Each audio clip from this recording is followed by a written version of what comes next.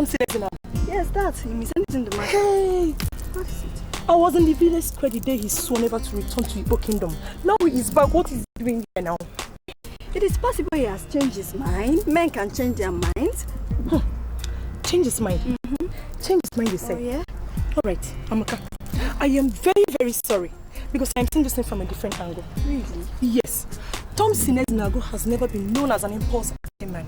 Okay. And he does believe that he is so decisive. For him to return suddenly to Igbo means that he is in for something sinister. And we all must be very, very, very careful about it. Helen, you are entitled to your opinion. Tonto is a man of Igbo, and he has the right to do whatever he likes or change his mind. Change his mind? Alright, we'll see to that. Okay. And we'll see the end. Alright.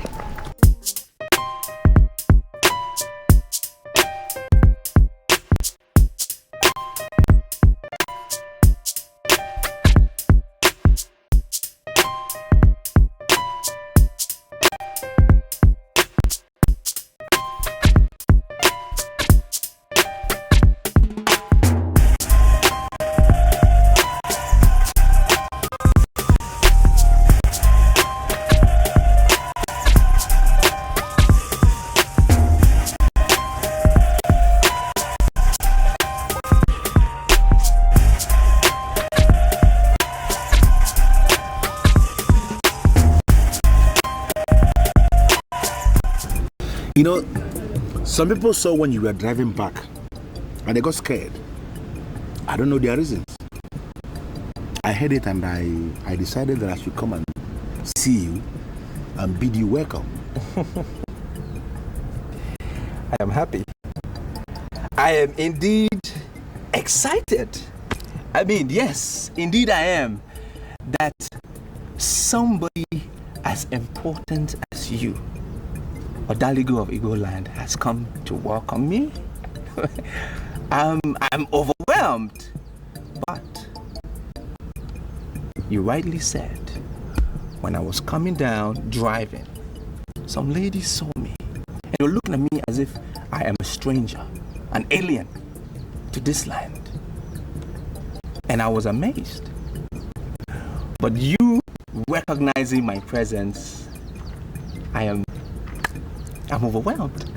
Oh, Daddy, you're welcome. Yeah. You're welcome. You're welcome. Thank you.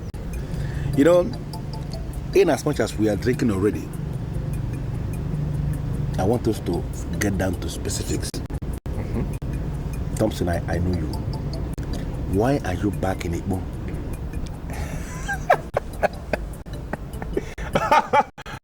Not you two. You two? Is this not my land? Don't I belong to this place? Is this not my homeland? Is this not my family house?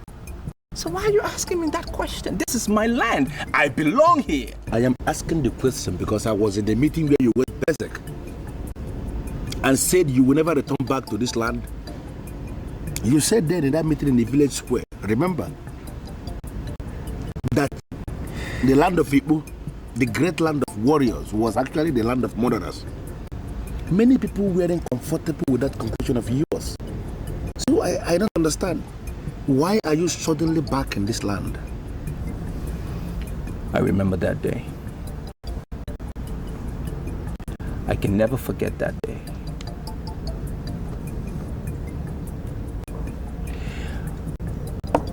Odaligo, a man that has not gone to the marketplace cannot be reported to have set it ablaze. Yes, I agree. In the same light, a man that has not had physical contact with a woman cannot be said to have impregnated her. Wait, Thompson. Are you telling me that you traveled to Enugu to learn word proverbs? I don't understand what you mean by set the market ablaze and make a woman pregnant. These are word sayings. They have no relevance with the issue under discussion. Odaligo, I'm happy that you've come to welcome me. But I'm here on a mission, and I don't want to be distracted. So when you're done with your drink, please leave. You are telling me to my face that you don't consider me or the League of Igbo to be a distraction? The king is a man of many sides. But I'm here to convince. I'm here to prove to him that no one knows it all. That's why I'm here. So as a matter of fact, you are telling me that you are back in this land to challenge the king? The land of Igbo is a land of murderers. I said it. I heard it. Yes. But I've also come to realize that one man's sin, the masses cannot pay for it. So I want the king to know that murderers may be happy today, but the end is destruction. That's what I'm here to prove.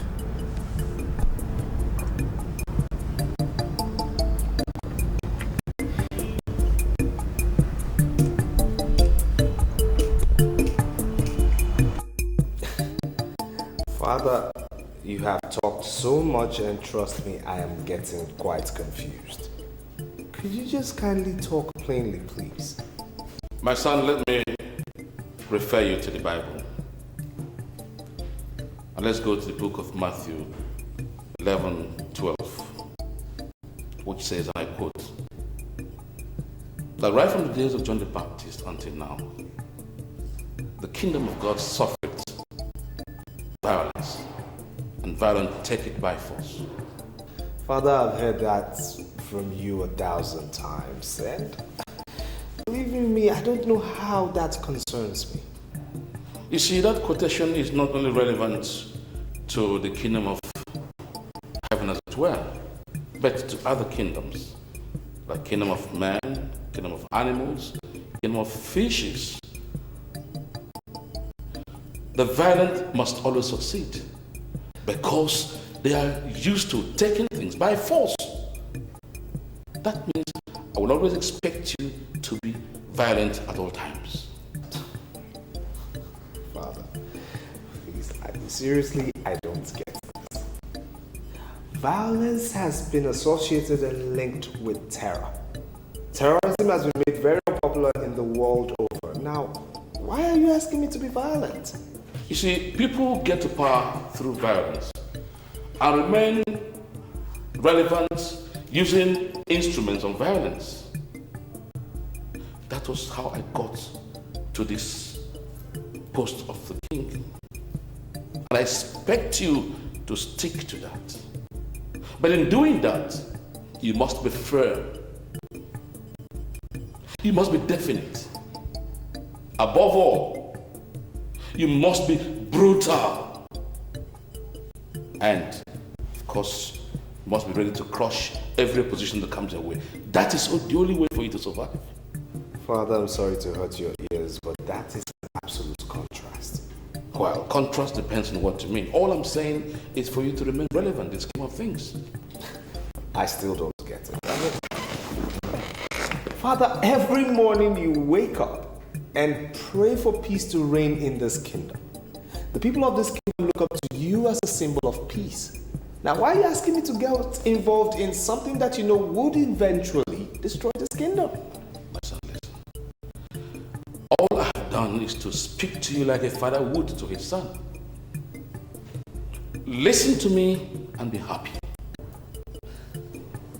Then, ignore me and be prepared to face the wrath, the wave of confusion that may eventually ruin you. That's it.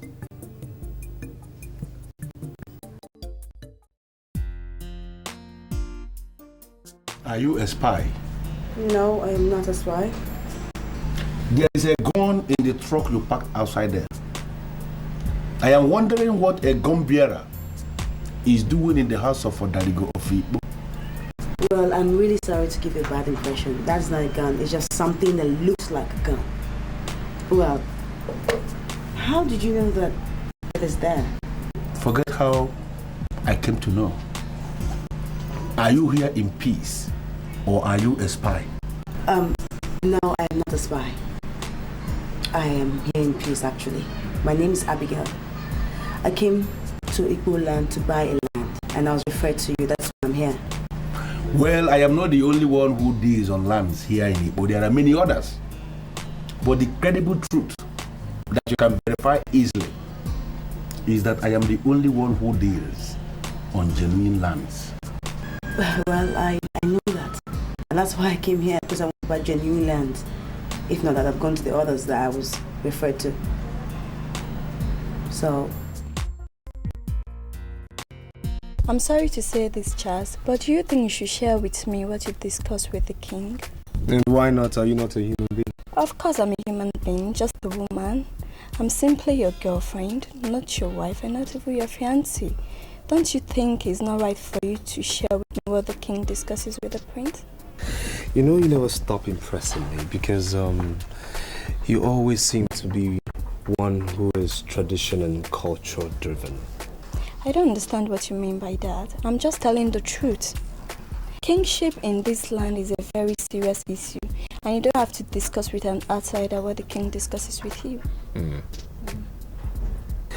All right then, so why are you here this early? I came to see you. Do you have any problem with that? No, not at all. It's just that you've never visited me this early before. Oh, before I forgot. I saw Tom Ezuruonye yesterday.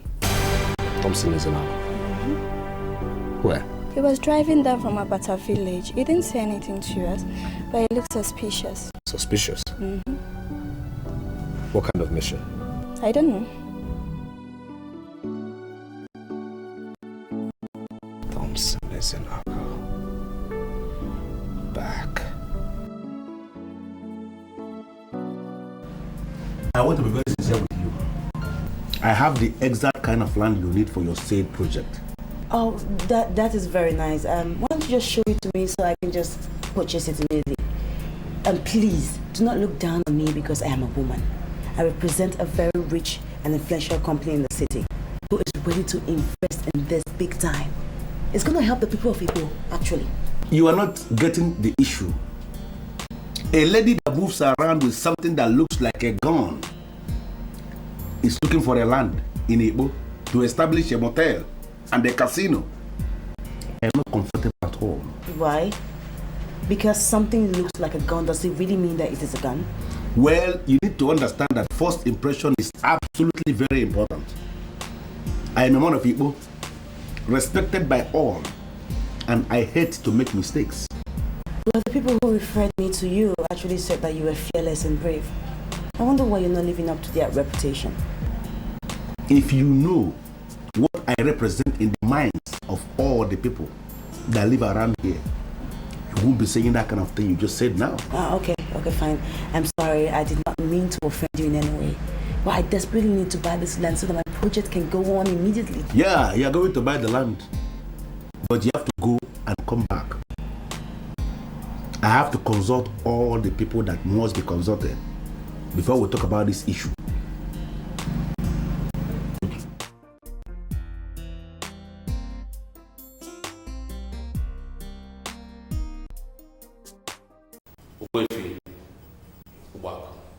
I am completely disappointed in you. I never knew you would behave this way.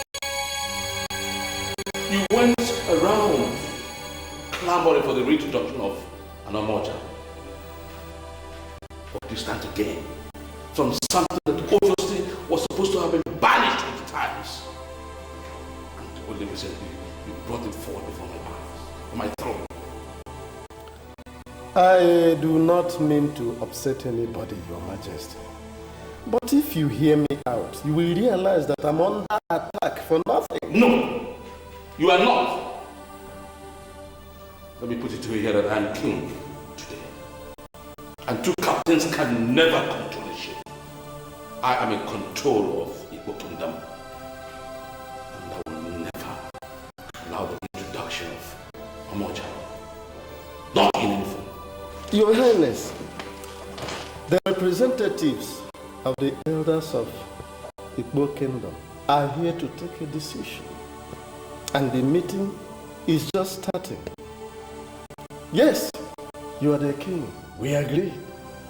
But do you have the power to ignore the opinion of the representatives of the tripodal major villages of Igbo? I hope that does not amount to challenging my powers.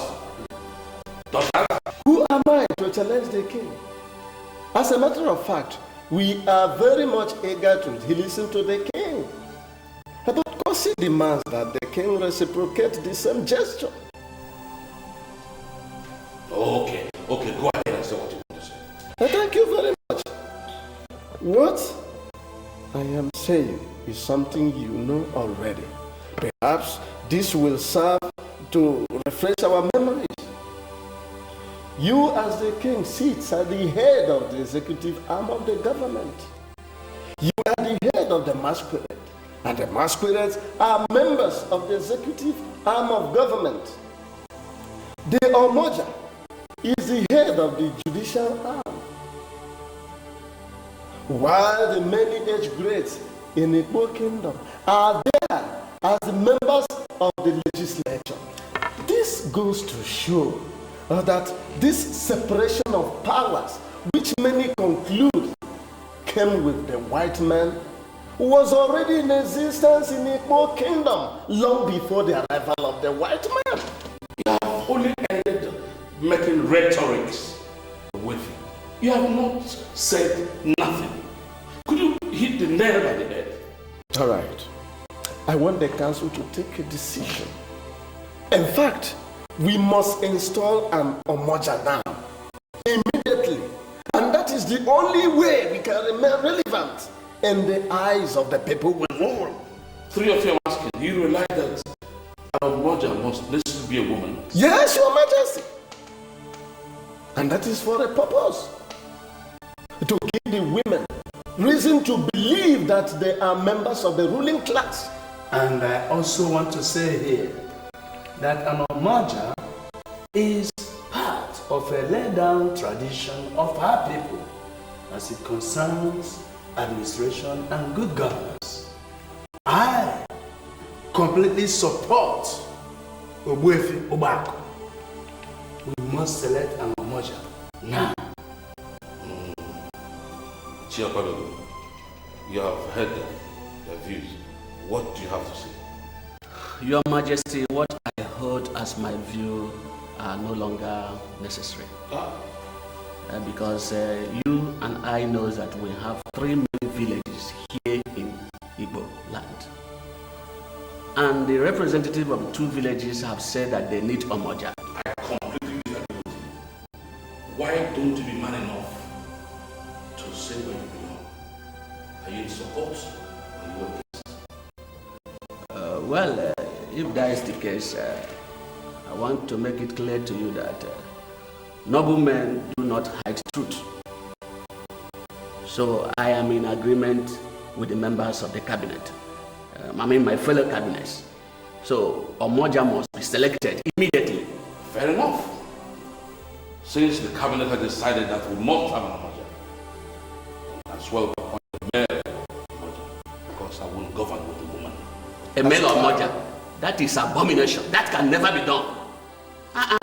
I'm sorry, Your Majesty, but I'm not going to be a part of the cabinet that selected a man for the position of Omoja. The position of Omoja is preserved exclusively for a fearless and powerful woman who can challenge injustice and stand by the truth always. Therefore, if we have agreed that we need an Omoja, we must settle for a woman, no compromise. One, you are correct. Yes. Go for a woman.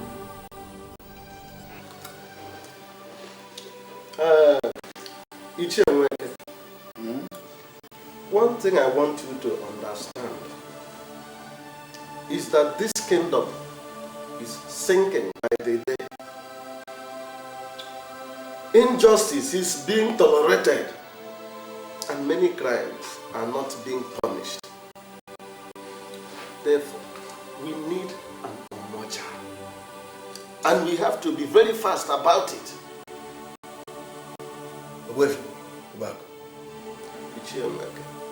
I quite agree with you.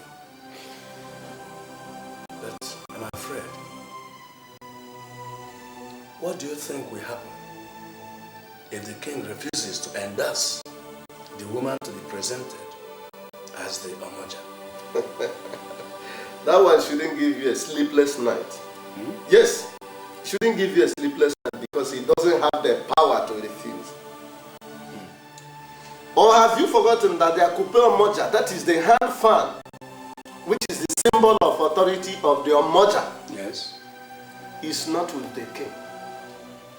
Yes, it's not with Onyebuebu, rather it is with the high priest of Igbo. So, once the women present their choice, we shall get the chief priest to give her the symbol of authority. That's what we will do. Let's go ahead with it. There's no more problems. Good afternoon, sirs. Good afternoon, Thompson, when did you return to Igbo? I can see that those who were silent during the oppression have joined the oppressors. It's very evident. Thompson, what is the oppression? And who are the oppressors? In the world over, men that sit in any council or in a council are supposed to be wise people.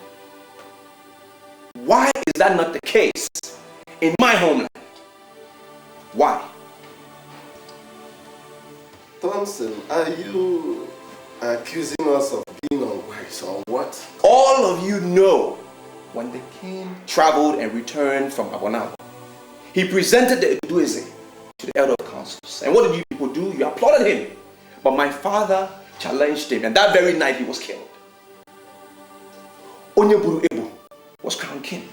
Now I'm back in Igbo land to find out one thing from all of you, you so-called elders. Have you ever verified the validity of the Ugezu that he presented to you people? Ever?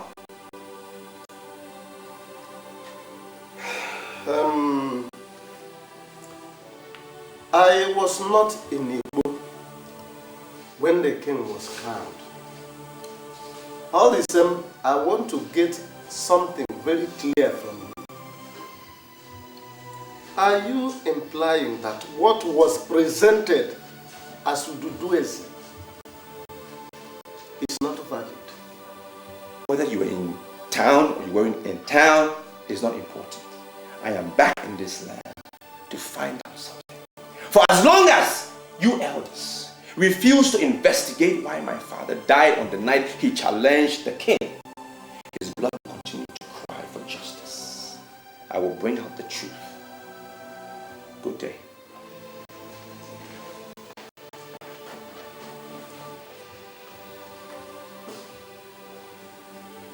This boy is beating a war drum. Though he might be right. Father, seriously, you're confusing me. Charles, you tell me to my face that you knew my enemy came back. You never mentioned it to me before now. Father, why do you keep calling Thompson your enemy? He's a noble son of this land and has a right to return to his home. Charles, I want him out of this kingdom.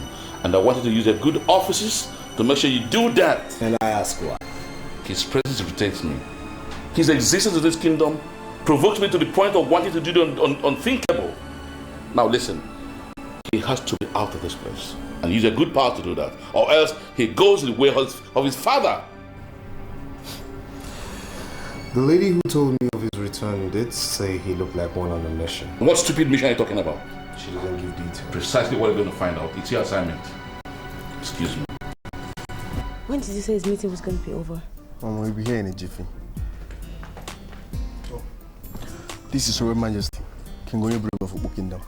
I kneel before the king. And who is this beautiful lady kneeling down before the king? She said her name is Abigail. She have come to ask for land.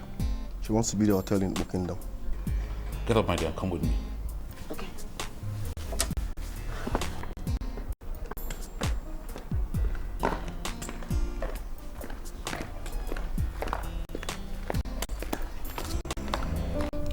I can pass the phone to Ellen. We were there together. He didn't say anything to us.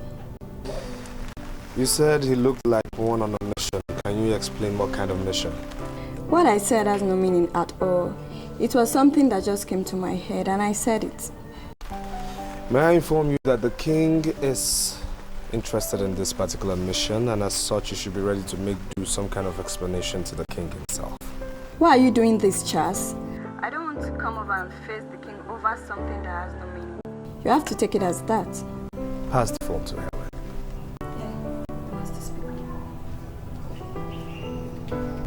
Hello, Charles. What's up? Yes, Helen, how are you? I'm fine, and you? Good. You said you saw Thompson Ezuruonye, right? Yes. Now, was he looking dangerous? Thompson Ezuruonye had always been a dangerous person. Wait a minute. Are you asking me to confirm what you know already?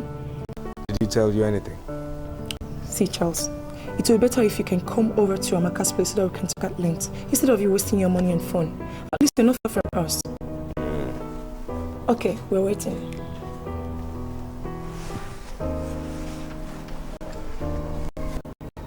Okay. He was sounding as if something is eating him up. Do you know what it could be? No, but you may not believe this. I'm gradually getting sick and tired over that guy. Why? Is it because of the call?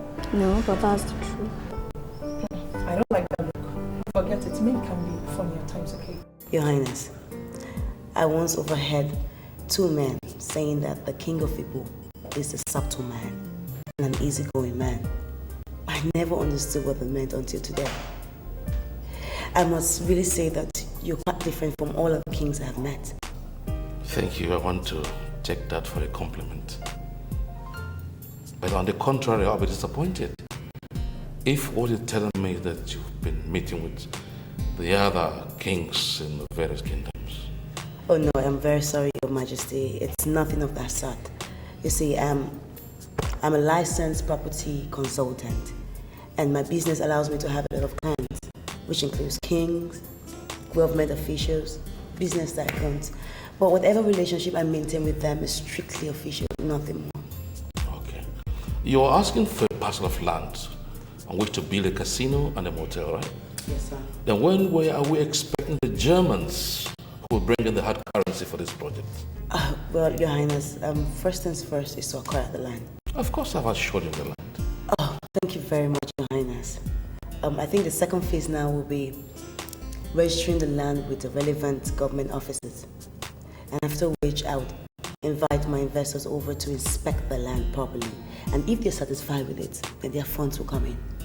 Abigail, just now, while we were discussing, I just got to know that God may have sent you out here on a different purpose. Different from what we're discussing. You are going to work for me. And I am going to reward you very handsomely with something much more than mere land.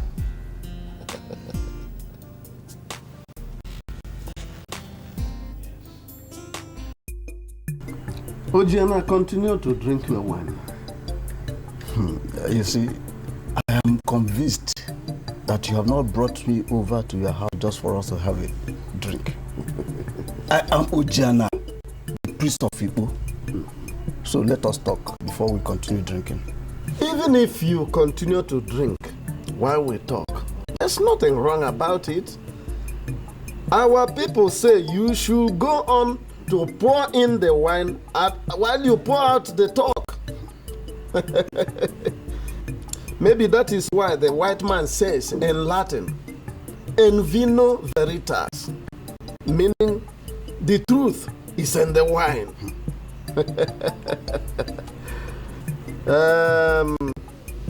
However, Ojiana, let us come to the main talk. Very soon, our women will present one of their own as a candidate for the office of Omoja. I have called you here to ask you, what are you going to do immediately they present their candidate for Omoja? See, I am aware that the king of Igbo is not comfortable with the presence of an Omoja. So you must handle the king before we discuss any Omoja issue. Now, please, can you explain to me what you mean by handling the king.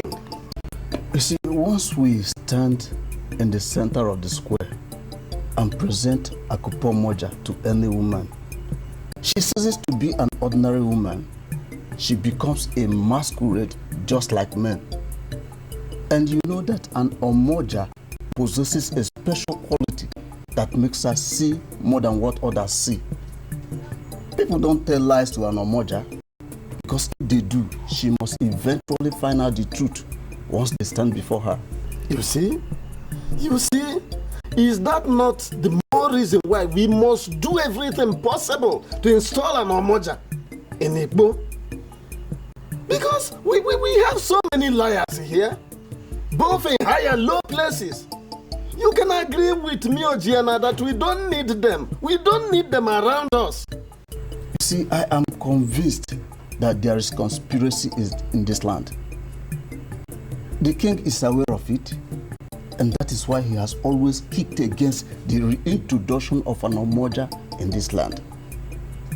You see, like I told you, let the women present their candidate. I will readily give her the symbol of authority. It's safe in my custody.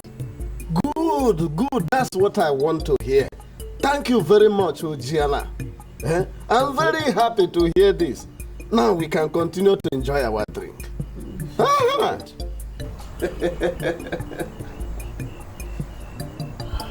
This is a very good palm wine. Wenke, I have no time for you. I'm done with you. I now know that you are part of the conspirators of this land. Just leave. Wenke, conspirator? Leave.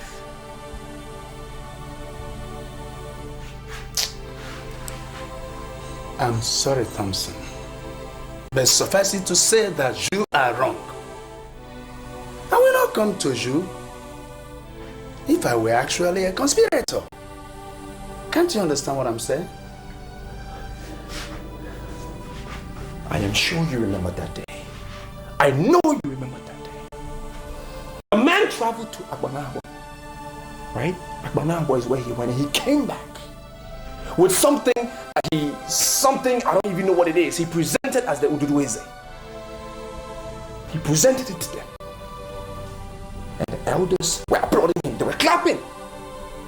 But one person, one lone voice, my father, knew the validity of the Ugezu had to be challenged. He challenged them. And what did they do? They shut him down. They shut him down, and even whilst he was down, he still challenged it. And what happened? They killed him. They killed my father. They got rid of him. Get him out! Get him out! I'm sure it's not what they were saying. And that man became king. There is nothing that can convince me that my father died a natural death. Nothing. No means we are read into his death. The others only believed that the death was a mere coincidence with a misunderstanding. Now you see why I say you are part of the conspirators? Because you're on their side. You are not seeing my point. You are on their side. Please leave. Go! And 1,000 times, Thompson, I will tell you, I will not be here if I had any conspiratorial understanding with any man. Now let me ask you, are you suspecting that your father was murdered? Without fear of contradiction. Without fear of contradiction, I can ascertain to the fact that my father was murdered. He was killed. By who? The same people. The same people who thought my father was ambitious. They know themselves. Those elders or whatever they call themselves. They thought my father wanted to become king, so they needed to get rid of him, get him out of the way, get him out of the way. Right? So that their own force will germinate, so that they will become the rulers. I am here to prove my point. Don't you think you are making some very weighty statements here? Murder is the greatest of all crimes in this land. You better be sure of what you're saying. Be sure. Let us join force. Okay, let us join force. Let us join hands to ensure that an Omoja emerges. That is the only way you can convince me that you are not part of them. Let us join hands together. Because the Omoja is the only symbol and citadel of justice. Join hands with me, and we will see who wears the mask and who is the real man.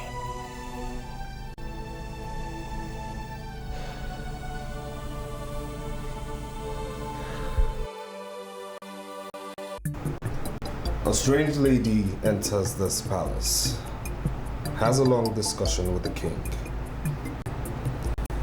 We all know for a fact that no one can come from outside and see the king without your approval. So I ask you the simple question. Who is she? My prince. She's not from Igbo.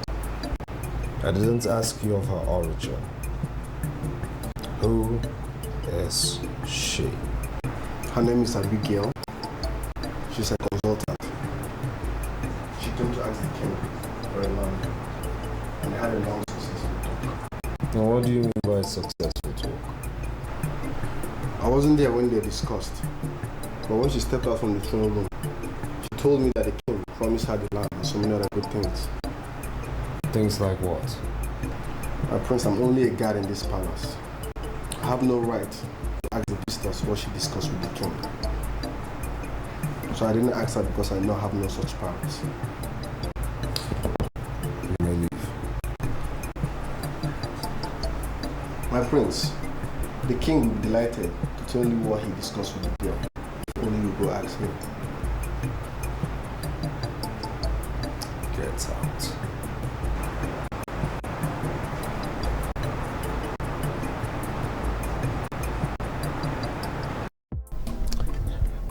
I am aware that many of you are wondering the essence of this meeting. But all the same, I summoned you here as the representatives of our women to ask you just one question.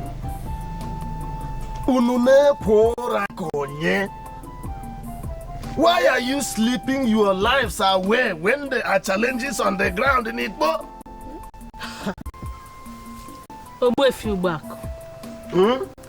I am sorry, but you need not address us with such choice of words. We are representatives of Igbo women. As you rightly said, we have powers. Beautiful language, beautiful. And that is why I felt happy when I saw you coming to this meeting. Because I know you have always been blunt and decisive. In fact, I must admit that women like you are in short supply. So, what do you want from the women? In fact, I agreed with you when you said that you have powers. I agree with you completely. Women of Igbo have powers, but my problem is simple. Why don't you use these powers? Huh? Yes. Sorry, what do you mean by we don't make use of our powers? Good. There's supposed to be an Omoja in Igbo. And that Omoja must necessarily be a woman, not a man. Our ancestors came up with this age-long tradition to ensure that our women are represented in the administrative mechanism of Igbo Kingdom. You see, when an Omoja, be that a Kupu Omoja, that is her symbol of authority. Kai! Onyawo Mado. She sees beyond the physical. And she is there to checkmate the king. And that is what Western political scientists call checks and balances. Yes. The truth is that when there is an Omoja, everything goes well. Everything runs very smooth. But alas, today in Igbo, there is no Omoja. That is why I have called you today to ask you why. Virtuous women of Igbo, why is there no Omoja in Igbo? Or do you want me, Ogbuefi Ubako, a man, to become an Omoja? No, not for them. Ogbuefi Ubako, I greet you. Thank you. I want to thank you most immensely for calling this meeting. We the women, we are happy that someone like you has hope in us. Yes. But back to your question. That question is meant for the ruling class to answer. Yes. Not we the women. Wow. We don't have powers to present an Omoja in this kingdom without the consent of the ruling class. Yes. Thank you very Is it not, my people? Yes. Thank you very much, my daughter. I have gotten what I want. I am very much satisfied with the outcome of this meeting. So I want you to go back to your various homes and wait for my call. Good, I think that this very issue is being discussed already in the council. And very soon, you shall be required to present your candidate. So I thank you very much for answering my call. Thank you. Thank you. Ihiobako, I am sorry if you disagree with me. You know, but the meeting you had with the women to discuss the emergence of an Omoja in Igbo is not popular. You have not been around this kingdom for a very long time, so I understand. You do not understand what is going on. The truth of the matter is that you were too forward by that meeting you called. And needless to tell you that lately in Igbo, men who are too forward do not last long at all. They do not last long when they are too forward in Igbo. You may say that to some men, and they will become stressed out. But you must realize that Ogbuefi Ubako is not just an ordinary man. I am a man among men. And it remains practically impossible for men to dissuade me from doing whatever thing I want to do, because they are always based on sound reasoning. On the other hand, suffice it to say that men cannot kill me. A man lettered in all reputable schools you can think of, and later metamorphosed into a core traditionalist, cannot be intimidated. Yes. I think I am impressed. I'm impressed. But you see, Ogbuefi Ubako, I am aware that the king had ordered the discontinuation of any form of discussion on this subject of an Omoja. Everybody in this kingdom has obeyed the king. Nobody is discussing Omoja anymore. You happen to be the only person who is still talking about Omoja, who is calling meeting, discussing that same subject. And I do sincerely wonder, Ogbuefi Ubako, does it mean you have no single regard over what the king says? I am not going to say yes or no. But when a man reduces himself to the pitiable level of playing with kids in the sand, chances are that the kids one day will eventually demand not only to see but also handle his genitalia. Ogbuefi Ubako towers above all that. In fact, the only thing I see is the tradition of Igbo kingdom. And you, Odaligo, if you want me to continue seeing you as the Odaligo of Igbo, you must flog yourself into my line. I understand where you are coming from, and I think I know where you are going. I am already in that line. Let me be very sincere with you. I never liked the king. I never agreed with the king. In fact, we have always disagreed.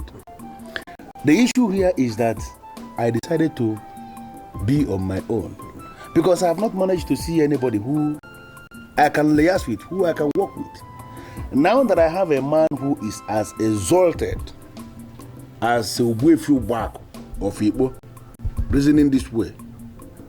I am impressed, and it simply means I have to walk where you want me to walk, so we can articulate the way forward and how we can take the kingdom to the next level.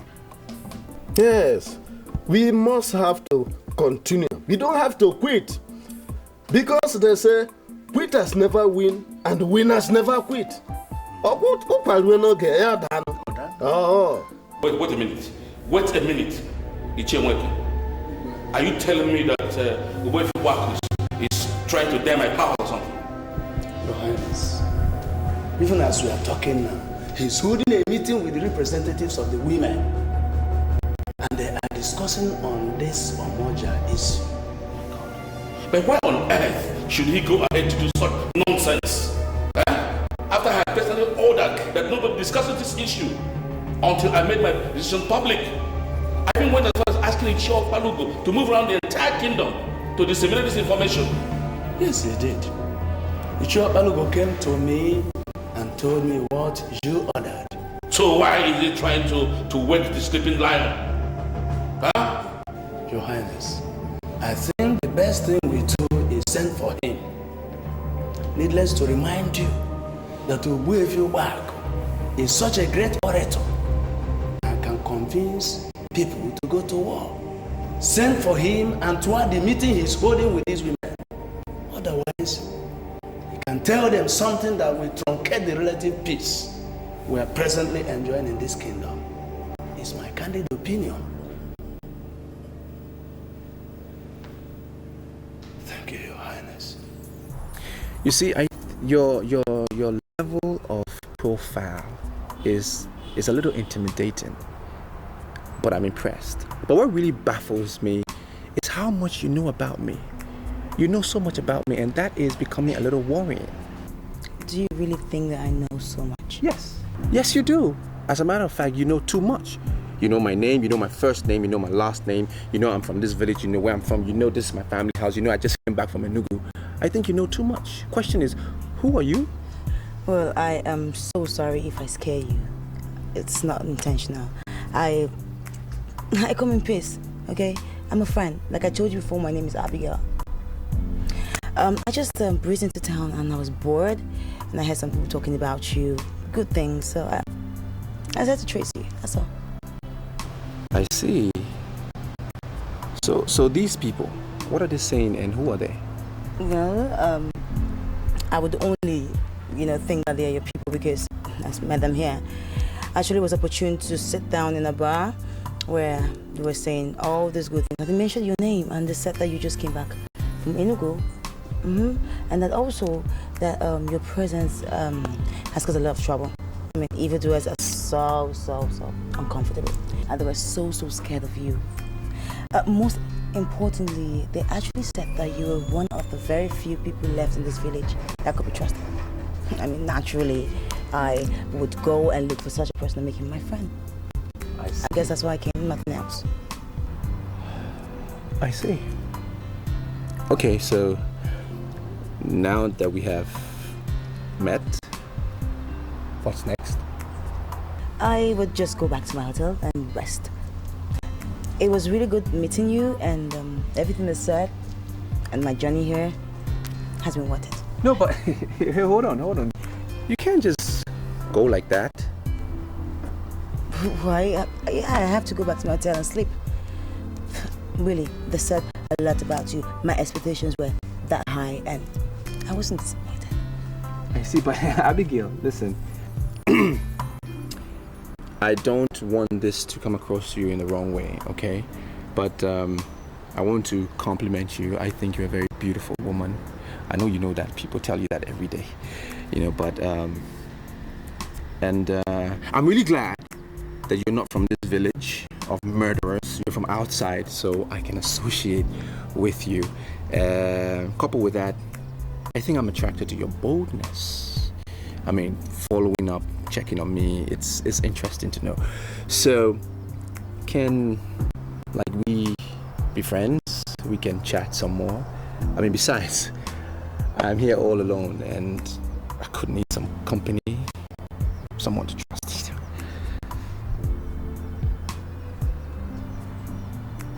Huh? Wefi, I have just confirmed that Ichio Balogo actually delivered my warning to you. I am sorry, Your Majesty, but I must proceed immediately that Ichio Balogo is not a messenger in this kingdom. What do you mean by that? Why are you doing this? Was that why you went ahead to organize meetings with representatives of our women over a subject had ordered a stay of action? I am Obuefi Obak, a high chief of Igbo kingdom, a man of due process and protocol. At least if you had ordered anything, you would have sent the royal messengers to announce it. And that is in keeping with protocol, and that is due process. Any information that came via Ichio Balogo is deemed to have passed through the wrong channel, and as such, Obuefi Obako is never ever in a hurry to obey such orders.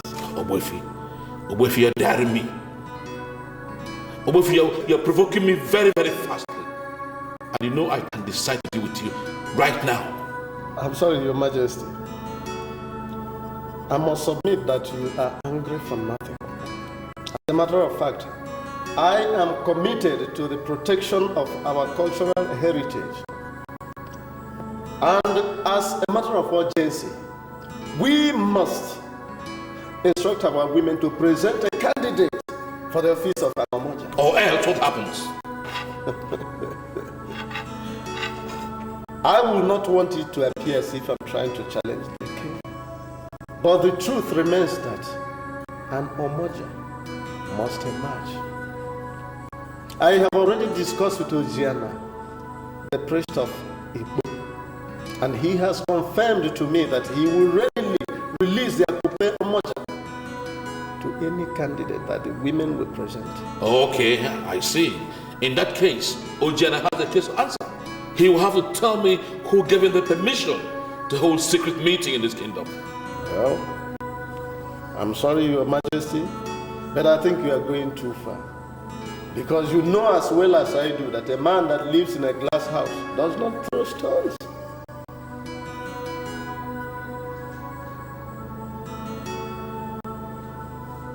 So you're saying that you're from this village, and yet you call your people murderers? Why?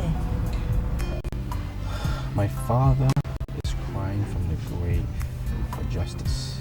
That's why I'm here to prove that point. Are you in any way saying that the people of your land killed your father? No, that's not what I'm saying. I'm saying the king, the rulers of this land, the people who make the law, they're the ones I'm after, not the innocent ones. I'm so sorry about that. Please accept my condolences. It's alright, thanks.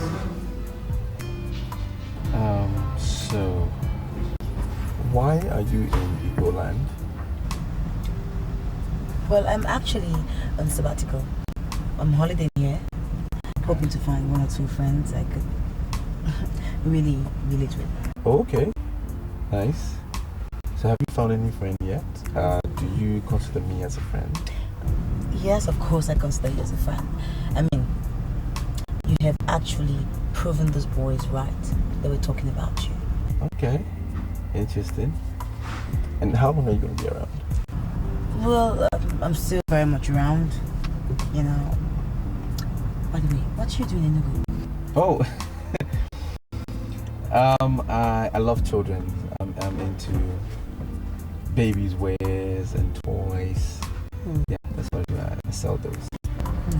That's nice. So now that you're away, how does your business survive? Oh, I have this partner of mine. He's a really cool guy, trustworthy. He takes care of the business when I'm not away. I'm sure I can stay away for like 2, 3, 4 years. He will manage the place properly. He's a good guy. That's really nice.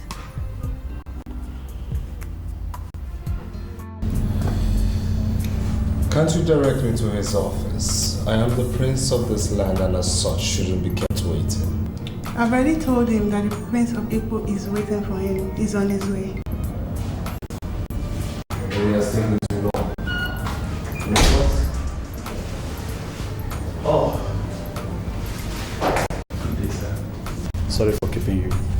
I'm the manager of the hotel, and I guess you're the prince of people that is looking for me. Very well said.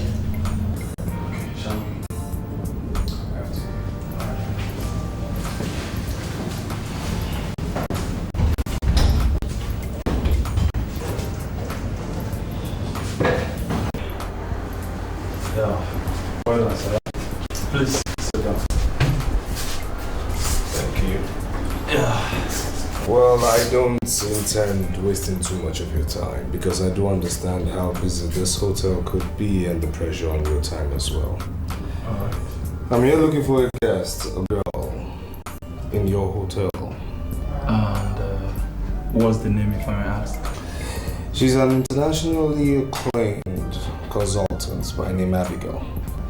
Acclaimed international consultant. Please do hold on.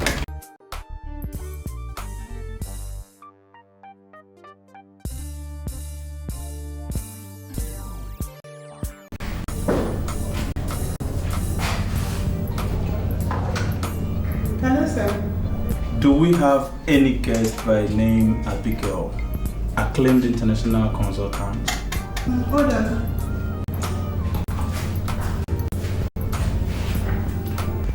Please do hold on.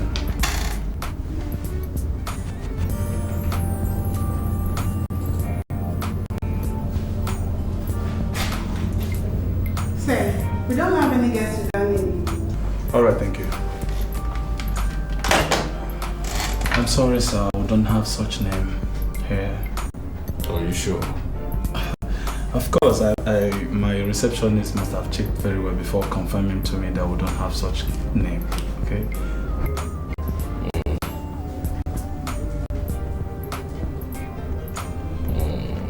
I am king of Igbo, and you are the priest. Do you have the right to hold any secret meeting without the approval of the king? I'm sorry, Your Highness, but I don't understand what you mean by secret meetings. Moreover, Your Highness, I may bold to say that the king, the priest of Igbo, does not take orders from anyone. Wait a minute, Ojani. How dare you talk to me this way? What has come over you? Huh? Your Highness, it will not cost you anything to install an Omoa in this kingdom. And why on earth must I install an Omoa? Are you not aware that it was the last one that killed the king? Your Majesty, I'm sorry, but I don't understand why the king himself should be the one orchestrating baseless rumors. Rumors that are unfounded, initiated by worthless people, enemies of this kingdom. Your Highness, it is not like that. Now what are you saying in essence? That she wasn't the one that killed the king? Exactly, Your Highness. The one that bears the Akupe Omoa does not kill and will not kill anyone.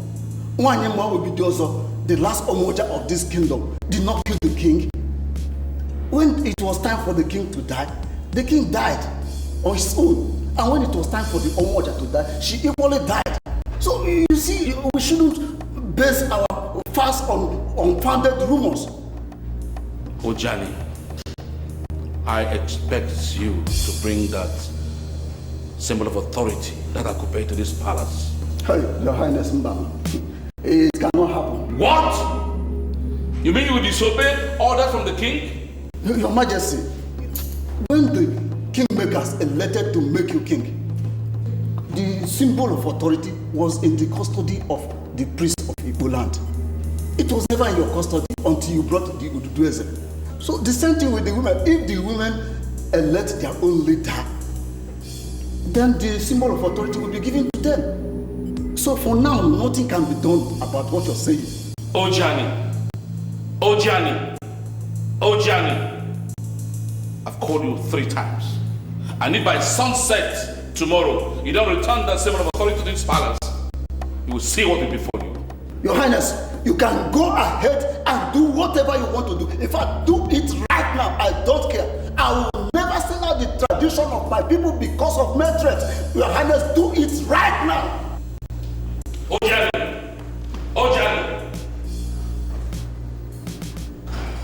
Oh, what a journey. It's wonderful. We've really come a long way. But I'm wholly happy that before you know it, after crossing the stream over there, we will be the place. Yes, but it's still too far. And on a sunny day like this.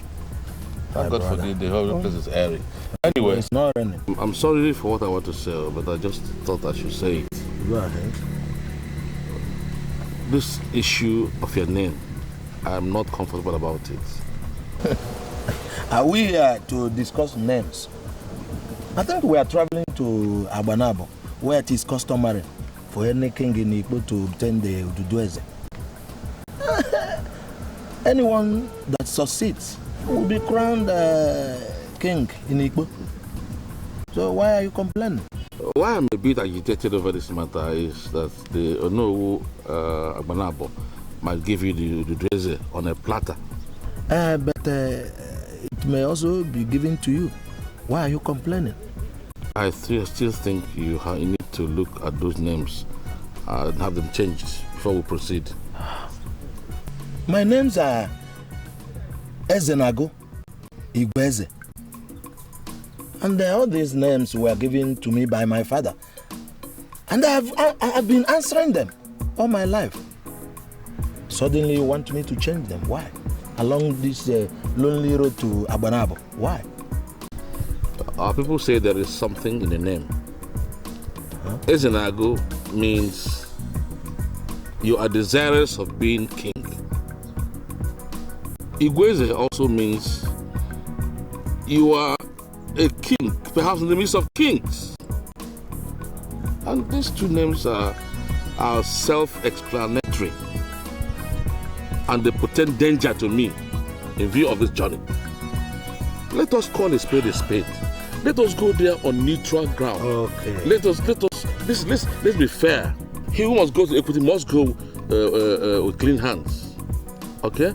So have these names changed so that whatever the result is, I will accept it. Okay. When we get to Abanabo, we are simply men of Igbo. I am not going to mention my names. I think that's okay by you.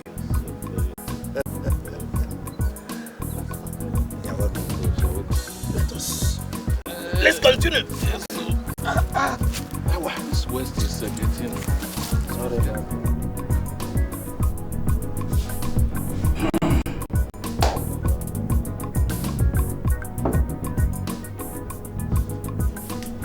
Men of Igbo, I welcome you to our great Abanabo kingdom. Thank you. It has been reported that your king was actually murdered, but we don't know what to do about that. And we don't want to dabble into what happens in other kingdoms. Our duty is to do what we must do as the spiritual head of Igbo and other kingdoms that are in lineage with Odogweri. This is to give you Odudueze. This Odudueze is a long tradition of our people. And in my capacity as Onowu Abanabo, I must do what the tradition dictates. Did you hear that the Amoja had a hand with some mischief makers to kill the king? Stop it! Stop it! Stop it! What's your problem? Are you holding brief for something? I am not holding brief for anybody. But you must realize that you are before Onowu Abanabo. So there are things you do not say. So are you saying that she doesn't know about his death? I am not just saying it. It is known that she didn't kill him. Let us concentrate on the mission that brought us here. That's all. Well, men of Igbo should not settle their differences in the open. We're sorry. No, we're sorry. You came here for Odudueze, and it shall be given to you. Thank you, no. So, when are we getting it? It shall be presented to one of you in the next 4 days. And men of Igbo must crown the man that came back with it king. If I should be a bit inquisitive, what happens to the other party who may not benefit from the Ugezu? Nothing. He will still be a man of Igbo who will be relevant to the day-to-day politics of the land and remains the only one who can checkmate the king when he goes off the track. Thank you very much, Ono. Are you saying that we should go back to Igbo and come back after 4 days? No, you shall remain not only in Abanabo, but in my very compound till the said time.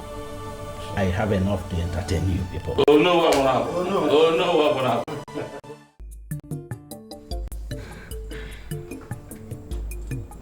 This is the Ugezu of Igbo land. These 3 mounts represent the 3 major villages in Igbo land. As soon as a king is crowned, this Ugezu should be smashed before everybody. This has been the tradition of Igbo land. When it is smashed in Igbo, it will return here in Abanabo land to wait for the next king. I am now to present it to one of you. But the question is, whom do I give it to? Isidin, please, can you talk to your father to be of wise counsel? So that he will give the symbol of authority to the right person. My father, don't know Abanabo. He's a man of many sides. As he seated here, he will make the right decision. I agree with you, son. I agree with you completely. It is not within our power to suggest who have the Ugezu. Give it to whomsoever the ancestors direct. The fellow can go back home and be crowned king. That's all.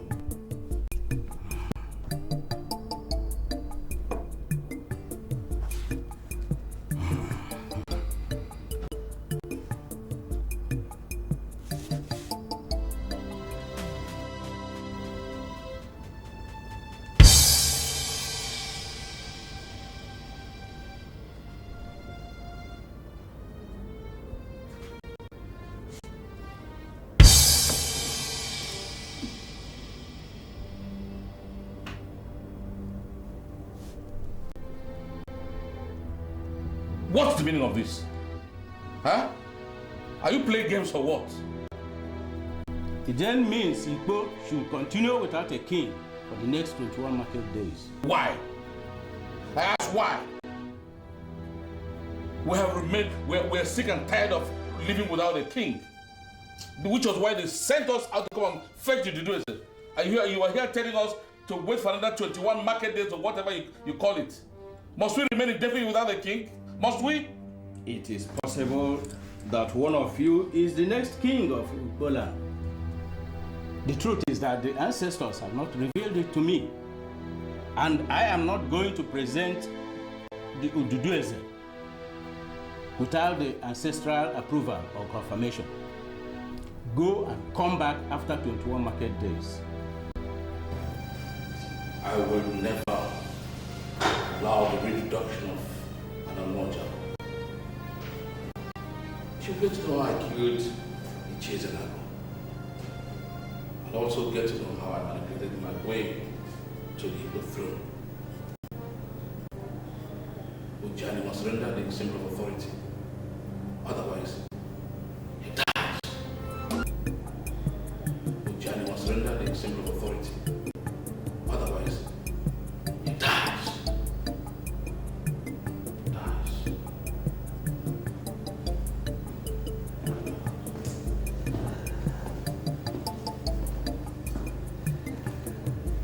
Greetings, Father.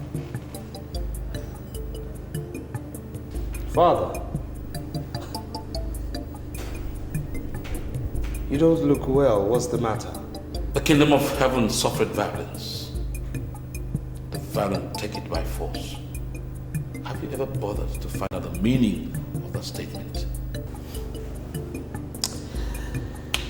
I searched all the important hotels in Igbo and I couldn't find anyone by name Abigail. Why are you trailing her? Why am I trailing her? Why am I trailing?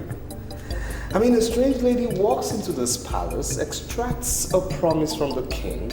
I ask him who she is, he doesn't tell me. What do? I get curious and I trail her. I mean, I have this feeling that you might have given a promise to a strange lady who's a spy or a ghost. Charles, listen. Charles, listen. You don't have to trail her. That lady is not a ghost. Neither is she a strange woman. Then tell me who she is and what she wants. Because as long as you're not ready to give me that information, I'll continue trailing her. And you know I'll succeed, Father. Why don't you for once get something busy going? I greet you, my king.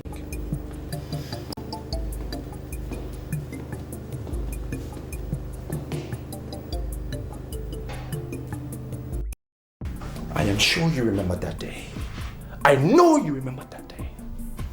The man traveled to Abanabo, right? Abanabo is where he went and he came back with something that I don't even know what it is. He presented as the Ugezu.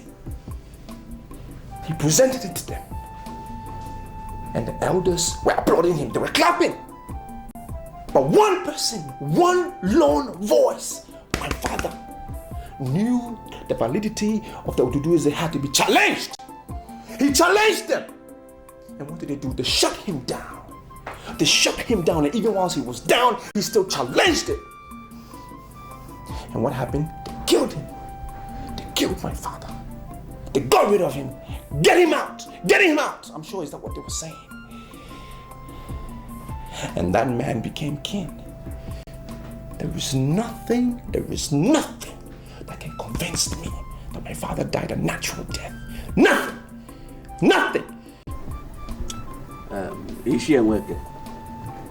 It appears that you want to say something. I'm full of regrets that I am just beginning to read through the lines.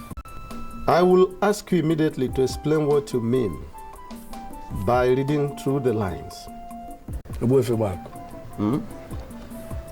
Ichi Ezenago, the only man that accompanied the king to Abanabo for the Ugezu, died the same night the Ugezu was presented to the elders. Well, I was not there when the presentation was made. Neither was I there when the king was crowned. I just want to be guided on the relevance of what you said with the confusion and blatant madness we now face in Igbo kingdom. Thompson Ezenago, the son of late Chief Ugezu, has been going around telling whoever cares to listen that his father did not die naturally. And I have a cause to believe that he's not making noise. He's not making noise. And he says something that needs to be verified or looked into. Is that why you are not chewing cola with us? Please enjoy cola with us. I was confidently told that Ezenago spent the better part of the 4 days they spent in Abanabo, drinking the strong gin of Abanabo people. And I presume he was drunk. We cannot listen to a drunkard.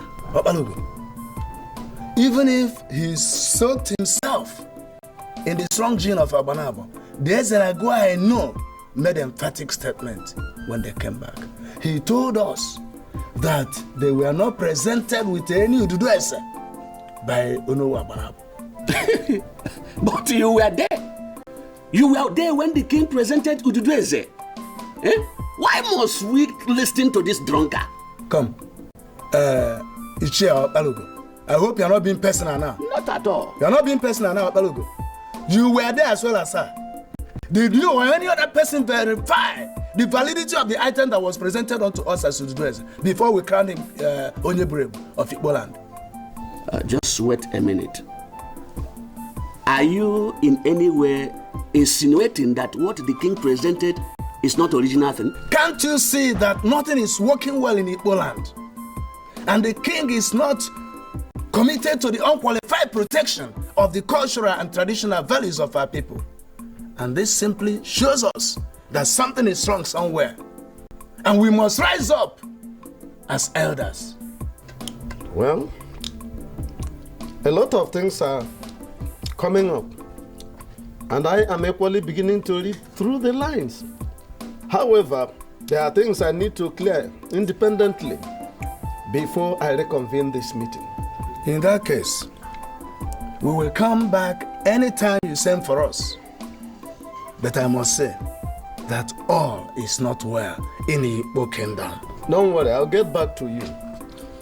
I will not waste time. I'll get back to you.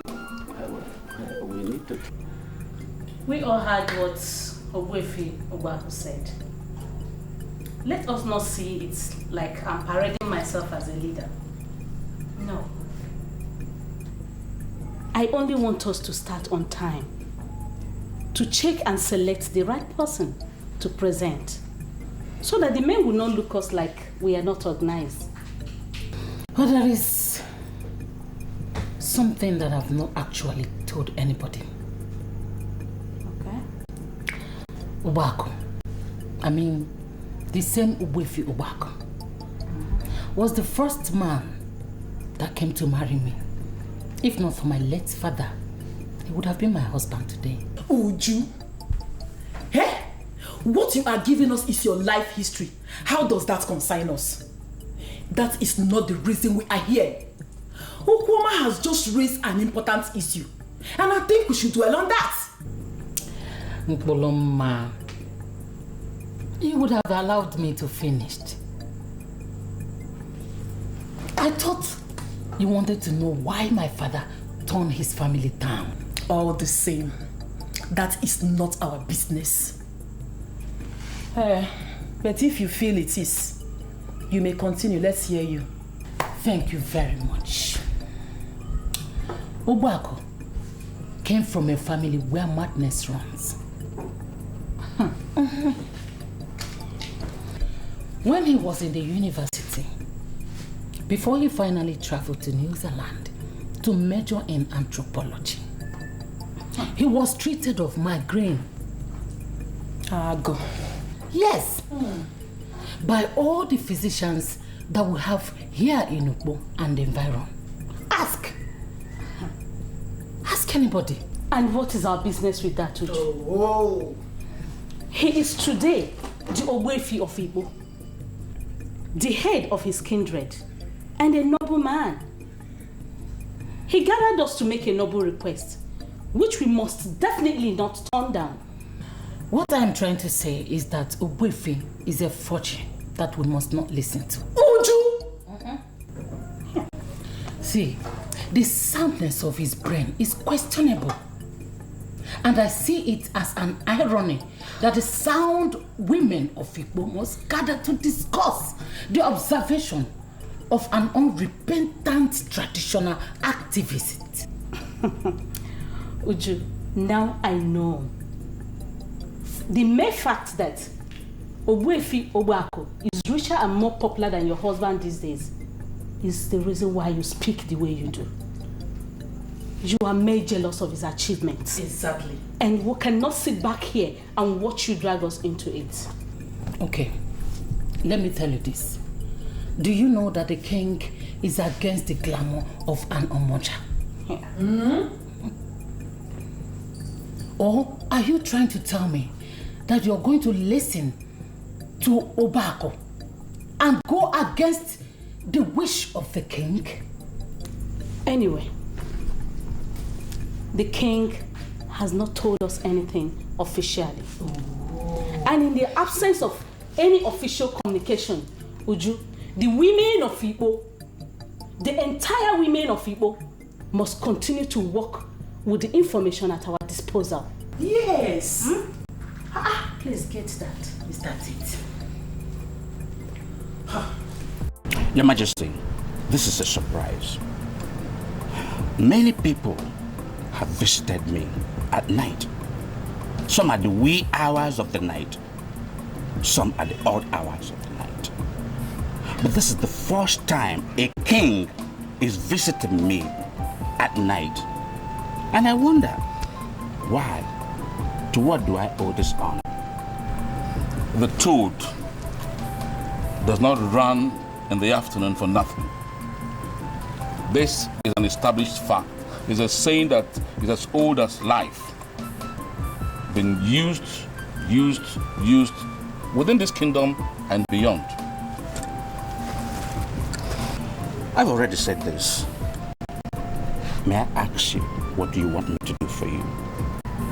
Surely the sun will rise and the same sun will set tomorrow.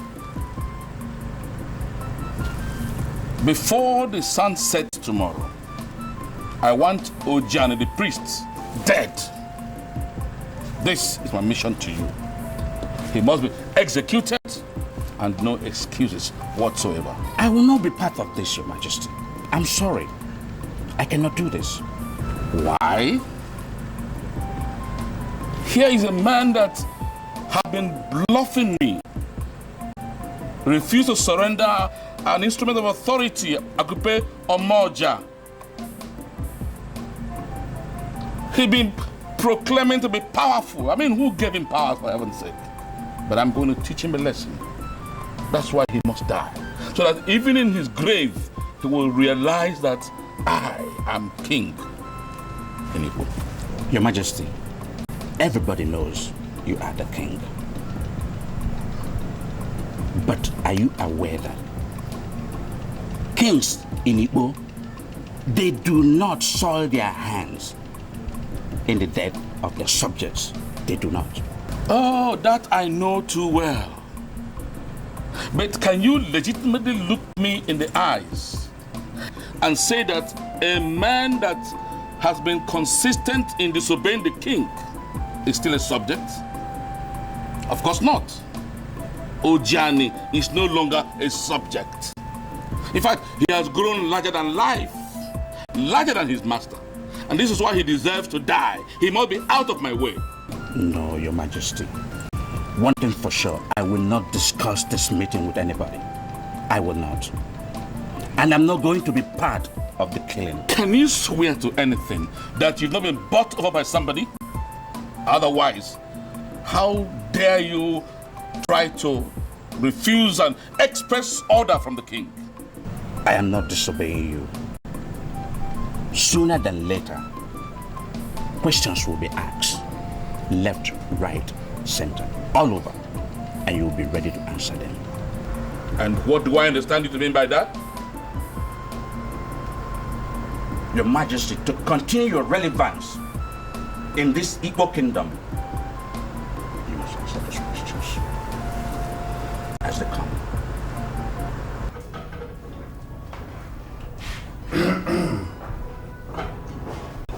You were not around when your father died, right?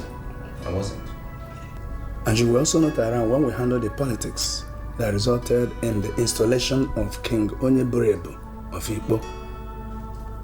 How come you know so much? Wenke. Yes.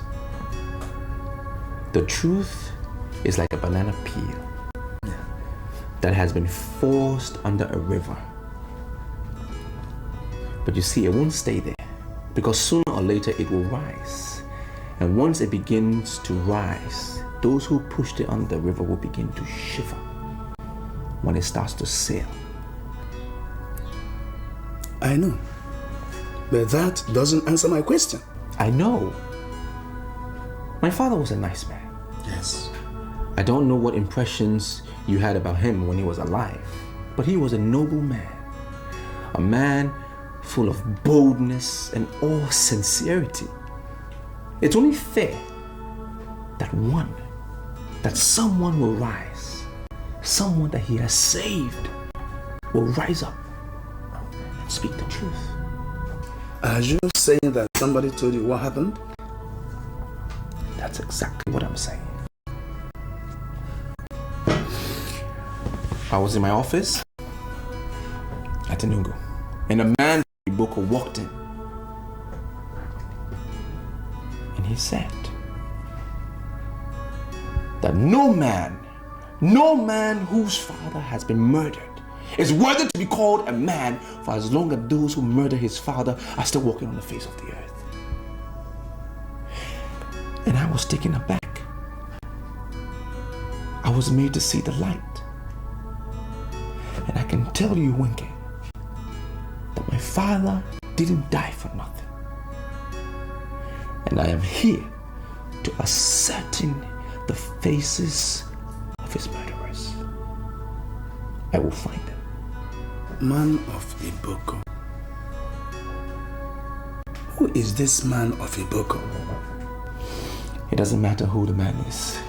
It's not important to this conversation. His identity is least important. Well, I'm aware that men of Iboko do not like men of our land. And I find it strange that a man of Iboko is spoken into what happens in our land.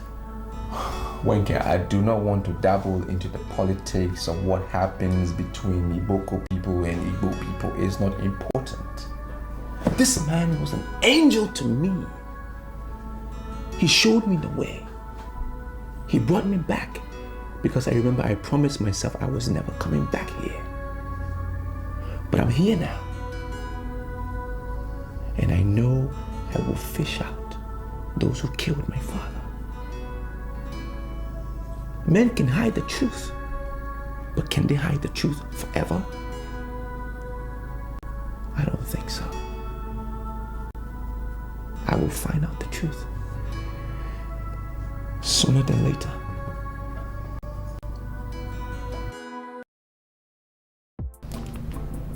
Did you get to find out what his plans are? Yes, Your Majesty. As a matter of fact, he's aware that his father was murdered and he's come back to revenge the death of his father.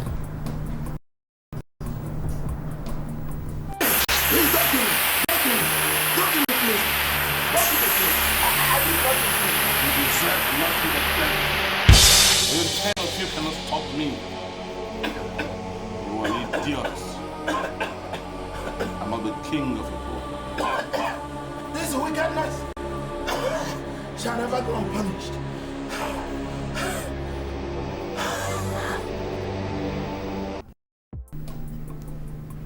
Your Majesty, is everything okay? You look worried. He just said the young man came to avenge the mother of his father. Does he know those behind the killing? Well, based on what he told me and the level of confidence in which he is in telling me, I can say yes, he knows the murderers. And to you, does he have what it takes to kill? But that would depend on what you mean. Your Majesty, there are many ways to killing a man, and physical death is the easiest. I mean, there are different ways you can do things to a man and he will take his own life by himself. You don't necessarily have to put a knife to his throat. And you wouldn't tell me in details what his plans are, would you? Well, for now, this is all I know, but I could find out some more. Please, that's what I want you to do for me. Find out for me immediately. I remember you came into this town to do something else, but I had to hire you for an entirely different business. You know, just name your price. Tell me how much it will cost me to pay you. I'll pay you. All I need is every information that is vital to knowing what he's planning towards me. Well, with all due respect, Your Majesty, I'm not doing this for the money. I have a good job. I have money. I'm doing this because this is the first time a king has asked me to do a favor, and I did not want to disappoint you. You see, Abigail, you see, one thing that fascinates me with you is that each time you talk, you remind me that I'm a widower. And one thing that truly follows another. Before you could say Jack Robinson, you might become the next Omoa of Igbo. Well, is that the same thing as being the Lolo? No. An Omoa is much higher in that she has all the powers of the king. I have not been able to crown an Omoa here because I'm here to find a competent woman. So why don't you prove yourself in my hands and see what happens? Your Majesty, do you realize I'm not from Igbo? I'm not even from your state. So how do you want to give such a big responsibility to a woman that is not amongst you? My dear, with special arrangements, Satan can see God. All you need is to have the heart of a king. And you see things happening. So the ball is in your court. I'm sorry, madam, but you have to tell me the reason why you want to see the king before I can let you see him. We have protocols here, and I expect you to live up to those protocols. You must tell me why you want to see him before I can let you in. Something is going wrong in this kingdom. And I must see the king. Because I am not aware of this protocol that says that a woman from Igbo must discuss her mission with a guard. That's why I get it wrong. You'll be making a very big mistake to see me as a guard. I am the chief security officer of this palace. In fact, the one and only controversial palace keeper here. So you must summarize your mission before you see the king to me. Huh? What's going on? I greet my prince. Like I said, what's going on here? She said she wanted to see the king, and I told her to summarize her mission before I could let her in. Excuse me, when did that start? I just don't want them to start disturbing the king on petty issues that I can handle. I'll get back to you with regards to that issue. Madam, please follow me.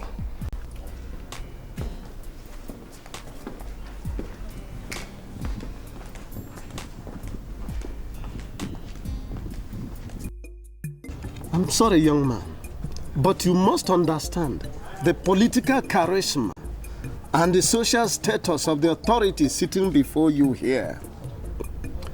I am Obuefi Obak of Igbo. I came all the way from Igbo to make an inquiry on something bordering on the very existence of our kingdom. Then why are you behaving as if you don't know the importance of my mission? I have not told you I do not understand the importance of your mission.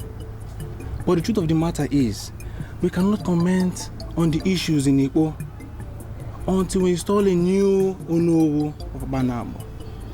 Oh, that reminds me. The very first thing I did this morning was to express my heartfelt condolences on the untimely exit of your father. I am deeply touched that the only man who can solve the problem we now have in Igbo is no more. Since you know this, then what are you still doing here? I expect you to go back to Igbo and solve your problem. Seek a solution to your problem. We are not part of it. And don't bring us into it, please.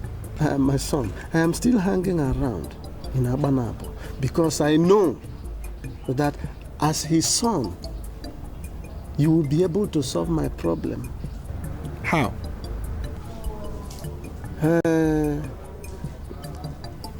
I am aware that when a king is installed in Igbo, we smash the Ududueze that no Abanabo must present.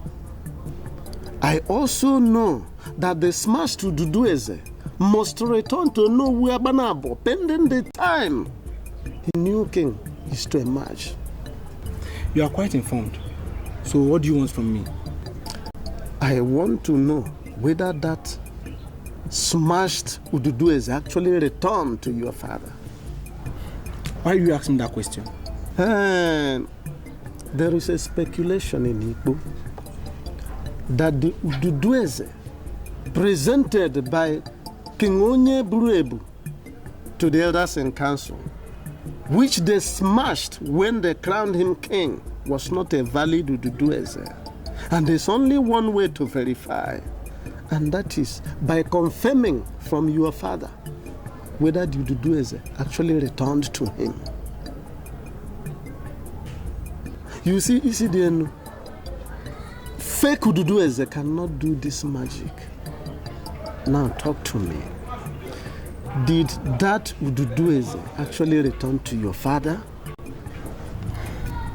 Well, I was there the day my father, Onowu of Abanabo, finally addressed the two men that came from Igbo he didn't give any of them the Ugezu. Please, could you elucidate further? He asked them to come back after 21 market days. They left, and the next thing we heard is a new king has been installed. This is what I can say, please. But I was reliably told that the incumbent king actually presented Ugezu. Eh? I mean, how could that have ever been when nothing was presented to him? Or has something hanky-panky taken place along the line? Well, I'm not the one to answer that question. I'm sorry. You have to go back to your place. Go back to your people in Igbo and solve your problems.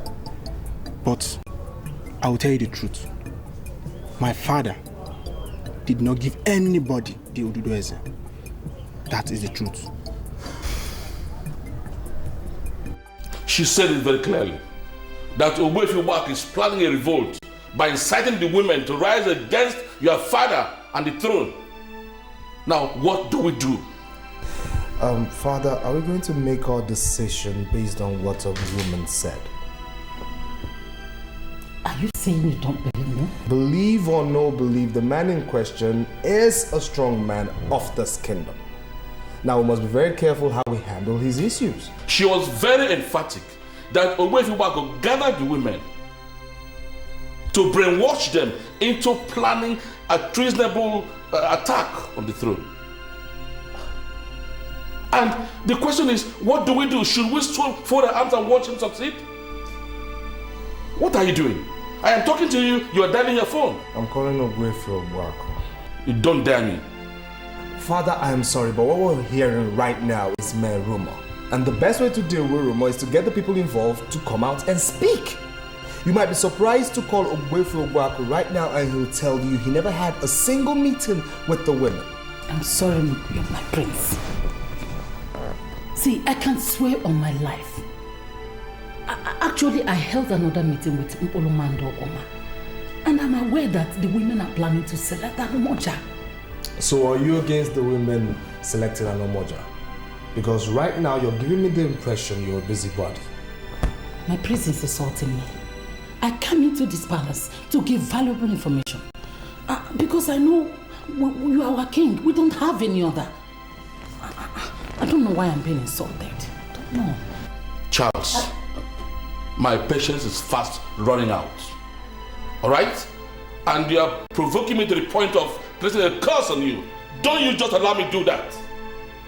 Or the consequences will be too great for you to bear. Now for the last time I ask you, what do we do to stem Owako's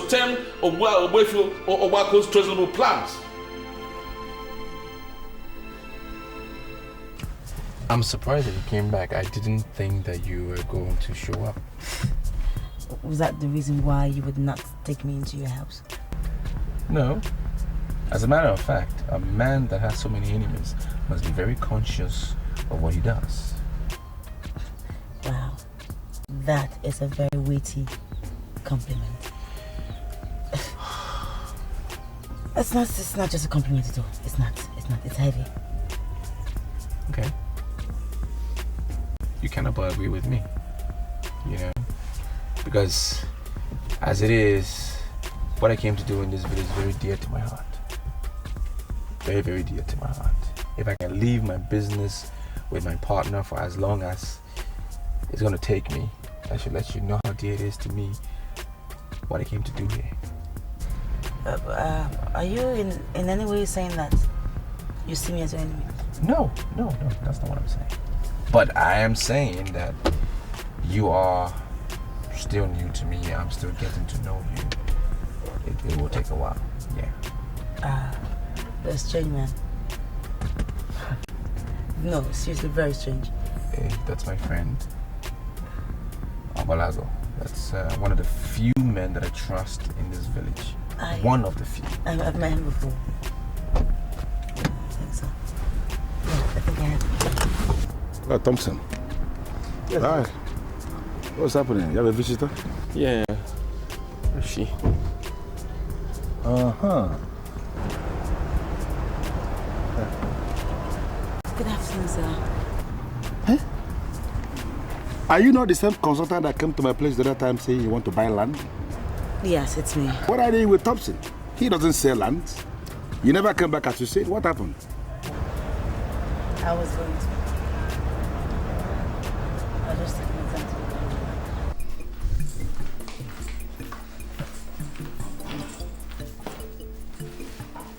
to Yeah. Has a check for 1 million naira.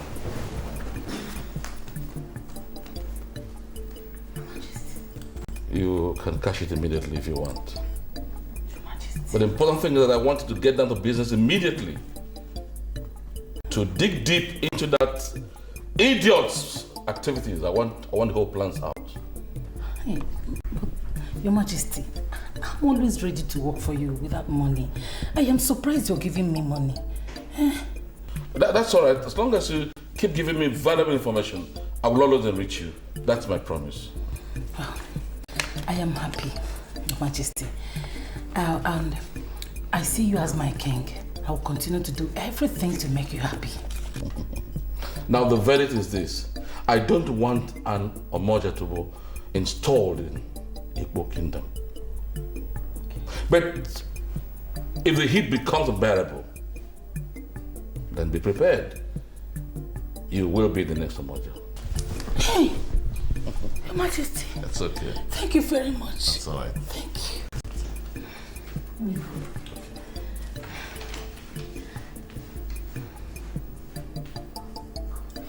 Well, sir, Thompson told me a lot about you. He said that you're one of the very few people that he can trust and any member of this community can trust. And I'm comparing from what I heard outside, I mean, the people and my first meeting with you. I must really say that you are a trustworthy, honest, and faithful man. Well, I will say thank you for the compliment. May I know the fate of the motel and the casino you said you are coming to build in Igbo? Well, about that, sir, the project is still going to be executed. I'm actually still speaking to my investors as I talk to you. The motel and casino is going to be a very big thing for the people of Igbo. The women, the children, the fathers, they're going to enjoy it and they're going to be happy with it. Thompson, had it been you told me that you left to go and get all these things, I would have said don't bother yourself. Oh no, why? Listen, this is the first time both of you are coming to my living room. And it's important to me that at least you take a drink. That will show a sign of welcome. It's a casual meeting, but for me it's very remarkable. Because right here was where my father was laid in state before he was buried. So please, don't turn down my offer, please. Thompson, I am not here for drinks.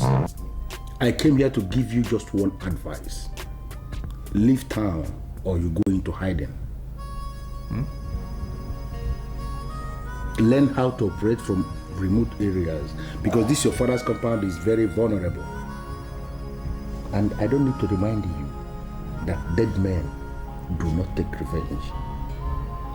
I better take my leave. No, you can't just leave like that. What did you just say? What was the meaning of that? You know, elders of Igbo are becoming more convinced by the day that Ugezu.J.Ugezu, that's your father, didn't die naturally. They are beginning to ask questions and answers are coming out. The very people that conspired to kill your father are not comfortable with these answers that are coming out, and they may attempt to do the unthinkable. If you are sure that you want to complete this mission in one piece, then you must do exactly what I said. Leave town on your own or you go into hiding. Advice from a friend.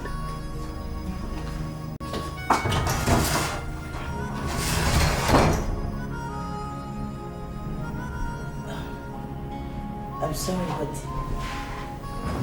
you told me a few minutes ago outside that you trust this guy so much.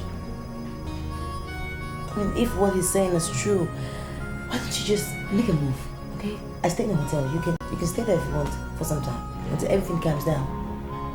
You want to put your life in danger, would you? Young man, had it been your grandfather was killed, your father would have avenged his death. Why are you here in Enugu, running after money, and your father's blood is there crying for justice? What? My father was killed? That's my count.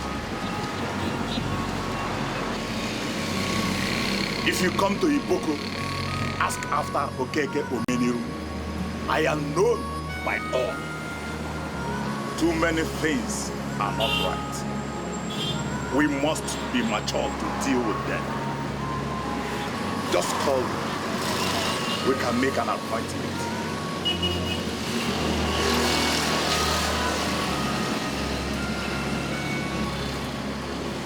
I know we need women in our lives, but if you want to avenge the death of your family, stay away from them.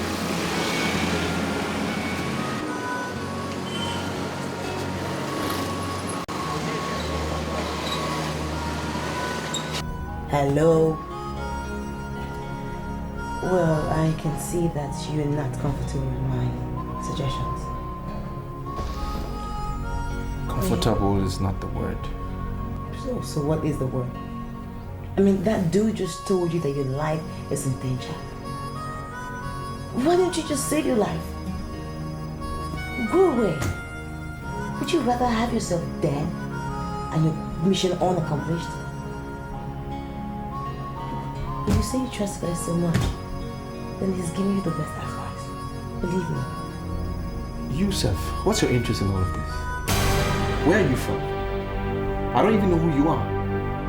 Because everything I know about you is what you told me. I haven't even been able to verify it. So what is your interest in all of this matter? Who are you? Okay, fine. I'm really very sorry. I mean, it's all my fault. I should never have said anything at all. Maybe I'm just poking my nose where I'm not supposed to. Jeez.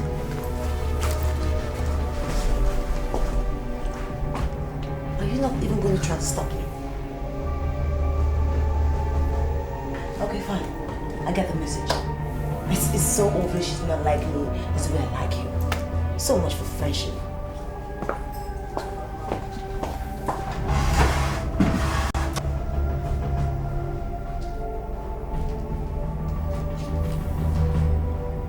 Okeke was blunt.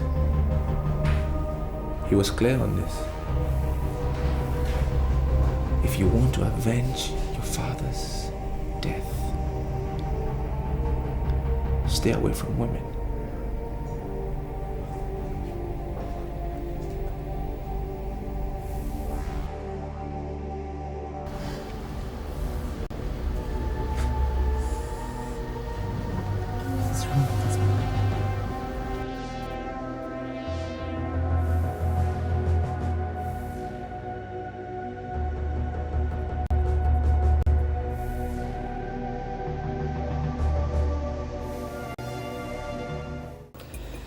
I'm sorry to have disturbed you, Father, but I really need us to talk.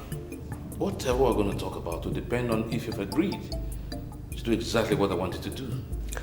Father, Omoja as a judicial entity of our land is the cultural inheritance of our people. And so? And why are you against the establishment of an Omoja? Are you speaking your mind as a person or someone sent you? Father, no one sent me, and you know no one is qualified to do so except you. I'm only making my own private inquiry as to why you're against the installment of an Omoja. By the time you learn to be violent, chances are that one day you become the king of Igbo kingdom. And when that happens, you will be able to establish whatever institution you deem necessary. Okay?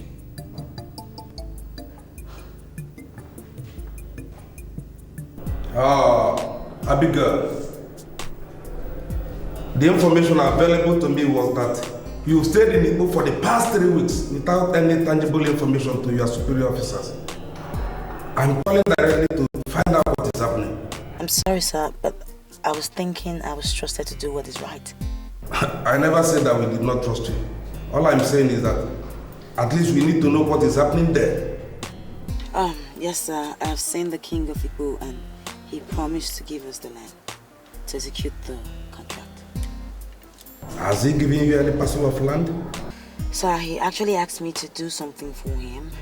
And if the job that I'm doing for him comes back good and successful, he was going to show me the land. But he promised that the land was going to be the best land in Igbo. Okay, may I know the nature of what he wants you to do for him? I'm sorry, sir, but I don't think I can talk on the phone. It's rather very private. But be rest assured that whatever my mission is in Igbo is for the better, and I'm doing it.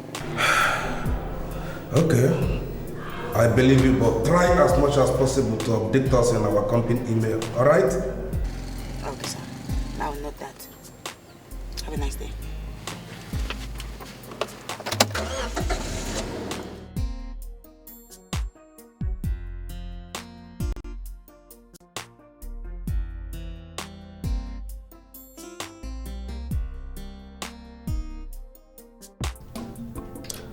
The statements made by CDNO of Abanabo are weighty. And the conclusion is that what the king presented was not due to Eze. Ezenago was crying, yet he was killed by the king. What I find very confusing is that you people went ahead to crown him king while his partner was shouting that he was lying. We were sick and tired of living without a king. It may be right to say that we were very desperate. But look at it now.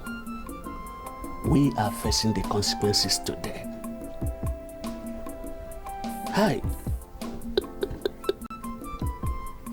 A murderer leading us as a king.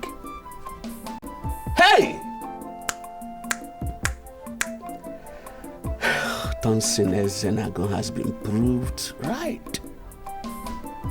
Look at Igbo, the great land of peace and warriors has turned to be a land of murderers. My brother, look at it. Oh God. No. I cannot tolerate this. The sanctity of our cultural heritage is being undermined, grossly masked with veil of mendacity, and we must rise up as the incumbent heads of our three major villages to put a permanent stop what might ultimately destroy our men folks and put the once flourishing Igbo to ruin. We won't tolerate that. He who wears the shoe knows where it pinches. I want to ask us a question. What do we do?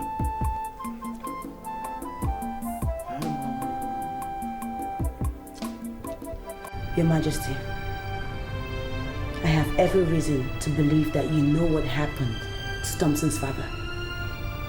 And I want to know what you know. My dear, I remember you once told me not too long ago that there are several ways to kill a man. With all due respect, Your Highness, you have not still answered my question. I am the king of Igbo.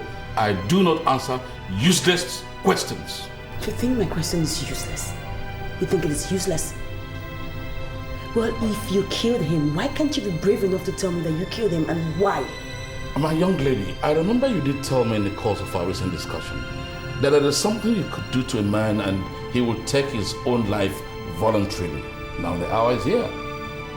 I wanted to unleash that same horror on two of my arch enemies, Ojani, the chief priest, and Obuefi Obako, the New Zealander who has been causing confusion in this community in Kenberg.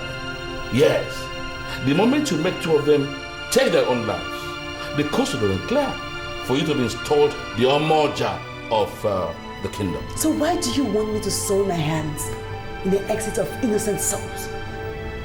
Do you see me as a possible murderer? Do you? Abigail, I know what you want. Just name your price. Tell me how much you want. I'll pay you. All that's important to me is to make sure that Ojani and Ogbuefi are both dead. Period. And I agree. I want you to pay proper attention to what I have to tell you right now. Even though the people of Igbo see me as a very quiet prince, trust me, I have a temperament you don't want to experience. So I'll ask you this question only once. Why do I have this belief that you're hiding something from me?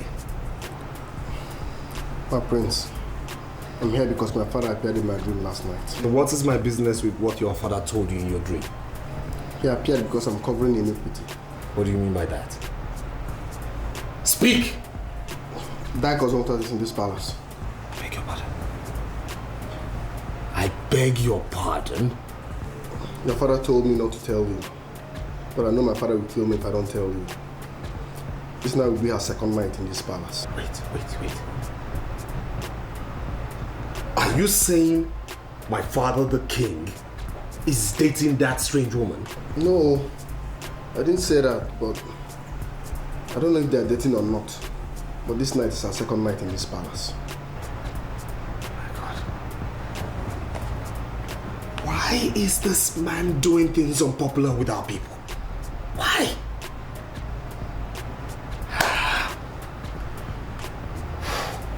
Are you telling me to my face that you will not do exactly what I wanted you to do?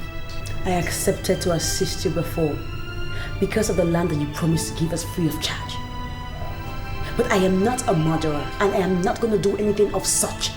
Just because I'm working for the king of Igbo, I would not turn myself into something I am not. I haven't said you should be a murderer per se.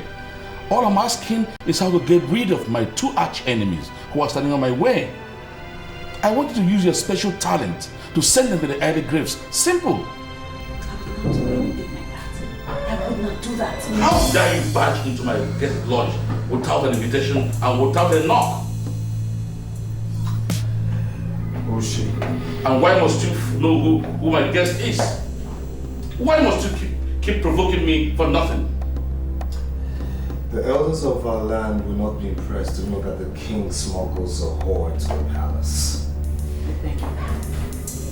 Who do you call a whore? If you're not a whore, then what are you? Don't touch me. You are a disappointment and I'm going to deal with you.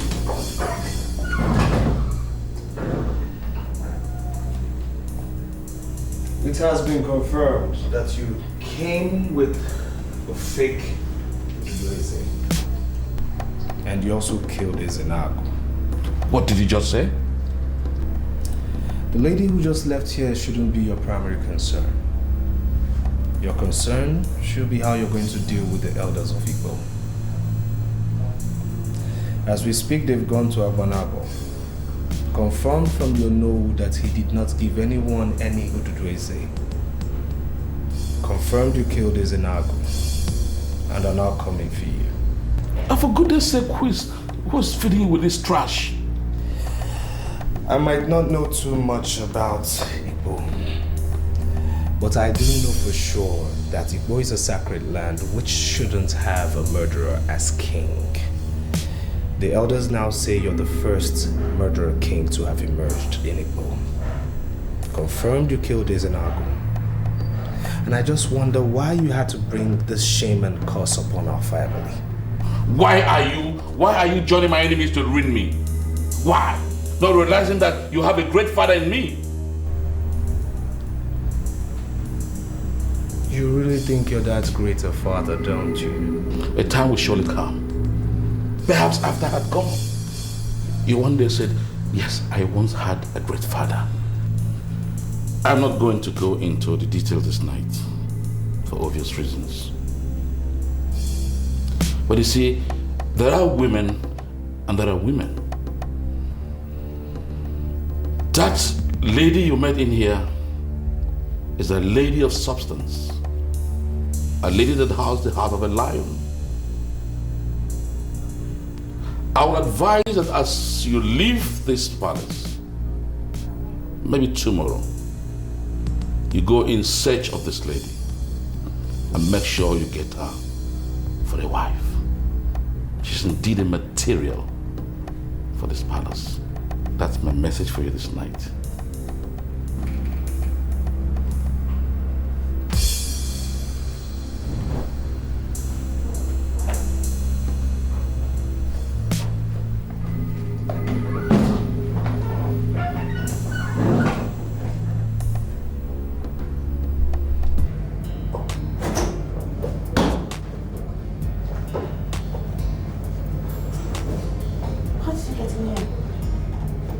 Sweet words can open all doors.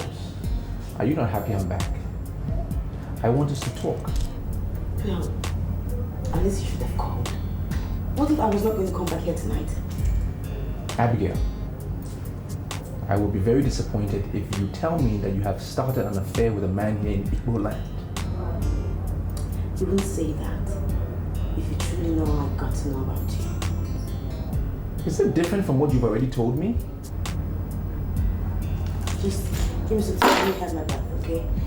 I'll tell you everything.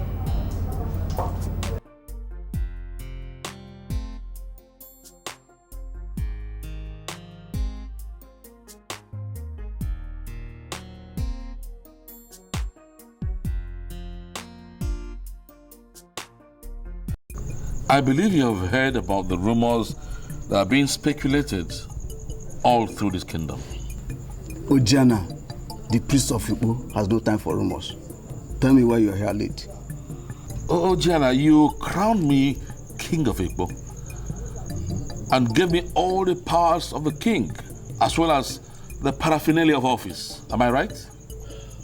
Go on. Now, do you think there is anything that can change that?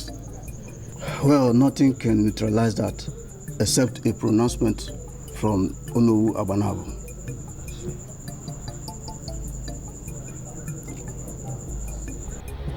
I asked you to come back after 21 market days. Why are you visiting me with the portion of death? I must be king in Igbo. Nothing will ever stop me. You deserve nothing but death.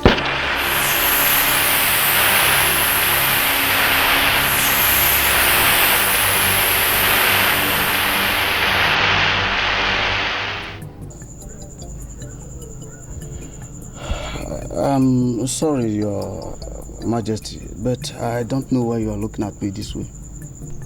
No.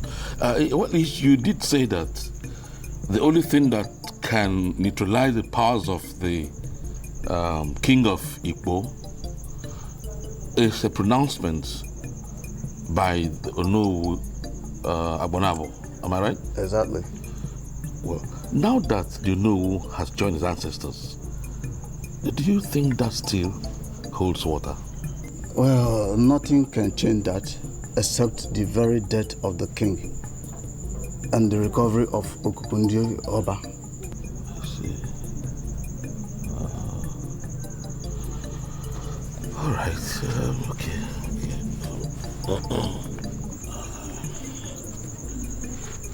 Ojani, you have been my very good friend, as it were. Can you have this? Your Majesty, what is this money for? Well, I am the king, and there's no way I will not respect you as the priest. This money is for you to take care of your own end, while I maintain my kingship and allow it neutralized by my own death. Well, I'm sorry, Your Majesty, but I'm not going to accept this money. Ojani, why are you going this far? There's no bribery. You know me, I don't bribe people. I've done it temporarily. It's for the bottom of you're my friend. It's for the good work you're doing in this kingdom. You see, Your Majesty, I am committed to the cultural protection of our land. I can always assist you to achieve your work well. I don't need any incentive to do that. Well, Ojani, I don't want to believe that you are refusing gifts that came from me from within my own heart. A gift that has no strings attached whatsoever. I don't think that would be fair. You see, anytime I personally need anything, I will come to you, not now. Even though I appreciate your kind gesture, but I don't need this money, please. I don't need it. It can be done.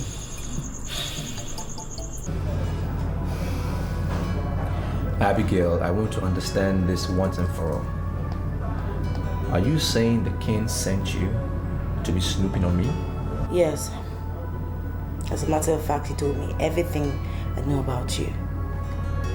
He asked me to destroy you, and in return, I will get my desired land. But when I saw you and I got closer to you, I was taken by your charms. I have this feeling from the pit of my stomach that the king knows so much about your father's death. And that singular knowledge just drew me more to you. I got so attracted to you. Look, Thompson, I have passion for the downtrodden. You have some nerves. You made him use you as a tool, and yet you sit here and talk about integrity? Look, Thompson, the king promised to make me the Omoa of Igbo land, but I bluntly refused it because of you. Look, when Thompson, as it is now, I can never do anything to hurt you. Never. Wouldn't you believe me? Abigail, I'm sorry, but I can no longer be here. Come, Thompson, please don't do this to me. Don't. You're being very unfair to me. You are. Look, the king asked me to spy on you. He asked me to ruin your life. But did I do any of that? No. Thompson, I cannot harm you. I cannot. So why would you now see me as evil when I have not hurt you in the past? You have no idea what I will do to you now if you don't leave me. To think that I even concluded that you were the right woman for me. I did, but I'm disappointed in you. Very disappointed in you. I was wrong. I don't ever want to see you again.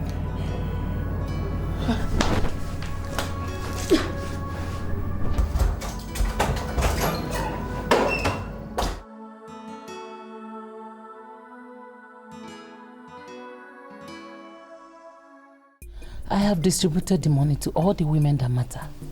So there is no reason for you to panic. Uju, evil plans have been perpetrated against me. The elders are planning for my downfall. But I can assure you here and now that I am going to crush them. And I'll make sure I keep my promise that as soon as this dust settles down, you're going to become the next Tomago of this village, of this land. Where is that trouble of Igbo kingdom that parades himself as a king? Where is he?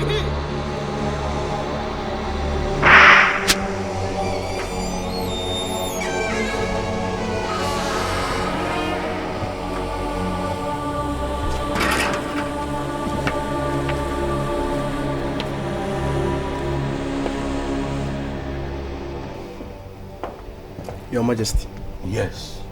The elders have arrived with the chief priest. What are they doing here? Outside the gate. The chief priest has a tender palm fruit in his mouth and is bearing a fan nebe in his hand. Why would they invade my palace with a fan nebe? Why? How dare you? How dare you? I am king of Igbo. I am the custodian of our cultural heritage. How dare you invade my palace with a fan nebe and Omoa your mouth? Ichie Ezenagu did not die a natural death. All accusing fingers are pointing at you. Therefore, you must swear on this offer to vindicate yourself. I am the king. And people come to swear on my throne. How come you're asking me to swear on Amebe? Why don't you humble yourself before the throne? Otherwise you face my wrath. Ichiokoroko, you are not the legitimate king of Igbo kingdom. Anyway, we have come to inform you of the decision of the elders and council. So you are even standing there to talk to me about legitimacy? What do you know about legitimacy? The legitimacy of anything in Igbo kingdom must be founded upon the traditional and cultural values of our people. And one of such values is the originality of the Ugezu, upon which kings, even kings of Igbo kingdom, are crowned. It has been proven that the Ugezu, upon which you were crowned king, was fabricated. Hence, your kingship has been unfounded ab initio. Then you cannot continue to be king without questionable symbol of authority. I will now prove to you that I am king of Igbo. Ajano.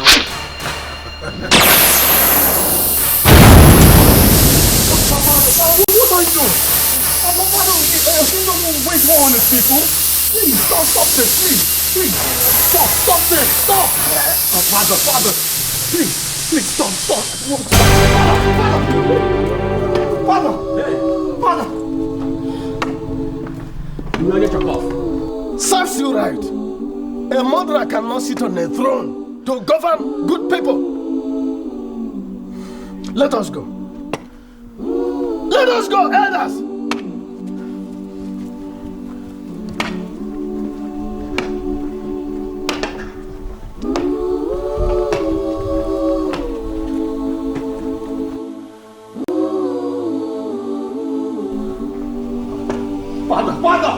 Father!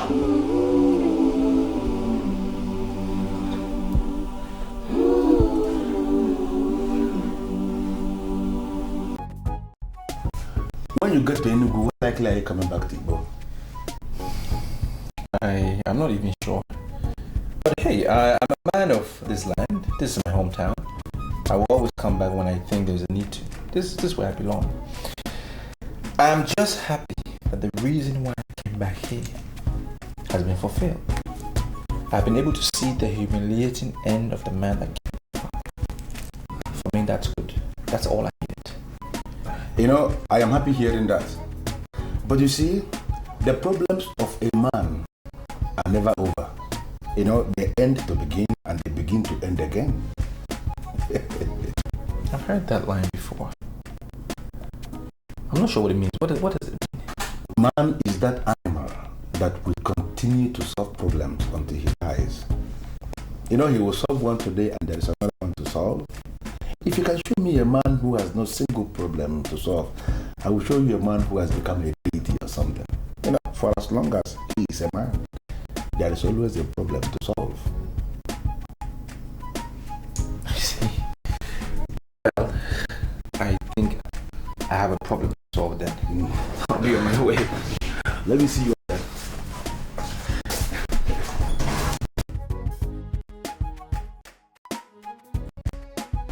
So, this problem thing that I was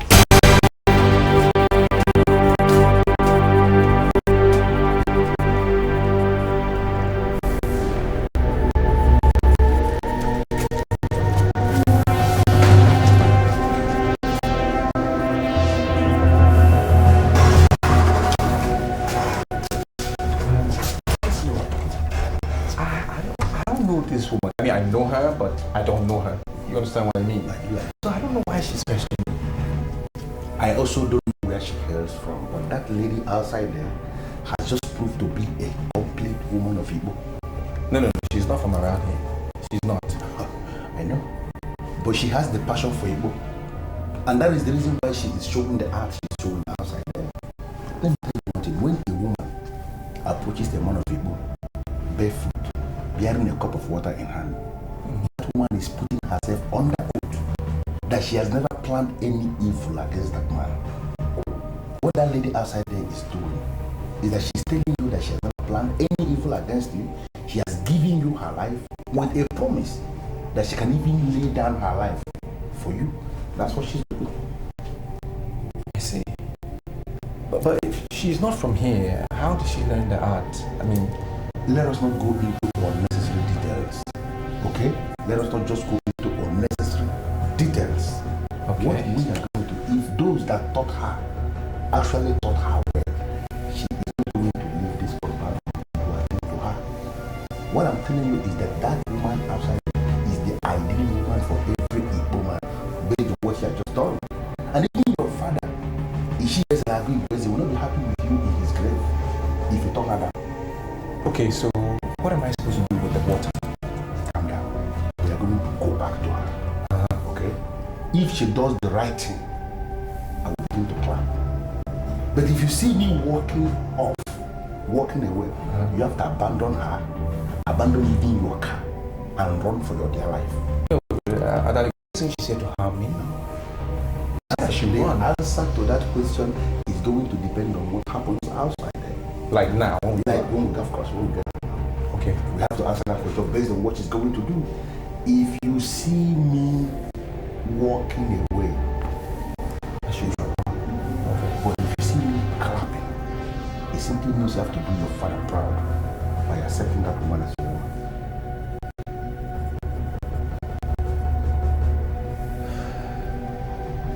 She's already on the boat. Okay, let's go. Let's go.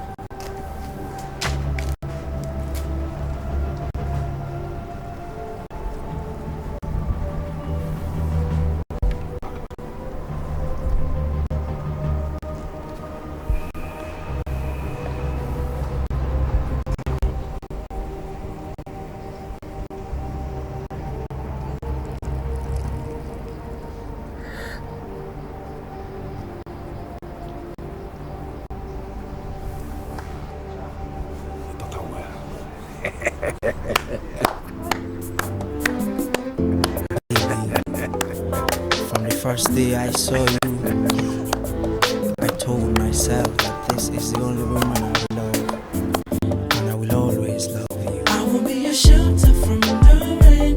I'll be your moonlight in the midnight hour, my love. I will love you forever. I will be your shelter from the rain. I'll be your moonlight in the midnight hour, my love. I will love you forever. For a long time I've been searching, for someone to treat me like a king. I need you to love me just as I am. I will treat you like the queen that you are meant to be. I'll always love you with my own. As I have said already, this is the new Omoa of Abanabo. He is one who succeeded my father. Oh no, we greet you. Oh, no. Yeah. You're welcome. Oh no, these men are from Igbo. I see. They are here to make inquiries on the way forward for their land. My son, actually, it depends on what you mean by the way forward. Because Igbo is still where it was. There has not been any opening anywhere to determine forward or backward or whichever. Understand? You know, they said King Onyeborebo of Igbo is dead. And as it stands now, they have no king. So they are here to collect the Ugezu.J.Ugezu so that they can install a new king for their land. You say the king of Igbo is dead. Yes, no. Now, where is the Okukundioba?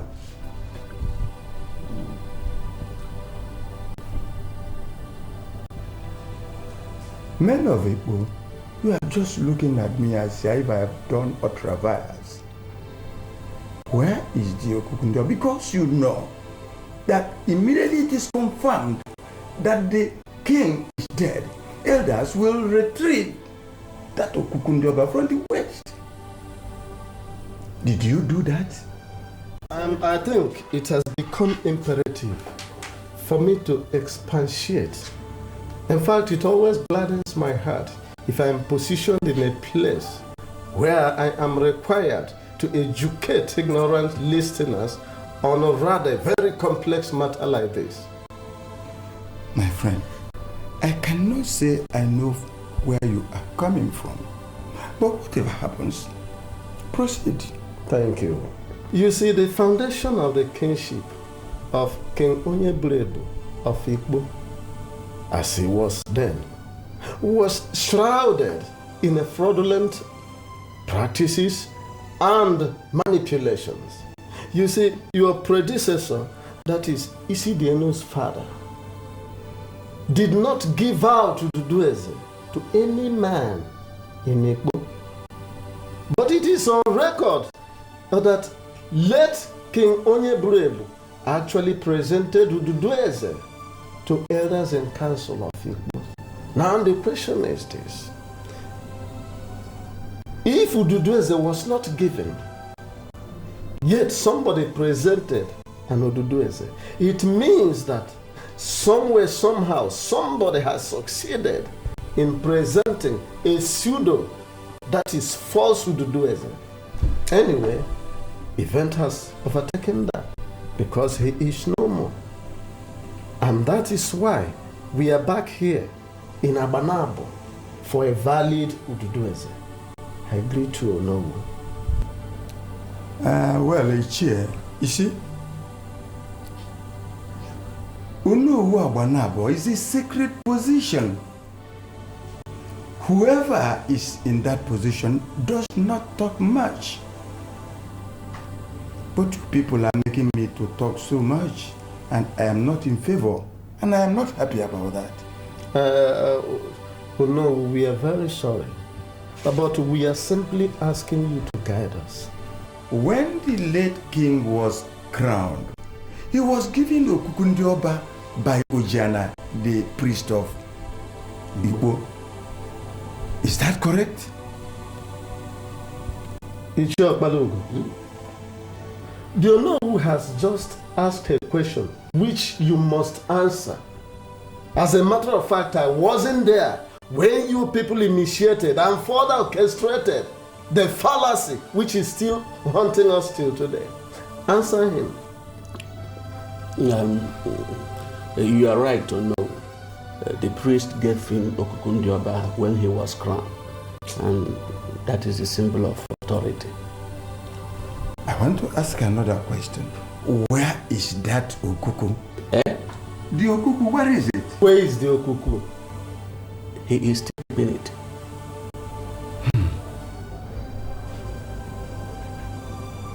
It's all right. I know that it's only death that has no solution in this life. Every other thing has solution. But whatever happens, I shall be coming down to Igbo Kingdom anytime from now to settle your kinship tussle. Onowu Abanabo, we thank you so much. Thank you. We shall be eagerly waiting for you whenever you come. As we have already heard, there is no king in Igbo today. It's a big problem for us. Whatever the fowl is chasing under the rain is very important to wait. Agreed. We shall be on our way.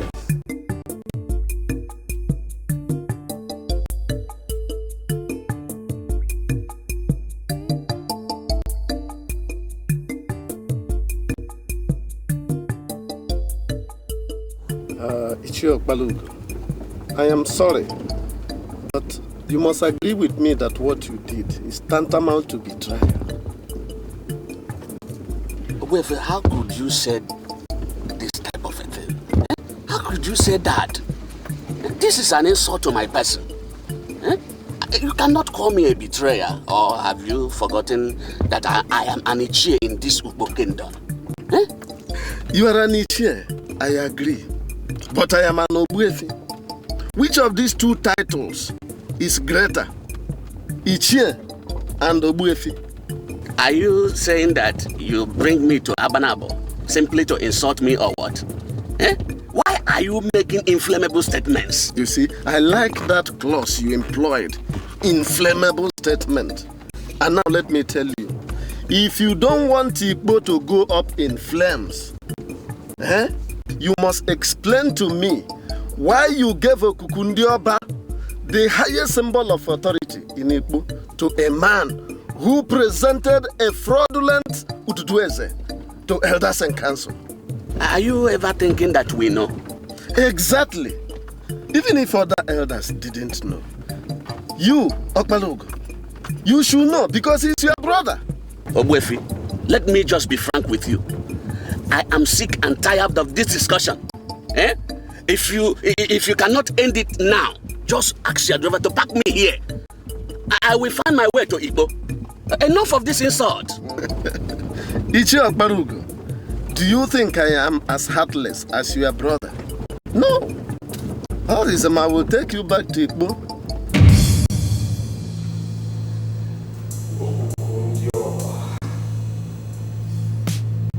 Yes.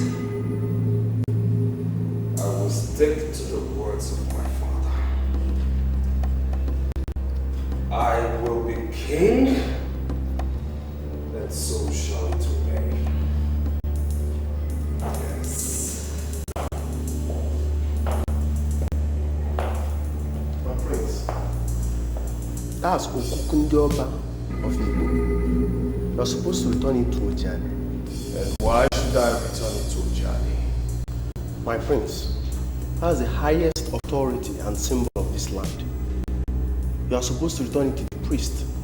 You have no right to hold it in your hand. Shut up, Anekwe. You are standing before King Onyeburebu II of Igbo. And you must be very careful how you address or talk to me. You crown yourself the king? That's wrong, my prince. Do you want to remain in this palace or do you want me to sack you this minute?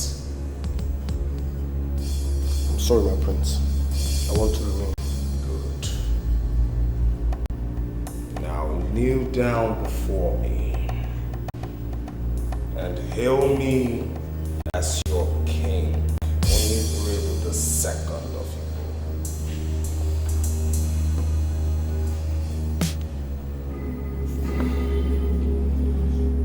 I hail you, King Onyeburebu II. I didn't hear you. I hail you, King Onyeburebu II of Igbo.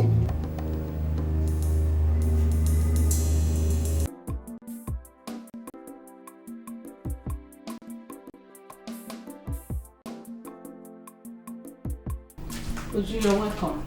Please, I have cola. I am not here for cola. Your daughter said you asked him to come, and I wonder why he sent for you. Unless you now move around the kingdom sharing money to women.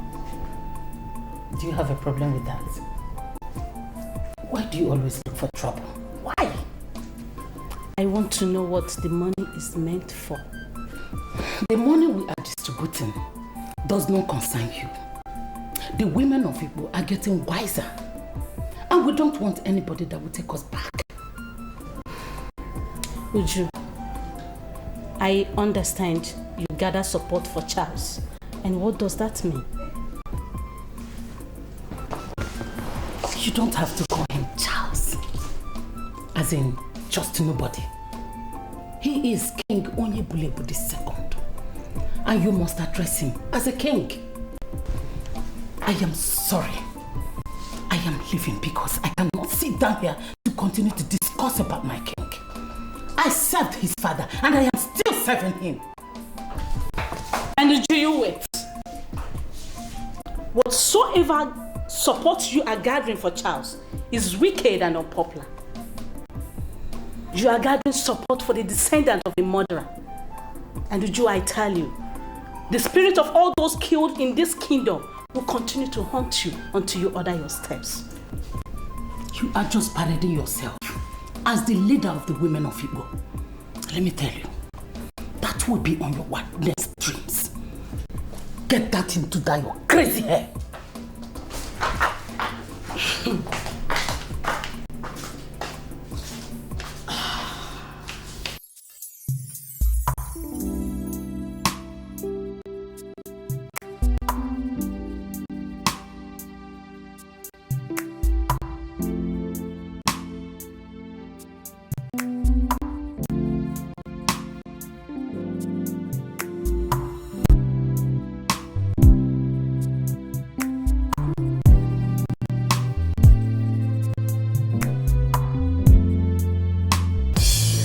Woman amongst women, very decisive and has the heart of a man. My father told me she is a palace material, and as such, end of this palace.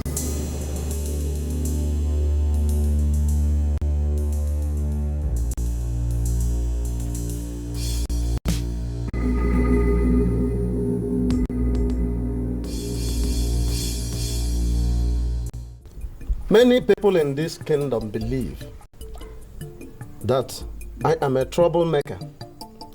This impression has spread so wide that many people think, and some are even saying that Ogbuefi Ogbuaku is trying to impose himself as the king. The truth is that I have one interest. That is the unqualified protection of the cultural heritage of our people. Now, considering what I already told you, that Onowu Abanabo said, I want us to conclude the way forward. The way forward is we urgently get the women to give us one of them, whom we will empower as an Omoja. Sorry, Ichie Nweke, but what can an Omoja do? The highest symbol of authority in our land has not been located. And Onowu Abanabo said that as long as we cannot retrieve the Okukundioba, we cannot even clamor for Ududueze. Now the question begging for an answer is, can an Omoja make it possible for us to lay our hands on the Ikukundioba? Ogbuefi Ogbuaku, I am sorry, but you are making this issue rather very complicated. I told you that we shall confront Charles. Why are you bringing Omoja into it? Good. I am bringing an Omoja into it because we cannot even go to the palace. Are you not aware that Charles has even metamorphosed himself into another Zebrebu? Now Zebrebu the second. You see, now going to the palace amounts to submitting ourselves under the unauthorized supremacy of his kingship. And that is one thing Ogbuefi Ogbuaku cannot do. Never! In that case, we should go back to our homes and rest. I don't think that we can rely on Omoja to deal with this issue. The best thing to do is to confront that young man that imposed himself as a king. I sincerely think that we are creating unnecessary problems for ourselves.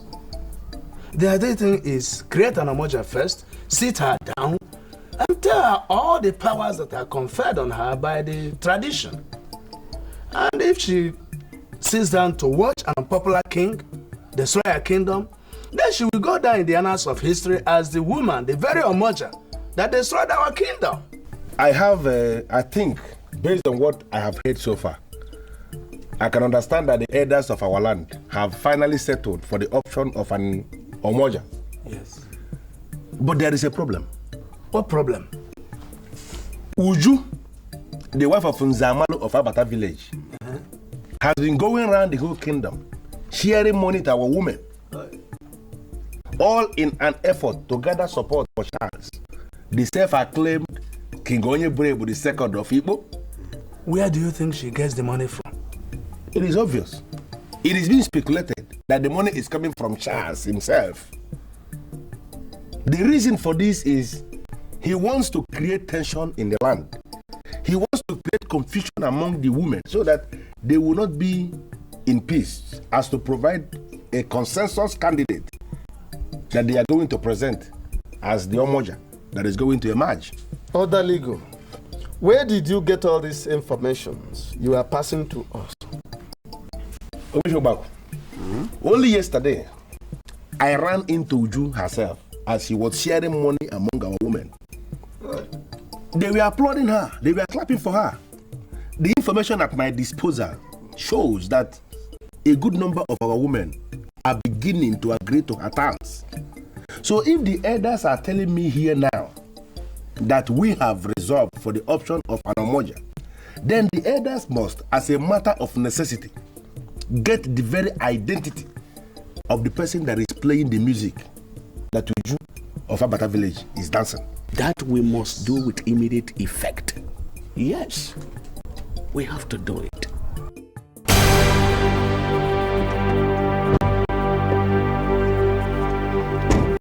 What is the meaning of this, Charles?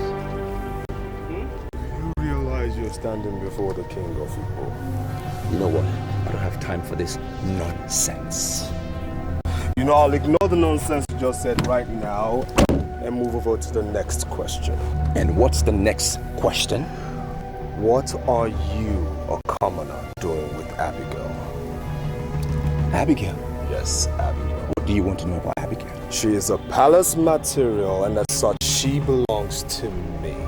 So I'll advise you to keep your hands off her before I recklessly and ruthlessly descend on you.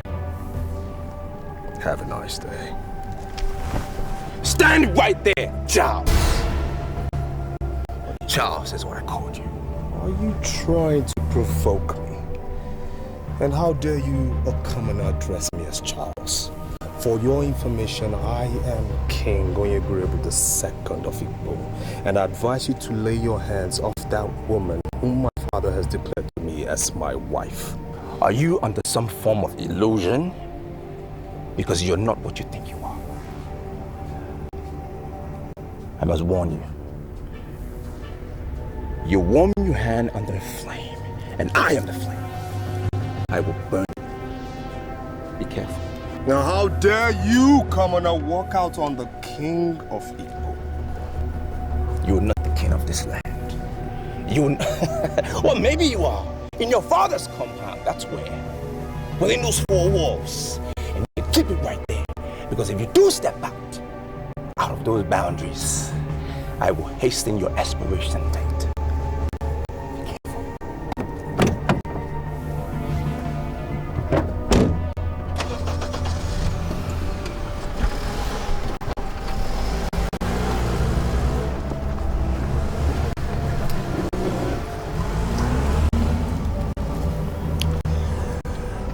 Once a commoner, always a commoner.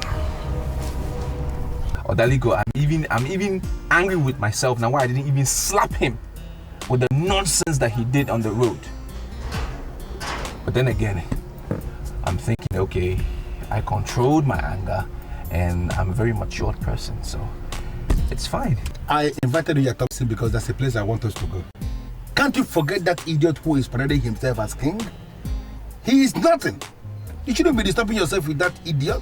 It's not about him parading himself as king because I don't even see him as a king. For me, he's just common Charles. That's what he is.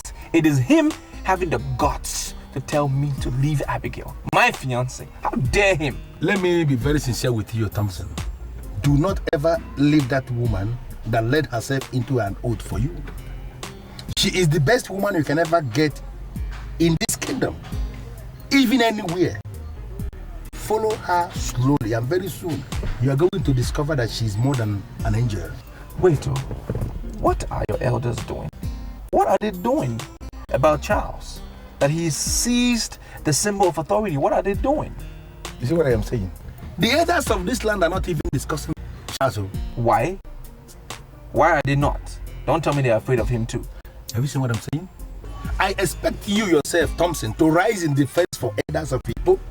If you see strangers anywhere saying that elders of people are afraid of Shaz, who is Shaz?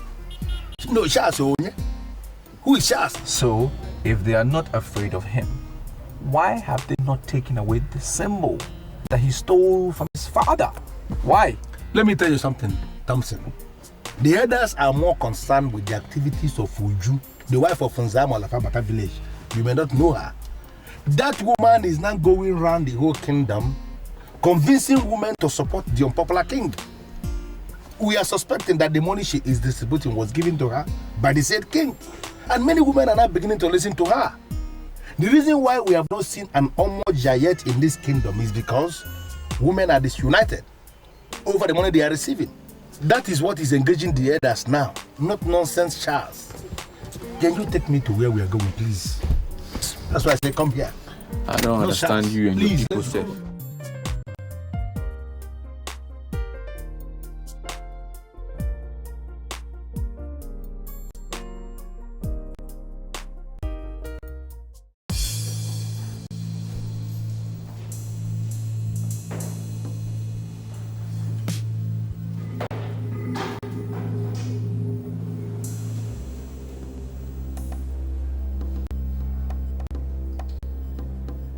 My father told me before he died that this thing had proven to be very powerful, mighty in battle, killed many from far and close range, and that is why I called you for a reason. To teach me how to use this thing.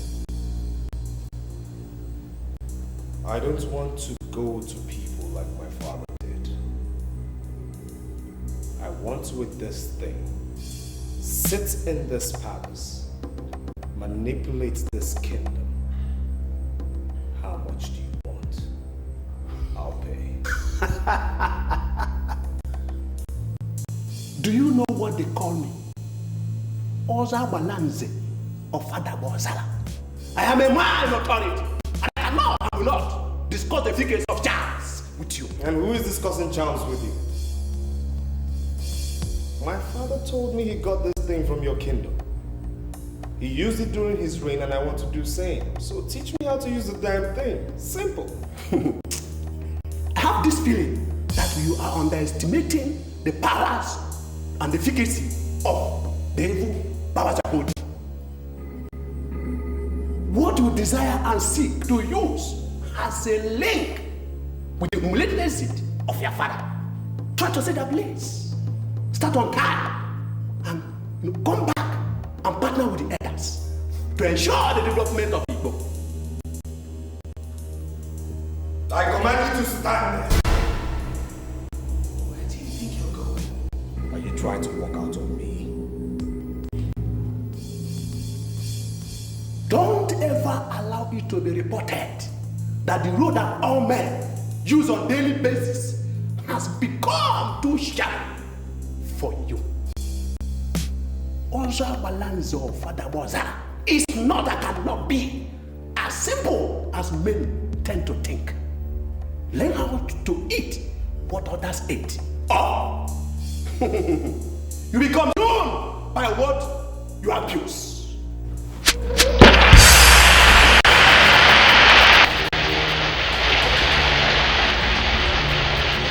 Seek the path which many regard as love, or your bones will be decaying on the face of earth. What is this? Answer me. I'm not going to respond to nonsense. I'm not just a man. I'm more than a man. Because all evil spirits are scared of me. Do that, you are told. Or face that which is mighty than your father.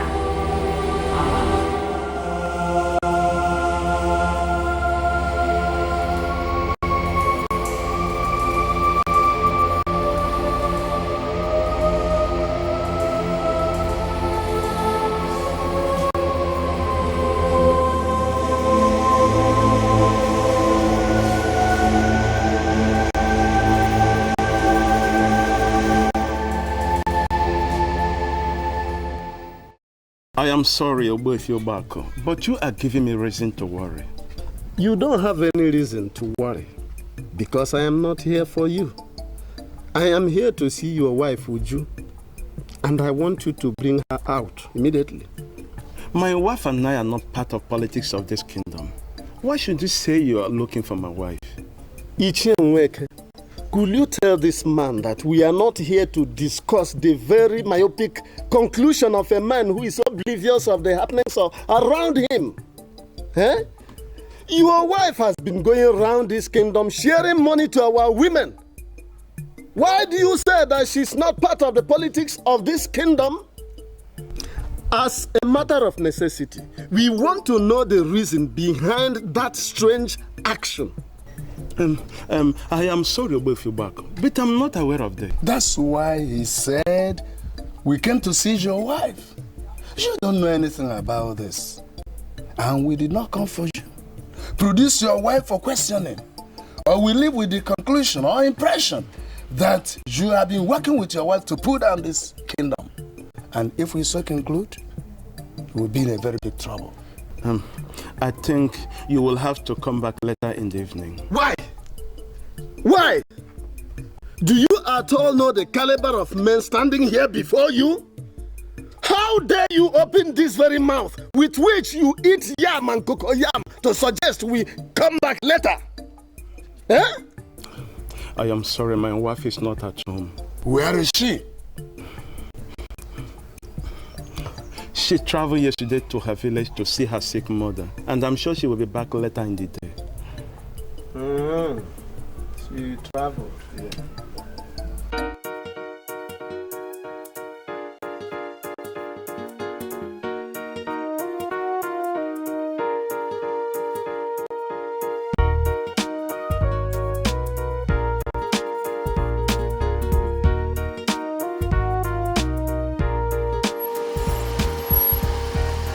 Greetings from the throne of King Onyeburebu of Igbo.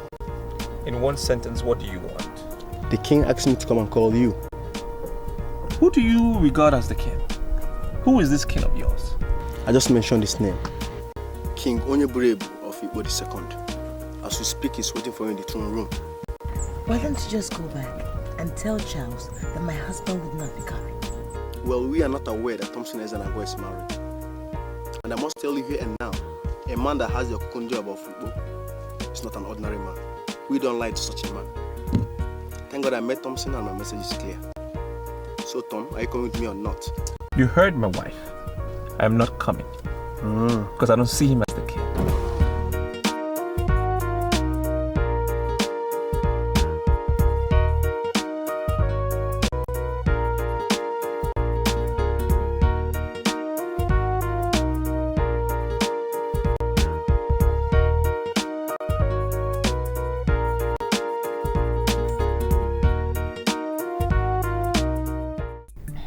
You are giving me the impression that you have something to hide, and I'm not finding that simple.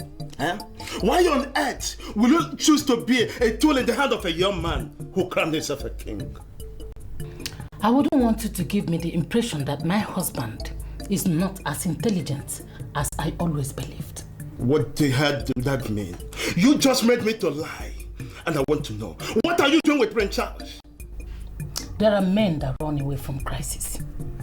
And there are men that pray for crisis to come. These are the type of men that gather money out of crisis. And they see crisis as a big business. Can you vouch with anything that the rubbish you are saying answers my question in any way? I am answering your questions. I am in business. And I want to bring my husband into that business. And what business is that? Prince Charles, as he then was, and now, the King Onyebulebu II, as you said, is very unpopular. And everybody is against him because they see him as descendant of a murderer. And that is what I am doing because I know that we are going to make money out of it. He wants somebody that can handle his PR. That is the business. He inherited so much from his father. Already he has given me 3 million naira. And he is ready to raise more money if you come in as a man. What makes you think I would like to do such business? Because of the money that is involved. See, we live in a new world. They call it New Millennium. And this is the age where any man can do anything to grab money. And I want my husband to live above the archival politics they play in this kingdom. That is exactly what I'm doing. Let us grab this money. Let's make money. That's all.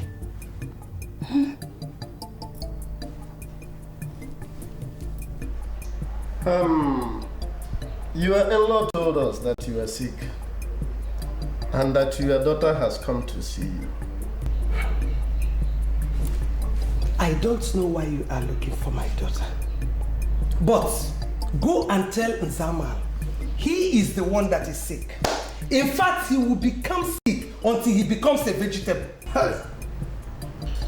Well, from the way you are speaking, it's quite obvious that there is something between two of you. But we are not going into that area now.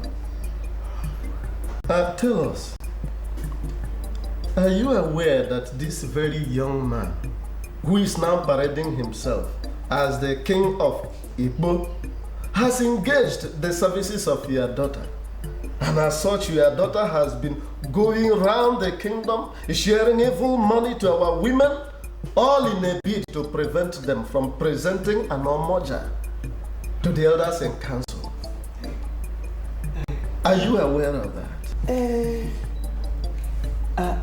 I'm aware that sharing money, but I have not seen my daughter to know where the money is coming from. Now you know. Your daughter has become the mouthpiece of an unpopular king. And you don't need to discuss with us to know that she will go down. She will sink with the so-called king. Hey, Shekwal Kanju, excuse me.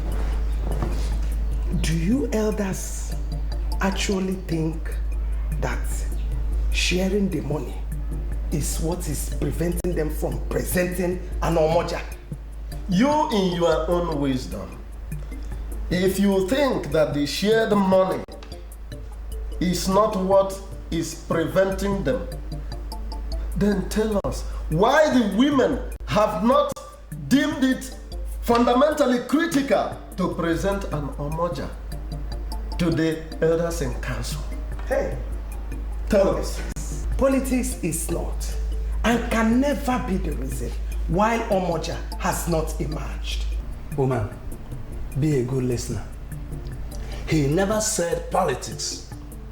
He said that money is being shared to prevent the people from doing what they know they should do. And that is what politics is all about. That is it. That is what politics is all about in this country. Share the money and continue doing what is wrong. Continue doing the bad thing. Listen, that is not going to prevent them from presenting an omoja. The question still remains. In your own thinking, what is still preventing the women from presenting an omoja? Nothing. Absolutely nothing. Yes, absolutely nothing. Listen, let them go ahead and share all the money in this whole continent to all the women of Igbo. That will not prevent them from presenting an omoja. Omoja is more spiritual than physical. She will emerge when the time comes. She will. They've shared money. You're talking about spirits. The invitation I sent was for you. I summoned you here to speak with you personally and privately. Now, why have you come with this thing who has refused to embrace the new order? Now you listen to me. That you are parading yourself as King Charles has not managed to make you king. Am I the one you are addressing, sir? Everywhere in Igbo it is known that your destruction is coming. don't force me to bring it closer. You don't force me. Oh, Daddy, where are you going? I brought you here so we can speak some sense in that nincompoop sitting right there. We haven't done it. Where are you leaving? Am I the one you are addressing as nincompoop? I want to warn you for the last time. Stay away from my woman. And who the hell are you calling your woman? My father gave her to me. Your father gave her to you as what? That's my wife. Yes. He told me she is a woman of royalty who is a material of this palace, and I will not sit or stand and watch a common pauper mess around with a woman of royalty. You are a clown. You are a clown to think that I regard whatever your father said. To me, he's a nobody. He's always been a nobody because he died a pitiful death. And whatever seed he's brought into this world is a nobody. That's what you are, Charles. A nobody. With me here is the Ogundioba of this land. The highest symbol of authority of this land. And you two know that it is a taboo for any man born of a woman to walk out on a man who holds or bears this authority. Yeah, exactly. Real, only when that man bears the cuckoo legally. That's not the case here. Because you stole it. You stole it. You're not bearing anything. You're just holding it. And I'm warning you. Stay away from animals that are carnivorous in nature, or you will disappear in their stomach. You want? Just look at the face you want.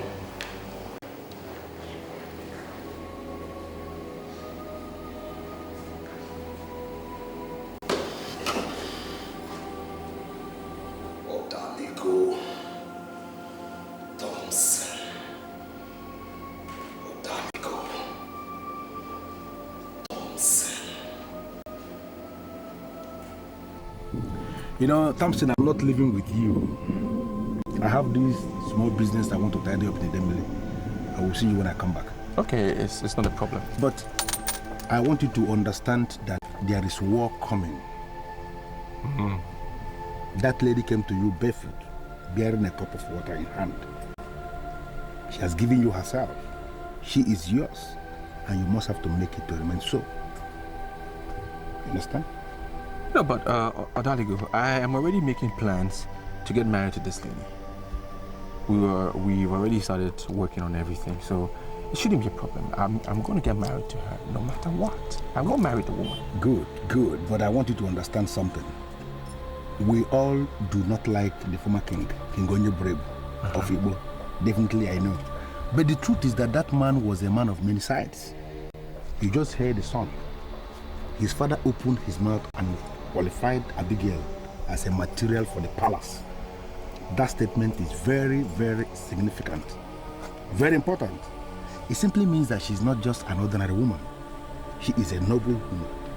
And you have to do whatever thing that is within your powers to ensure that she remains yours.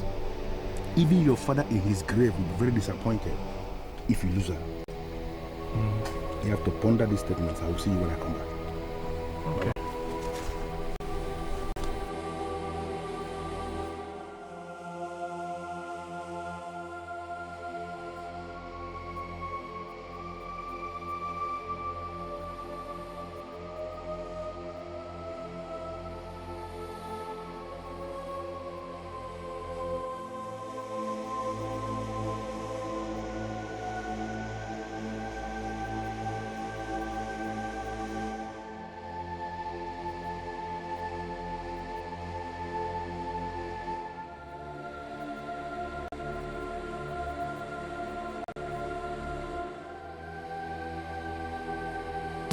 I'm aware of your initial effort to marry my wife, but it didn't work. It is not our fault. Nzamalo, or what they call you. I have not come here to discuss nonsense. Rather, I am here to tell you to your face that you are grossly despicable, and I am going to deal with you. You will deal with me. I'm going to deal with you. You must know what you said here. This is my house. You have no right to come there and talk to me in your house. You see, there is one reason why I have not slapped this your mouth. Slap me? Yes! That reason is God. How dare you open this your highly disjointed mandibles to lie against a noble woman in this kingdom? I, Nzamalo, lied against a noble woman? By the way, who is that noble woman? Nzamalo, remember what you told us in the morning when we came? You said your wife was not around and that she went to visit her mother. And that your mother-in-law was lying critically sick. And what then did you consider as a lie then? Huh? What? We went on a sympathy visit to your said in-law, and she gave us a message to you. She said you are the one who will remain sick for many years. Liar! You went all the way to Omoa to confirm from my in-law if he was sick or not. Why were you such busybodies? Huh? Nzamalo, I'm very sorry for you. And it been like you to call noble men, elders of Igbo land, busybodies. Remember what I told you in the morning. You will be in serious trouble when we find out that you've been working with your wife to pull down this kingdom. Look, you cannot threaten me in my house. I am not your servant. Do you hear me? Nzamalo or what they call you. You are very correct. Yes, you are not our servant. Because in the first place, you are not qualified to serve any of us. Yes. Yes! I'm going to prove to you that men of Igbo, men who are men, we do not serve women, just like you do. Am I serve woman? Tell us how much you want us to pay. Shut up your mouth. And we shall pay. We want you to work for the king. Keep quiet, woman. Uju, let me tell you, those that play in the open hardly play in the dark. Just as those who play in the dark hardly play in the open. As you ponder over this truth, bear in mind that your destruction is nearer than ever before. Let's go. You better come and collect money, hungry fool. Oh yeah, watch out, Nanya. The die is cast. Nzamalo wants to tell lies when he has not mastered the art of fallacy.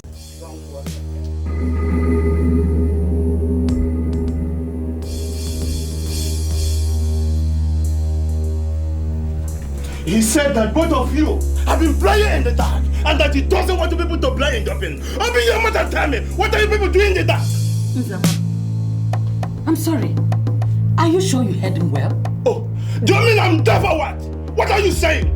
Nzamalo, why are you reading unnecessary meaning into this simple matter? There is nothing like simple matter there. Let me put it to you. We said that both of you have been playing in the dark. You must open your mouth and tell me what you people are doing in the dark. He did not say that. Because he can never say that. I have nothing to do with your wife, and that is the truth. I mean the whole truth. And if you don't believe me, you can as well believe whatever hell you believe. Fool!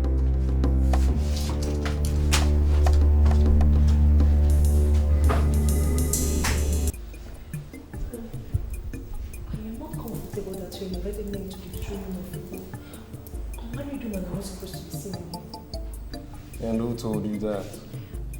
Nobody told me, but it's something that we all know. Hey, tell me, what do you want from me? Eh? Just tell me. I don't want one of these elders to see me in here, please. Please.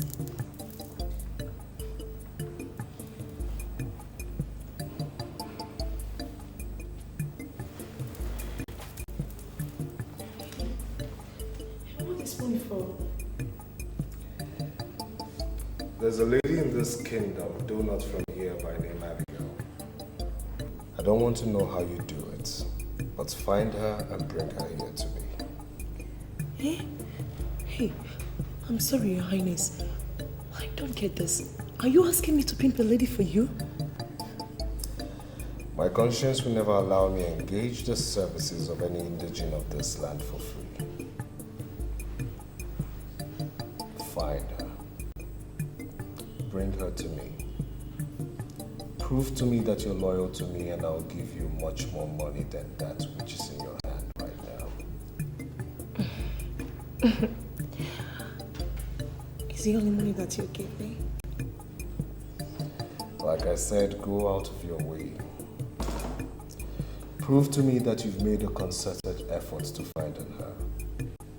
And when this is done, I assure you that you'll be by my side as we progress in this kingdom. And where can I find this lady? Thompson Ezuruonye is about getting married to her. I believe they're living together. Find her. For my father told me that she is one who's a material for this palace. And as such, I do not want her ending up with him. Bring her to me.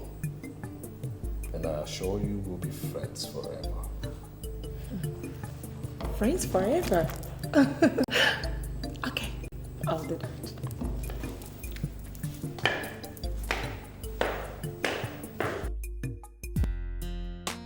Yeah, just like that.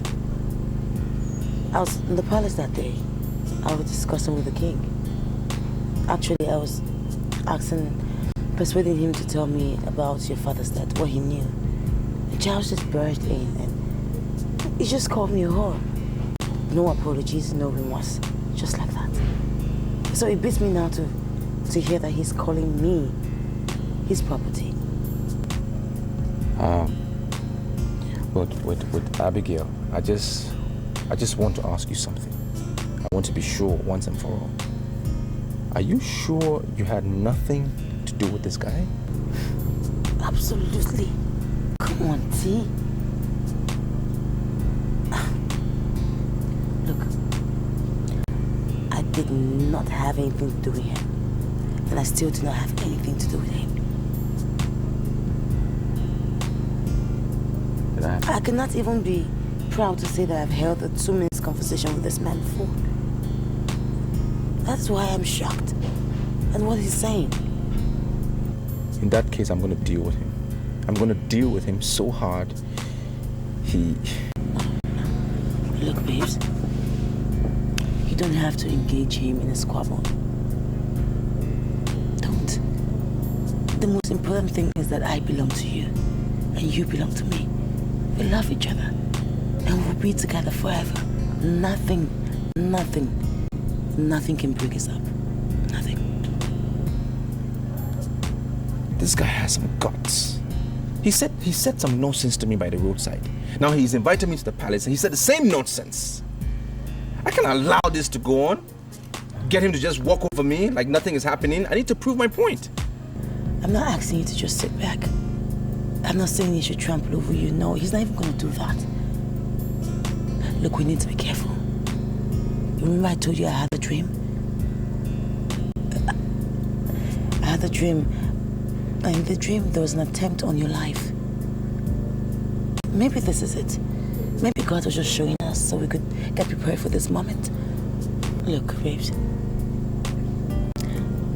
Every man, or any man, can desire for any woman.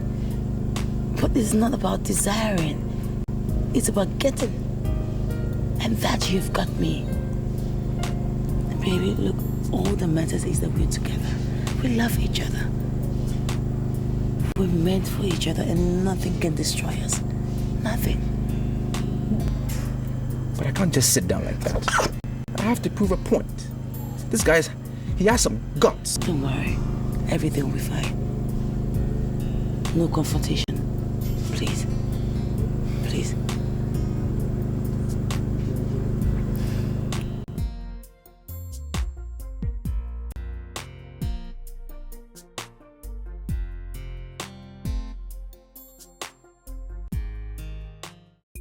Do you think King Onyeburebu II is an idiot to retain me and only me as the palace guard here? Huh?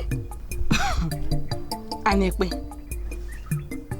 I am very sorry. I wonder why you talk to me like that. I am Okwoma, and you wouldn't say you don't know me. However, I am here to see your so-called king. Wait, you don't even believe in my king, huh? Your king. And the king to all the lousy people in Igbo. He is not and will never ever be my king. You are here to see the king. And you are still telling me that you don't believe in his supremacy, huh? Let's see how you enter here today. You will not see the king. Maybe I should tell you the truth. Today, as a matter of certainty, I must see that impostor. And by the time I finish seeing him, your impression about him will never remain the same. You will not see the king. My name is Isidenu of Abanabo. I'm here to see that man that hijacked the symbol of authority of Igbo. Men from Abanabo should never be kept waiting, no matter what the situation is. As for you, wait for me. I will come back and tell you the reason why I'm the only guard here. Look at you. I no gate. Hey! It is glaring from your face that you are the leader. Yes, I am. Thank you. How do I get a chance?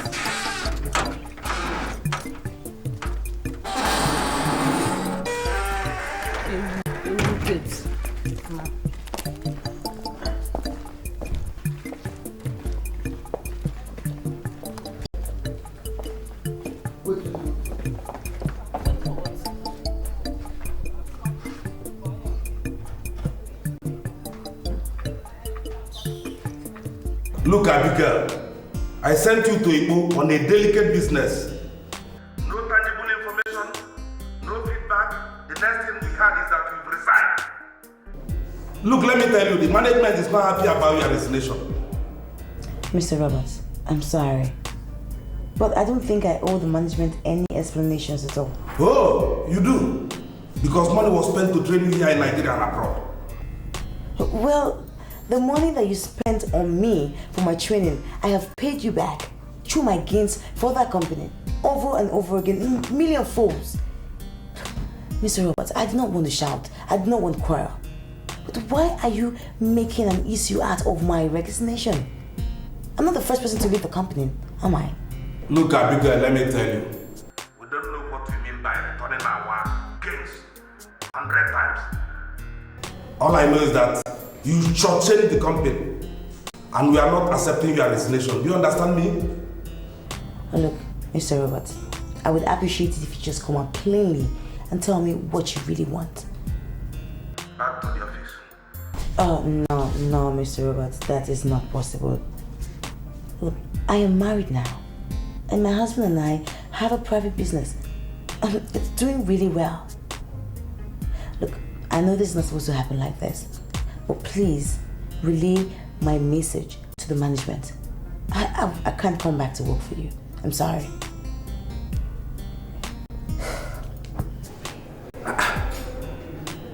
This girl got phone on me?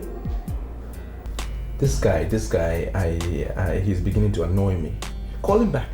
Tell him you are married. You don't want to work anymore. Is it by force? I mean, let him know he's beginning to become a troublemaker to me. And if I ever get to meet him, he will not like it. Sweetheart, it hasn't gotten to that level yet, okay? It's annoying. He's called 3 times already. It's only natural that they miss me in the office. I was one of their best. Don't worry, I'll sort it out, okay?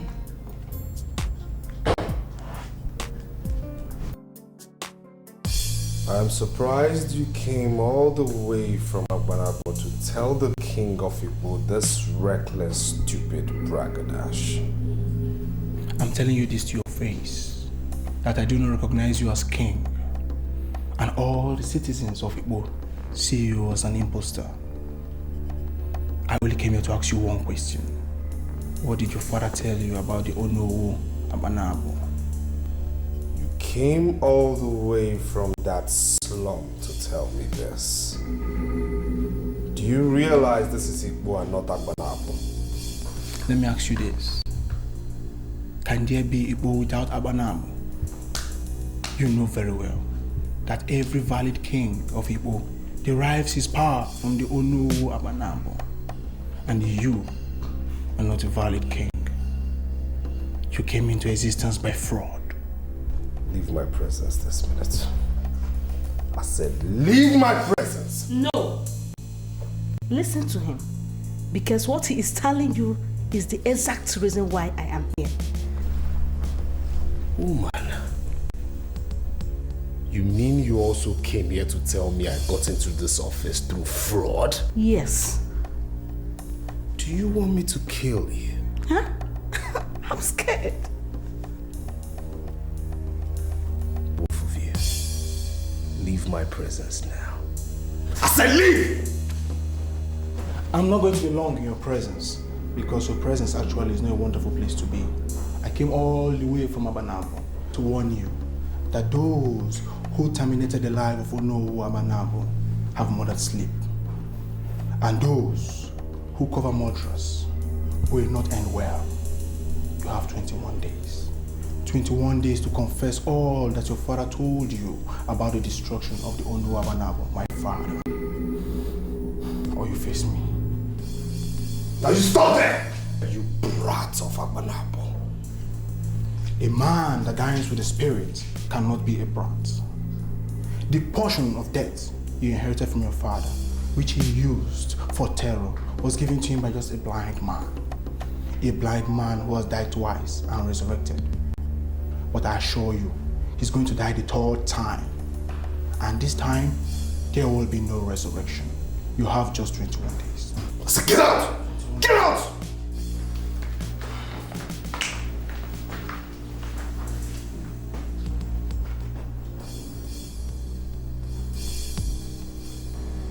I have hidden this for 7 years under the Anunebe tree.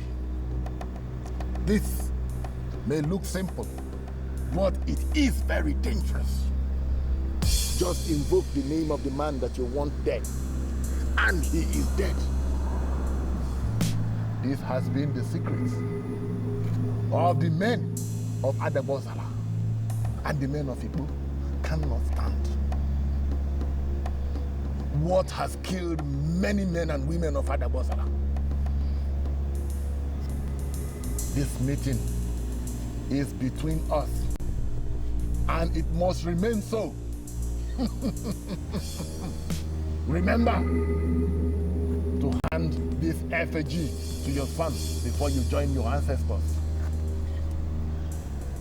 And the day a man confronts him about this meeting, let him know that he has come to his ring. You heard him very clearly. When a man confronts you on the origin of this effigy, then you should know that you are approaching your expiration. What he must do then is to spill more blood. This is because the men of Igbo will not bury you with heads. Spill enough blood and get the heads yourself.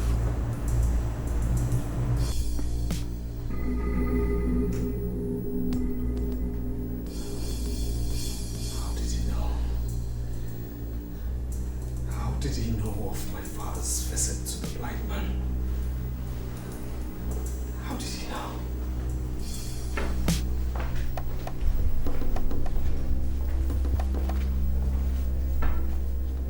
You won't ask me to sit? Whether he asks or not, who cares? How dare you? How dare you? How dare you walk into this place, sit down without my permission, and act as if I am not king? A descendant of an evil man who actually stole a symbol of authority that was ignorantly handed to his father can never assume kingship to rule over righteous men. Charlie, my son, we have come to make you tread the path of honor or be crushed. Ichio Balugo, are you part of this conspiracy? Charles, what we face here is beyond conspiracy.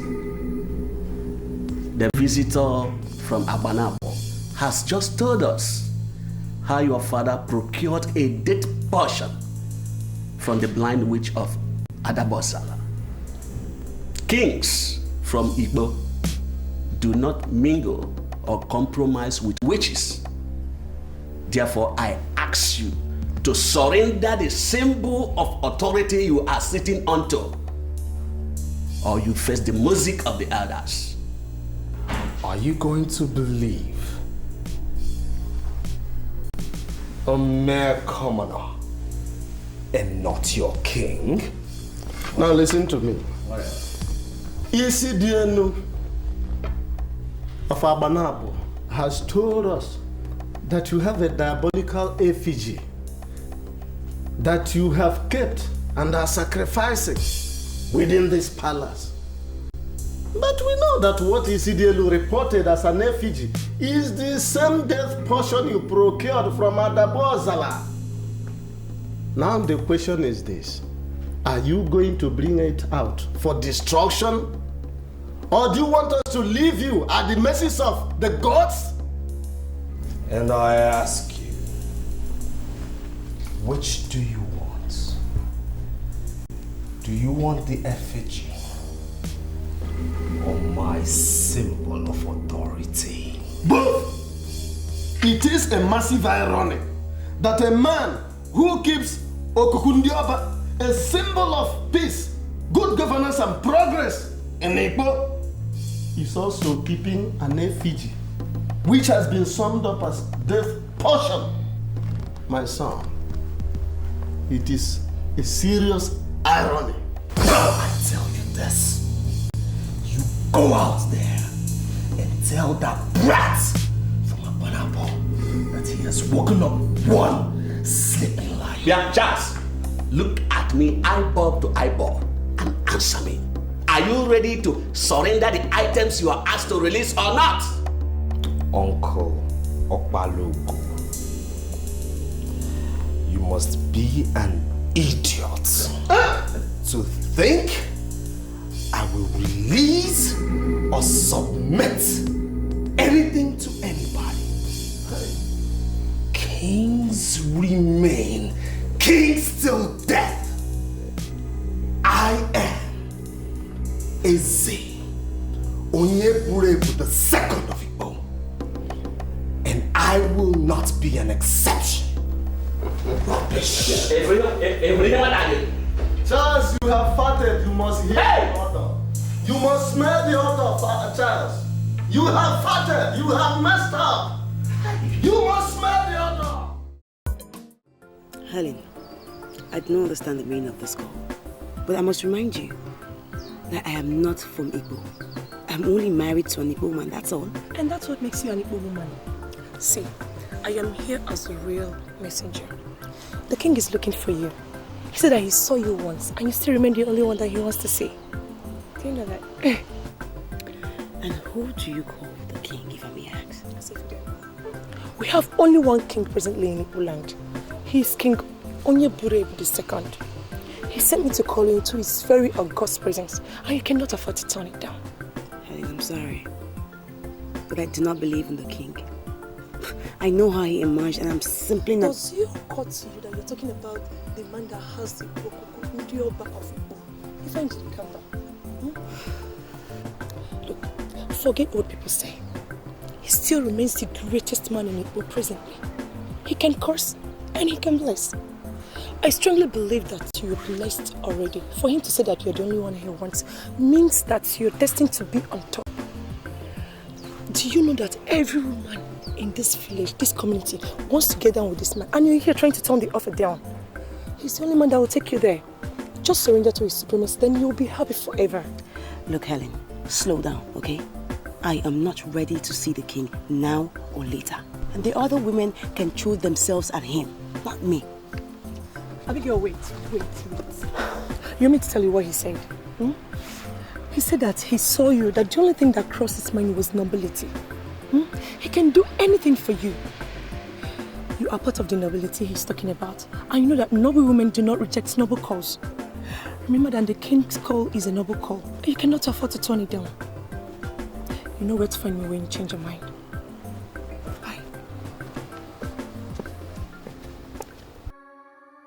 Now Now, give me one reason why I should hold you as a reliable guard.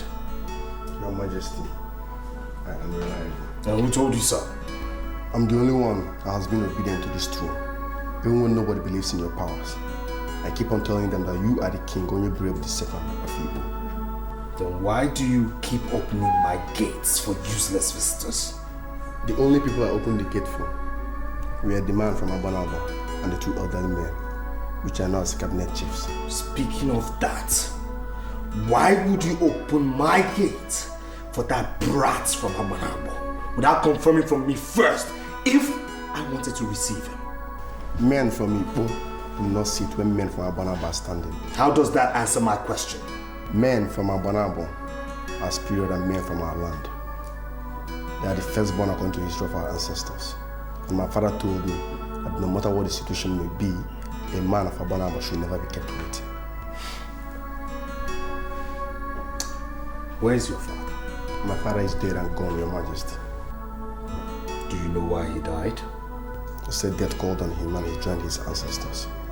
Your father was a fool, and that is why he died. With all due respect, my father was not a fool. My father was a great man. It was never recorded in the history of this land that my father was a fool. Your father was a fool because he told you that men of Igbo are inferior to the cursed men of Abanabo. So, your father was a big fool. Men of Igbo drive their excellence, authority and might from Abanabo. That you are the king today is because your father went to Abanabo and brought the Ugezu. And it's white, abominable and blasphemy for men of Igbo to speak evil against men of Abanabo. Blasphemy. It's blasphemy. Blasphemy. I will show you blasphemy. Come on, God! Huh? Your Majesty, may your days be long. What are you doing here? Your Majesty. Yes! The task you gave to my wife has been carried out. It has been successful because I was a part of it. So I came to tell you about our success and to assure you that Anomoja will never emerge in this kingdom.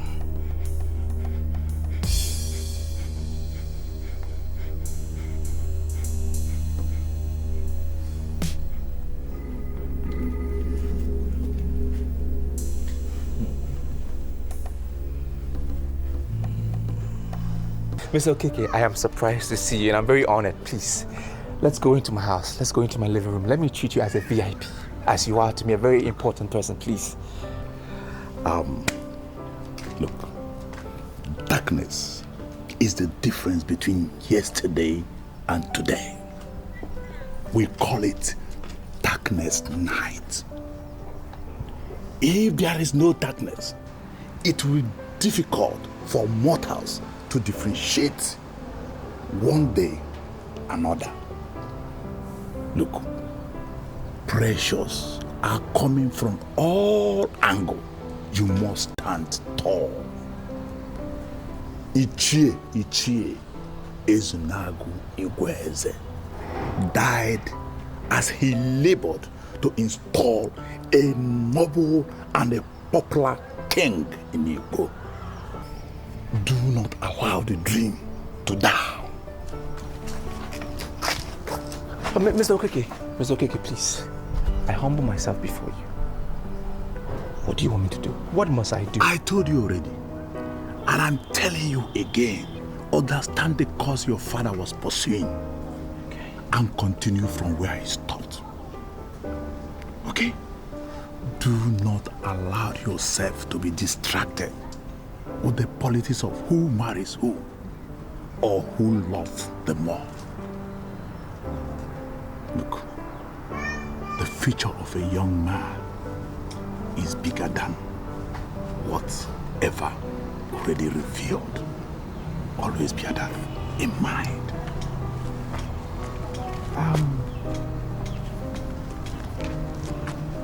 I was told you are married. Yes. I hope she's a noble woman. Abigail. Abigail. No. I will see you when I must see you. Bye. Ishemeke, I was in a dream where I saw Ugezu dancing like a king in the village square. He was dancing like a popular king that all the people were applauding him. They were clapping for him. Then I woke up and it was a dream. Ever before we erroneously crowned Onyeburebu, Ezenago was the man that had all the threats of a king. He was such a great orator that he was the person the elders sent to Akabwe to negotiate the release of the men they arrested for violating their masquerade rights. He was such a skillful speaker that he got the men of Akabwe to apologize for arresting the men. Now, Isheweke, if this man had all these qualities, why didn't the elders of Igbo crown him king? You won't understand. Onyeburebu manipulated and schemed his way through. And that is why all the evils he committed are rearing their ugly heads through his son. Isheweke, yes. My father told me that any man that has Okukundioba of Igbo in his custody is a king, and so shall he remain until he dies. Is it true? Yes. And this is why we are asking Charles to surrender the instrument of authority we gave his father. He would have returned it willingly. Now I want to ask you. Yes. What do you think will happen if Charles refuses to surrender the symbol of authority? That is to say, the Okukundioba that he is holding. What happens if he refuses to surrender it? Because we know that if he dies with that same symbol of authority, that men and women of Igbo must have to bury him as a king. Is that why you called me here, to discuss the death of a young man that is holding the kingdom down? Is that why you sent for me? Isheweke, I have not called you to discuss his death. His death is near. I discussed extensively with the CDNO of Abanabo, and he told me that Charles, his days are numbered. I am asking you a very simple question. What do you think will happen if he dies and is having the Okukundioba in his custody? We have authorities that will handle that when the time comes. Let it not bother you. Sure, I went to your house and your wife told me that you are here. Is there anything the matter? Why are you looking for me? Anyway, I understand that you are the one that told the women that I am working with my daughter to ensure that Omoja didn't come up. I want to know where you got that information from. Am I not being attacked for nothing? No, you are not. You are not. Don't pretend that you don't know the reason why I'm here. That's the truth. I don't know why you're here. And look, Mamuju, I am not known in Igbo as a busybody. I wonder why you should be accusing me of passing across information to the women. Yes. Ichimweke, are you trying to tell me the women didn't know who told them something? Is that what you're saying? Eh? Or if you're not Chikowa? Well, Mamuju, I don't have to ask you the identity of the women that called my name. Because I know, surely, I don't have time for such rubbish. Mamuju, wait. Don't be offended. You will get the Panoko. But if you are sure that you are not part of the manipulation, what have you done to Uju, your daughter, who is in the center of the storm? What have you done to her? Answer. Listen, if you must know, my daughter has a husband, a man of this Igbo. And if you elders, you men of Igbo, didn't want to deal with a man that is having secret meetings with an unpopular king, don't expect to hear anything from me. Now, Ichie, desist from gossiping with my name. Desist from gossiping with my name. Desist from gossiping with my name. I'm not going to warn you again. This is the last one. first and last. If you are telling me you couldn't see. Ah! I don't have anything. I've not said even a single word to anyone. I didn't have any reason anywhere. I've never had any reason to discuss this foolish woman anywhere. Why would she come here to accuse me? I'm seeing this thing from a different angle completely. Amuju has not come here to insult you. He actually came here to give us information. Everything happens for a purpose. What's purpose? Now we know, courtesy of our visit, that in Zamalo of Abata village is actually one of the problems we have in this kingdom. The idiot has been holding secret meetings with the king. In Zamalo of Abata. I ain't here, man. I ain't Zamalo here, man.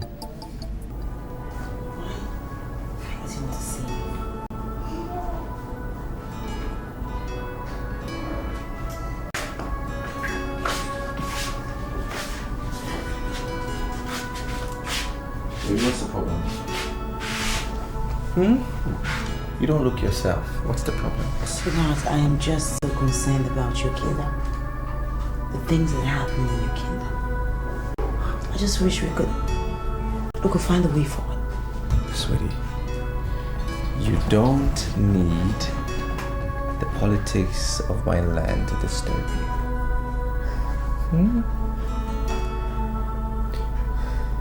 I think you need a massage.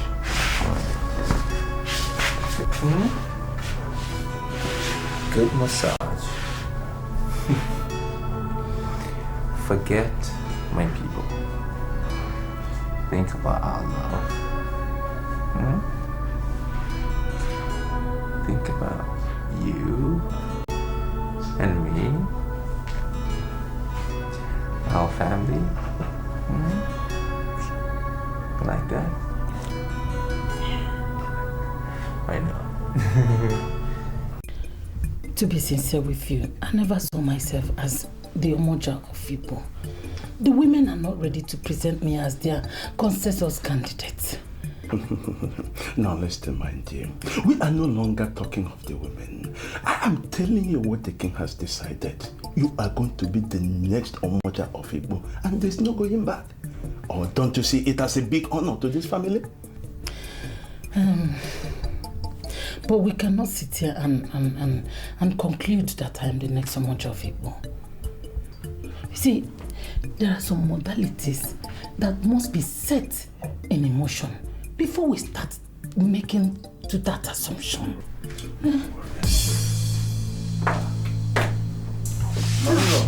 Mom, what are you doing here? What are you doing here by this time of the night?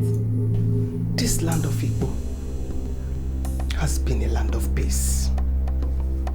And that must she remain. I am here to warn you to remove the hand of monkey from the pot of soup before it turns into a human hand. Myla, are you going to please wait? Please wait.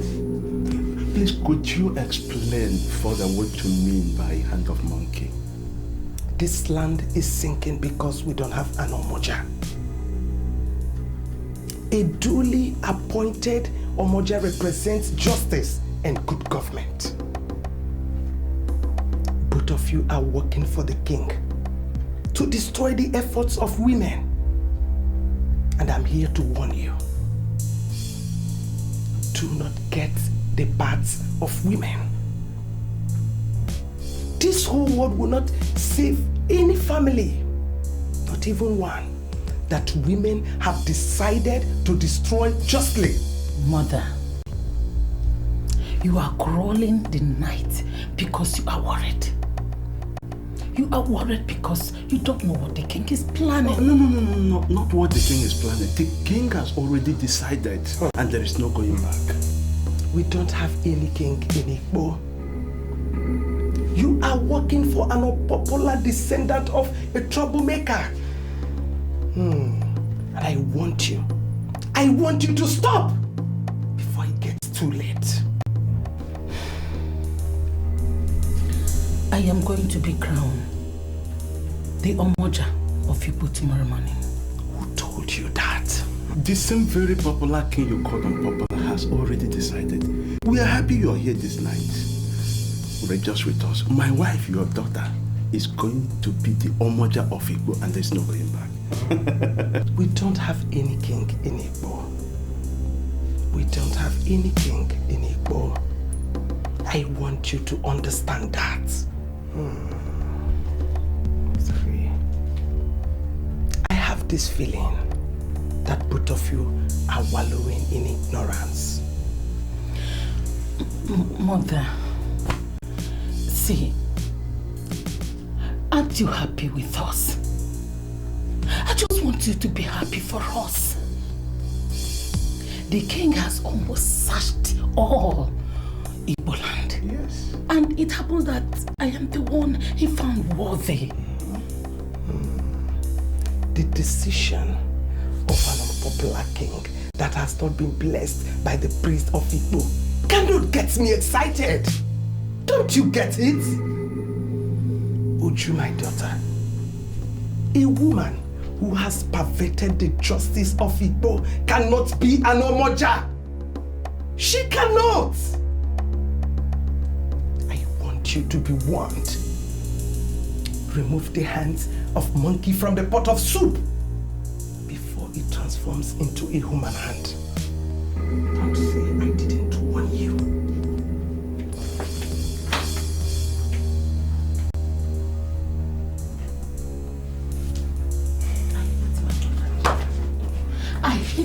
I hate my mother. You see it? She's never committed to my progress. I hate her so much. Now listen, what we need to do is to ignore your mother. The king has made the promise to us and we must work towards it. We must work towards it. Don't worry, just calm down. For the very first time, I am seeing the women of Igbo smiling. Thank you. This shows that we are making progress. That's true. Now tell us, to what do we owe the honor of this, may I call it clandestine, and impromptu meeting? Obuefi, Obuako. The women of Igbo have finally resolved the matter once and for all. Yes. We think you can do better than this. Tell us, what exactly do you mean by finally resolving this matter once and for all? We have selected an ideal woman. That's true. For Omoja.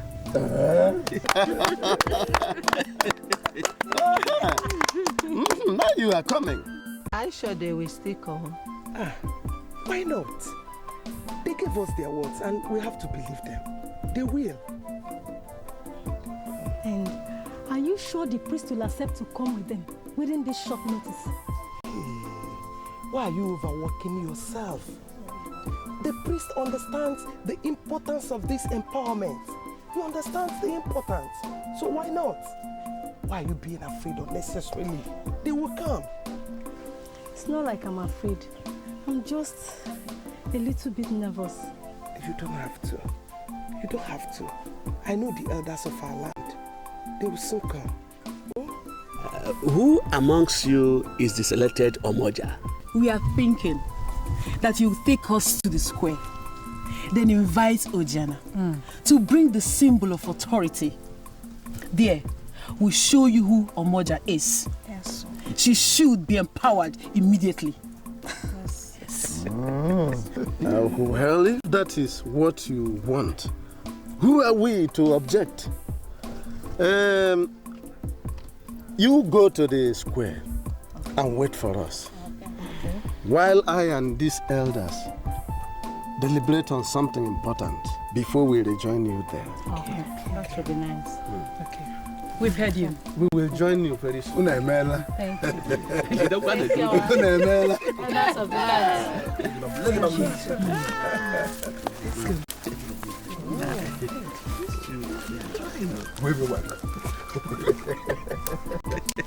I told you people. I told you people.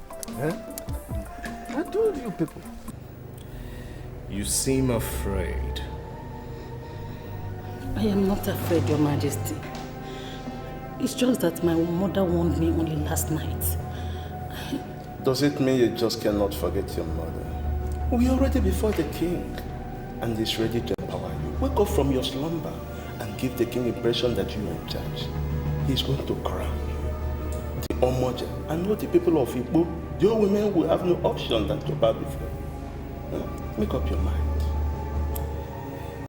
When you become the Omoja, you shall be answerable to me.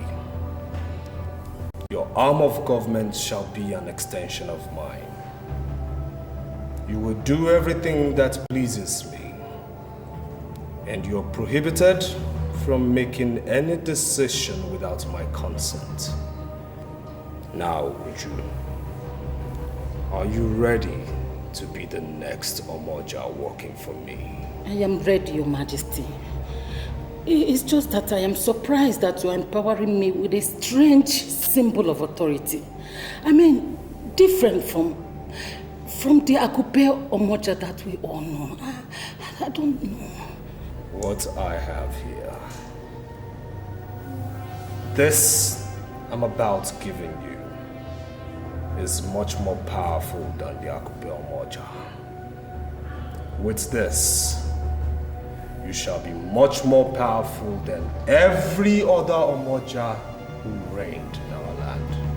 Your Majesty, the summon is too much. She's ready.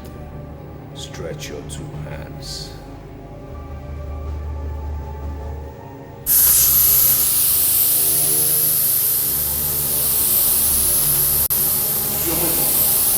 What is happening? What? Your Majesty! She's dying slowly. What's happening? No. It's getting the spirits of your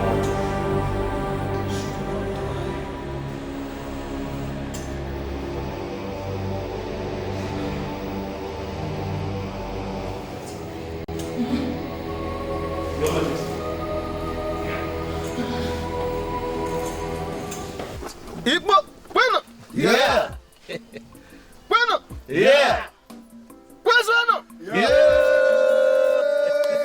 Igbo God, Today is the appointed day. We are ready. The chief priest is here with the symbol of authority. Women, let us have the person you have selected, so the chief priest can bestow on her all the paraphernalia of the office of an Omoja. Point of order, Uwefubuaku. I want to let all know this, that being selected by the women is not the same thing as being qualified. Akupe Omoja is not an ordinary symbol. A woman who has perverted the cause of justice is not qualified to bear it. A woman who has cheated on her husband cannot bear it and live. A woman who has attempted to thwart the truth at any point in her life is disqualified. The office of the Omoja is a sacred one, reserved for extremely responsible women. That is what I want everyone to be aware of. Ishoba, please, sorry, but sir, I want to give an information. I came here specifically because a man of Adaboza by the name of Abalanze. Abalanze? Yes, he's still in my house as I speak. And he came specifically to ask me to give you an information as the leader of elders in council. He asked only one question which I want the elders of Igbo to answer. Can we possibly install an Omoja without a king? The answer to his question is no. We cannot install an Omoja without the king. And today, there is no king in Igbo. That is the more reason why we want to install an Omoja now. The late King Onyeburebu manipulated his way to the kingship. And his son, Charles, who is supposed to have returned the Okukundi Oba, refused to do so, even till now. So we have left everything in the hands of God while we wait for I am sorry, Ishi Obako. I spoke one-on-one with Abalanze of Adabozala, and he asked me that we should exclude God in this. According to him, I'm so sorry, he said that we should ask the chief priest that is here present with us, because he has the Akupo Moja in his hands, and he has the authority of office in his hands. He has the responsibility of looking into the faces of all the women that are here present. The onus is on him to tell us who exactly is the Omoja of Igbo. There are some responsibilities that God has already given to men, and the selection of an Omoja is one of them. We don't have to disturb God. Adalego, the chief priest is here. Any message sent through smoke has already reached the sky. Yeah. What am I going to tell the people?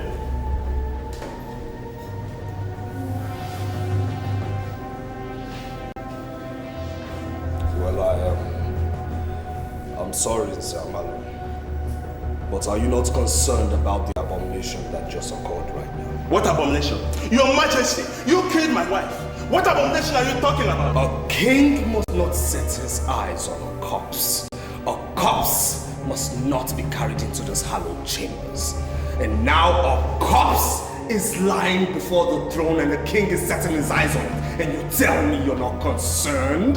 I don't care about all the rubbish you are talking about. You must figure out something to do to make sure that this thing is something is done. Otherwise, I'll be forced to set these brothers ablaze. You dare threaten me? You dare threaten the king of this land? Onyeburebu the second of Igbo does not ring a bell into your common skull. I give you 10 minutes to say something meaningful. Otherwise, I will show you the reason why the men of Igbo are not comfortable with my presence.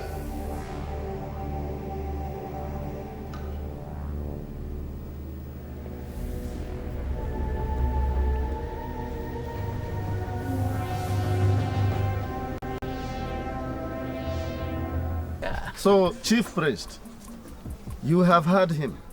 Over to you.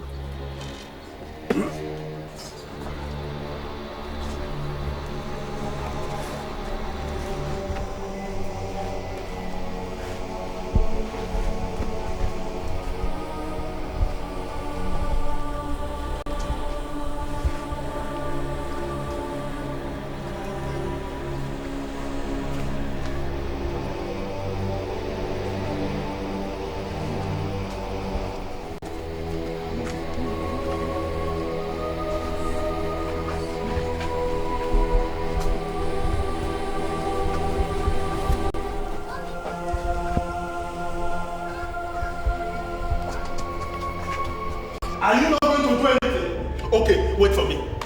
You wait for me.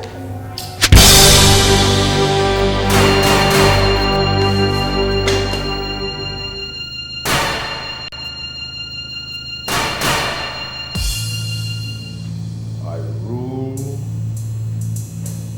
on a powerful throne, and I cannot be killed on a throne I inherited from my father. I am King Onyeburebu the second.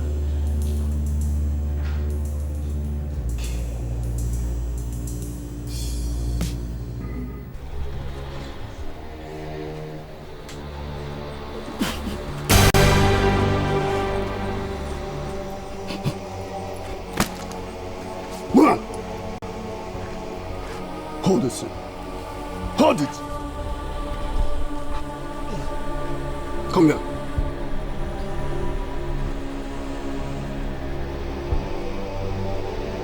By the authority bestowed on me as the chief priest of Igbo land, I hereby leave you with this symbol of authority. You are now the Omoja of Igbo land. Hey! Yeah! Yeah!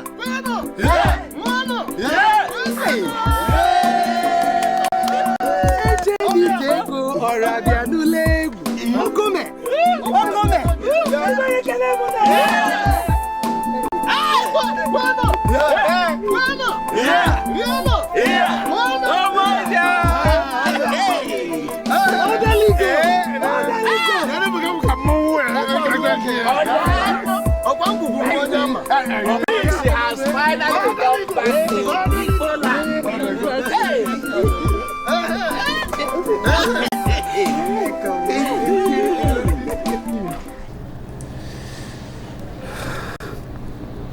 Two corpses.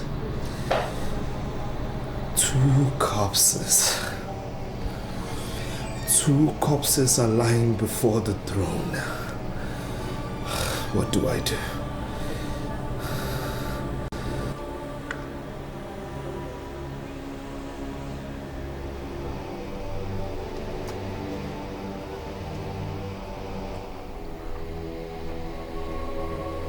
I want to presume you're new here, that's why you're looking at me like that. I'm new here as a guard, but that does not mean I did not know Thompson Ezenagu of Igbo. Oh, good, good. So where is your kin? Does he know you're coming here today? It doesn't matter. Where is he? Do you regard him as a kin? This guy? Sincerely, I don't. I resumed duty this morning and no one has even briefed me of what my duties are. I'm sorry for you. Oh, where is he? We are a popular man of Igbo.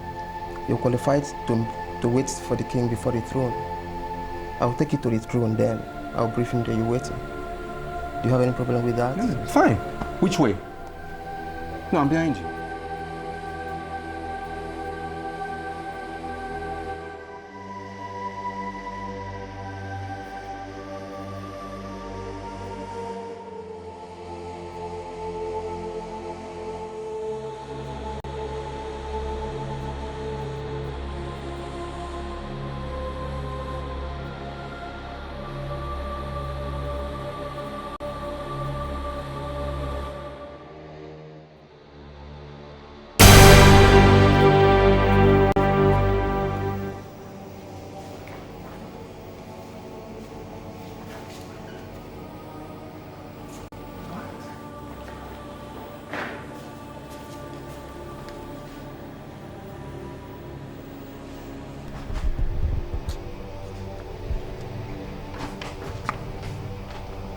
What are you doing here and how did you get into this palace? There are two cops lying at the foot of the throne and you ask me how I got here? Who are they?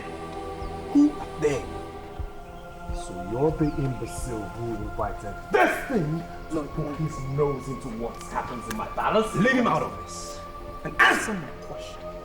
Who killed them? You will pay for this. You will pay. No, I tell you this.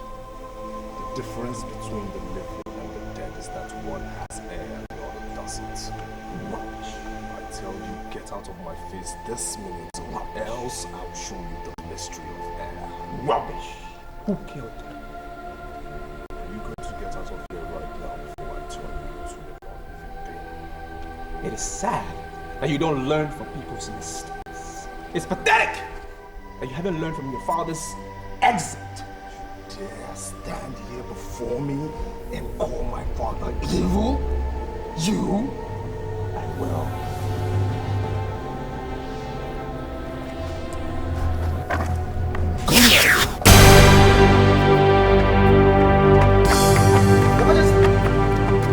Are you under the illusion that you, a commoner, will live here alive? Your Majesty, it's a taboo for a king to kill someone in Igbo. How dare you?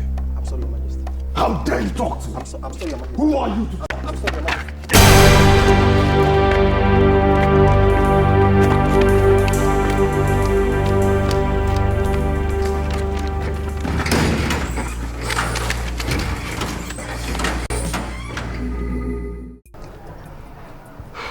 You don't know the people you saw lying dead. But I know. They are Nzamalu, Uju, my son-in-law and daughter respectively. Omoja, please don't be offended. But are you telling me that Nzamalu and Uju are no more? This kingdom will not mourn them. The man that is keeping the Okukundioba should not set his eyes on any corpse. And if he does, the said corpse should not be mourned. And the man keeping the symbol of authority should surrender it. That son of a murderer will not give up the symbol of authority. He won't. And I just don't understand how come suddenly Charles has just transformed into something so evil. His father lured him into the wicked paths that he is treading. And he is of the opinion that his father's charm will save him. And that is the reason why he will not surrender the symbol of authority. I'm sorry, Omoja, but I have an idea. Perfect plan that I have thought of. And that is the best way we can solve this nonsense. If that idiot refuses to surrender the symbol of authority, we are going to force him to release it. No. I disagree with you immediately. We cannot join issues with the man keeping the Okuku Ndioba. No. We have to follow him diplomatically. Okay, so what happens to the corpse? Are we just going to sit back and not bury them? The truth you must note is that I am no longer the Mamuju that calls for sanity. No. I am the Omoja of Igbo, traditionally saddled with the responsibility of ensuring that sanity is sustained and established in all parts of this kingdom. My daughter and her husband undermined the cause of justice and good governance of this land. And they paid the ultimate price. There shall be no gunshots. Get the youths and bury them this night. Nobody should mourn them. Apart from the youths, nobody should attend their burial. I have spoken. This night? Yes, this night. I am aware you know how angry I am that Thompson Ezenagu, like the coward he is, hits me from behind. I still managed to come to this border. So my advice to you is that you should not do anything to suggest to me you're working with my tormentors. The only tormentor you have is the Omoja of the Igbo kingdom. She will finally nail you. But you have a way out. Surrender the symbol of authority and be relevant in the Igbo kingdom. The Omoja is not a mere woman. She can do and undo. Tonto Dikeh, I am not here to discuss what doesn't exist. There is no Omoja in my land yet, for I have made it impossible for her to emerge, and so shall it remain. For you to say that we have no Omoja in the Igbo kingdom is wrong, because there is an Omoja in Igbo. Tonto Dikeh, do you realize you're standing before the king of Igbo? And a mere blind witch doctor from Adagbozala cannot tell me what happens in my kingdom. For you to say that there is no Omoja in Igbo simply means that you are just parading yourself as king. Submit to the supremacy of the people and be relevant in Igbo. Your father's advice is defeatist. Do not follow that track. Now you stop there! You brats of Abanabo. A man that dines with the spirit cannot be a brat. The portion of death he inherited from your father, which he used for terror, was given to him by just a blind man. A blind man who has died twice and resurrected. But I assure you, he's going to die the third time. And this time, there will be no resurrection.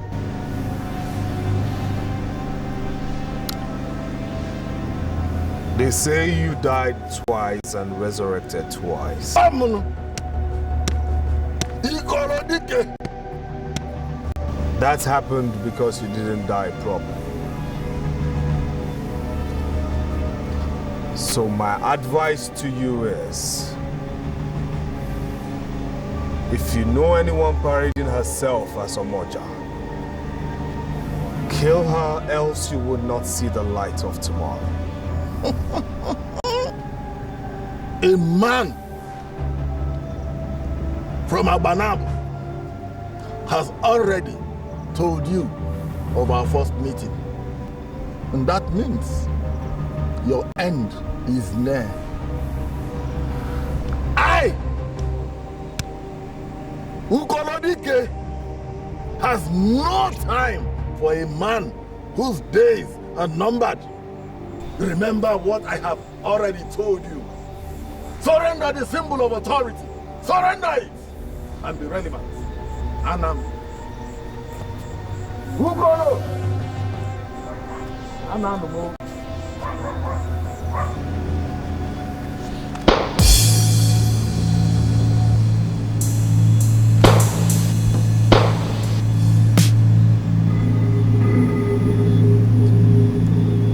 There won't be a third resurrection.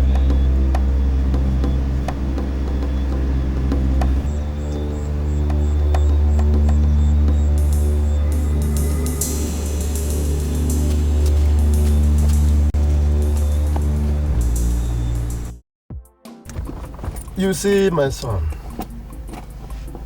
the example you showed yesterday has proved to everybody that you are a true son of Igbo kingdom.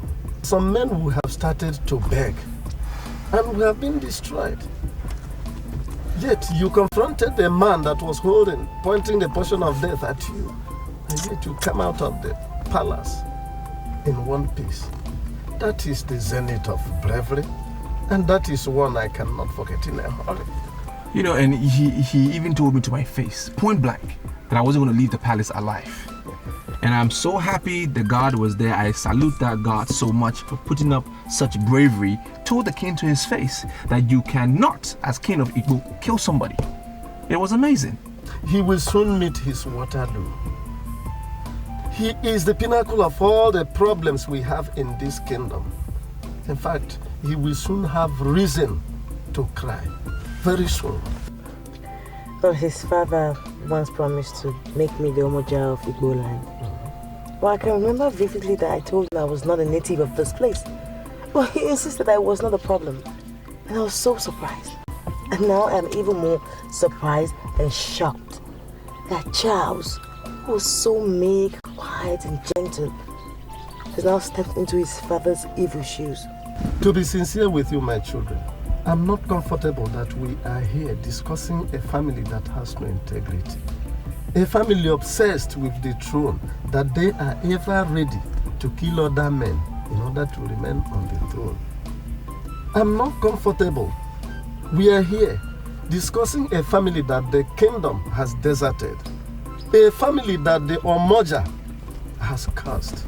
A family that is up against the gods.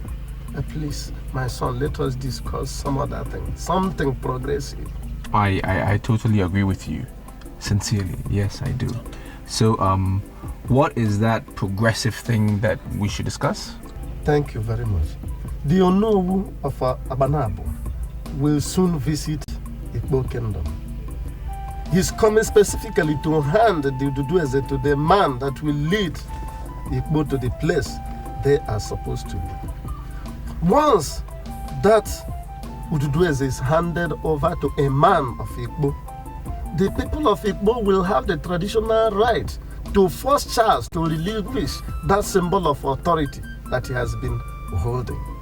What do you want us to plan? Well, maybe Ugezu is interested in becoming king and is indirectly seeking for our support. Well, Uncle, if that's the case, be rest assured that you have 100% support.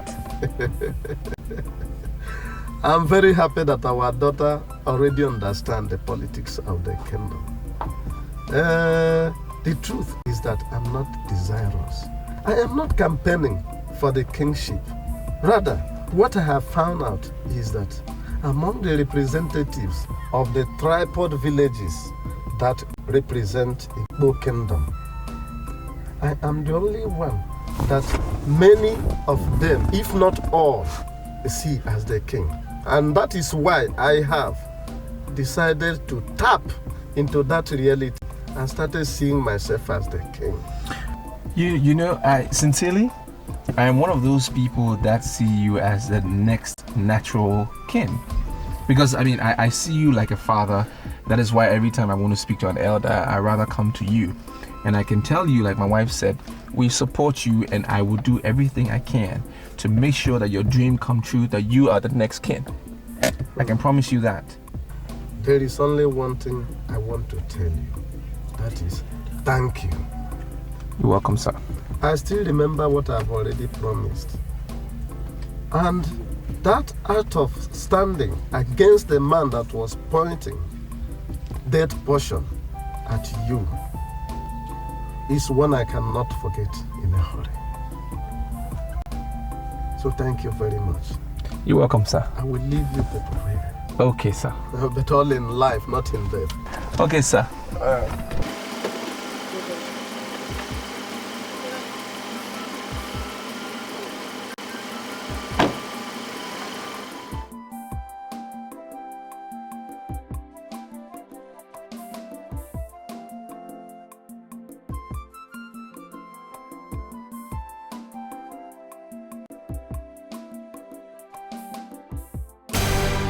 Dare tell me to my face that you're amongst the idiots who undermine my power and authority as king of Igbo?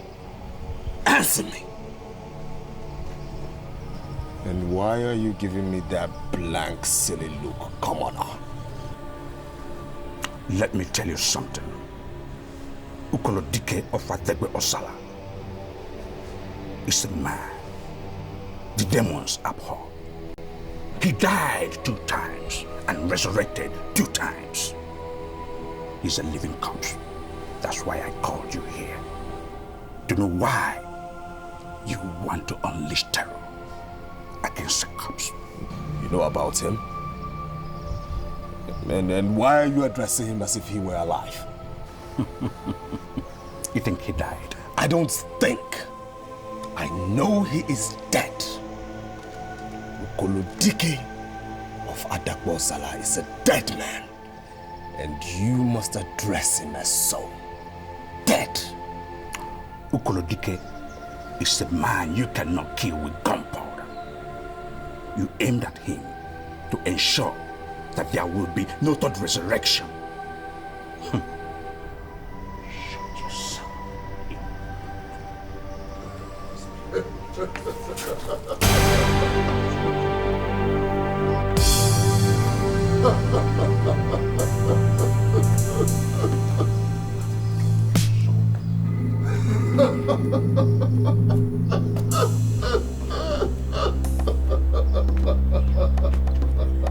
You're still alive?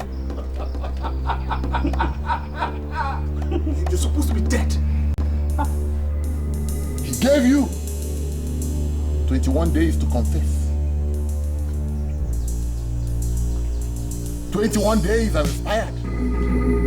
You have automatically expired.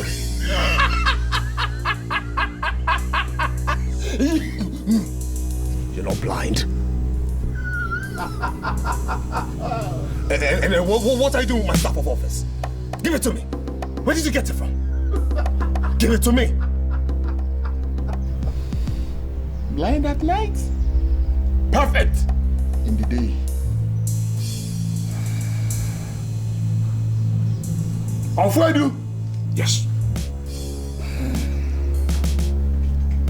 Take this staff of office.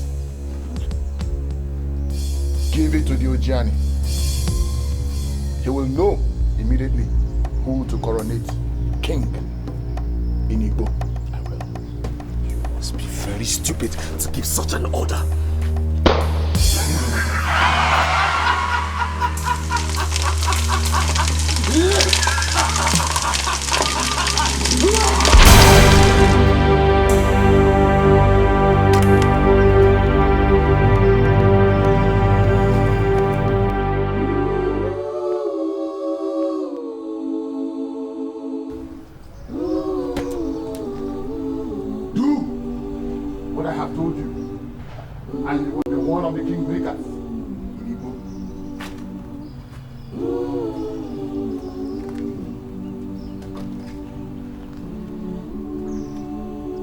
All the men you and your evil father killed were buried normally.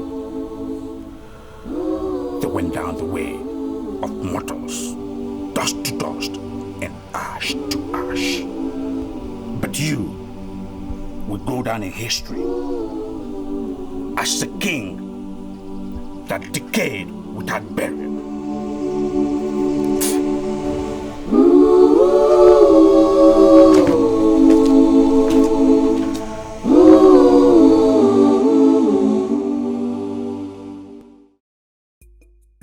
These are the 3 men representing the 3 major villages of Igbo.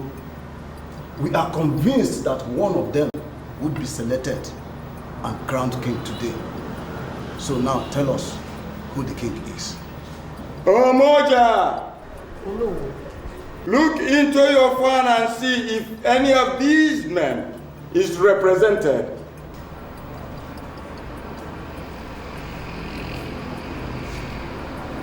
None of them is represented in this meal. See? These are the noblemen of Igbo. And I can confirm that none of them is the king. In that case, I don't know what to do. Abanabo, we now rely on you to give us a solution. So show us, who will the king be? Ochana, I was told to give you this symbol of authority. And I was also told that if you bear it in your hand, you will be able to identify who is going to be the king.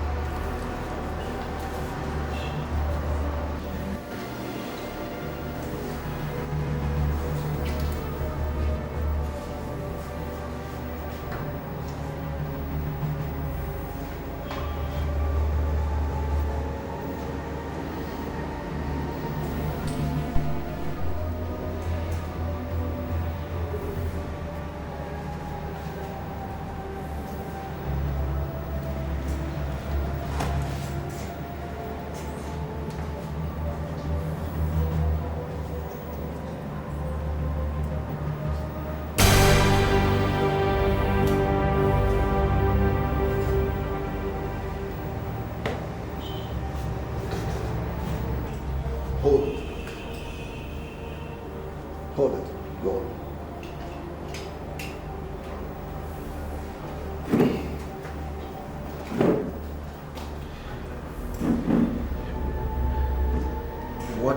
What am I supposed to do with this? You are the choice. You are the king of Igbo. Come forward. Come forward. You are the chief priest. Come this way.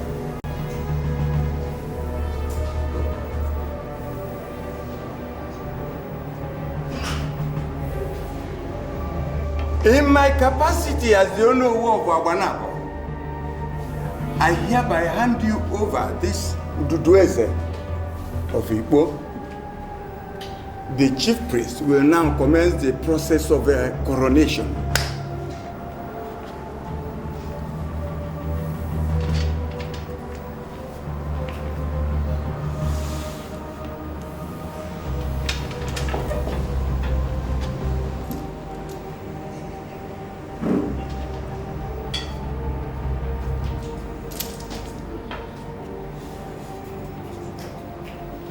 Standing here in Igbo village hall, I hereby cry you the Ugezu, onye Chimereze of Igbo.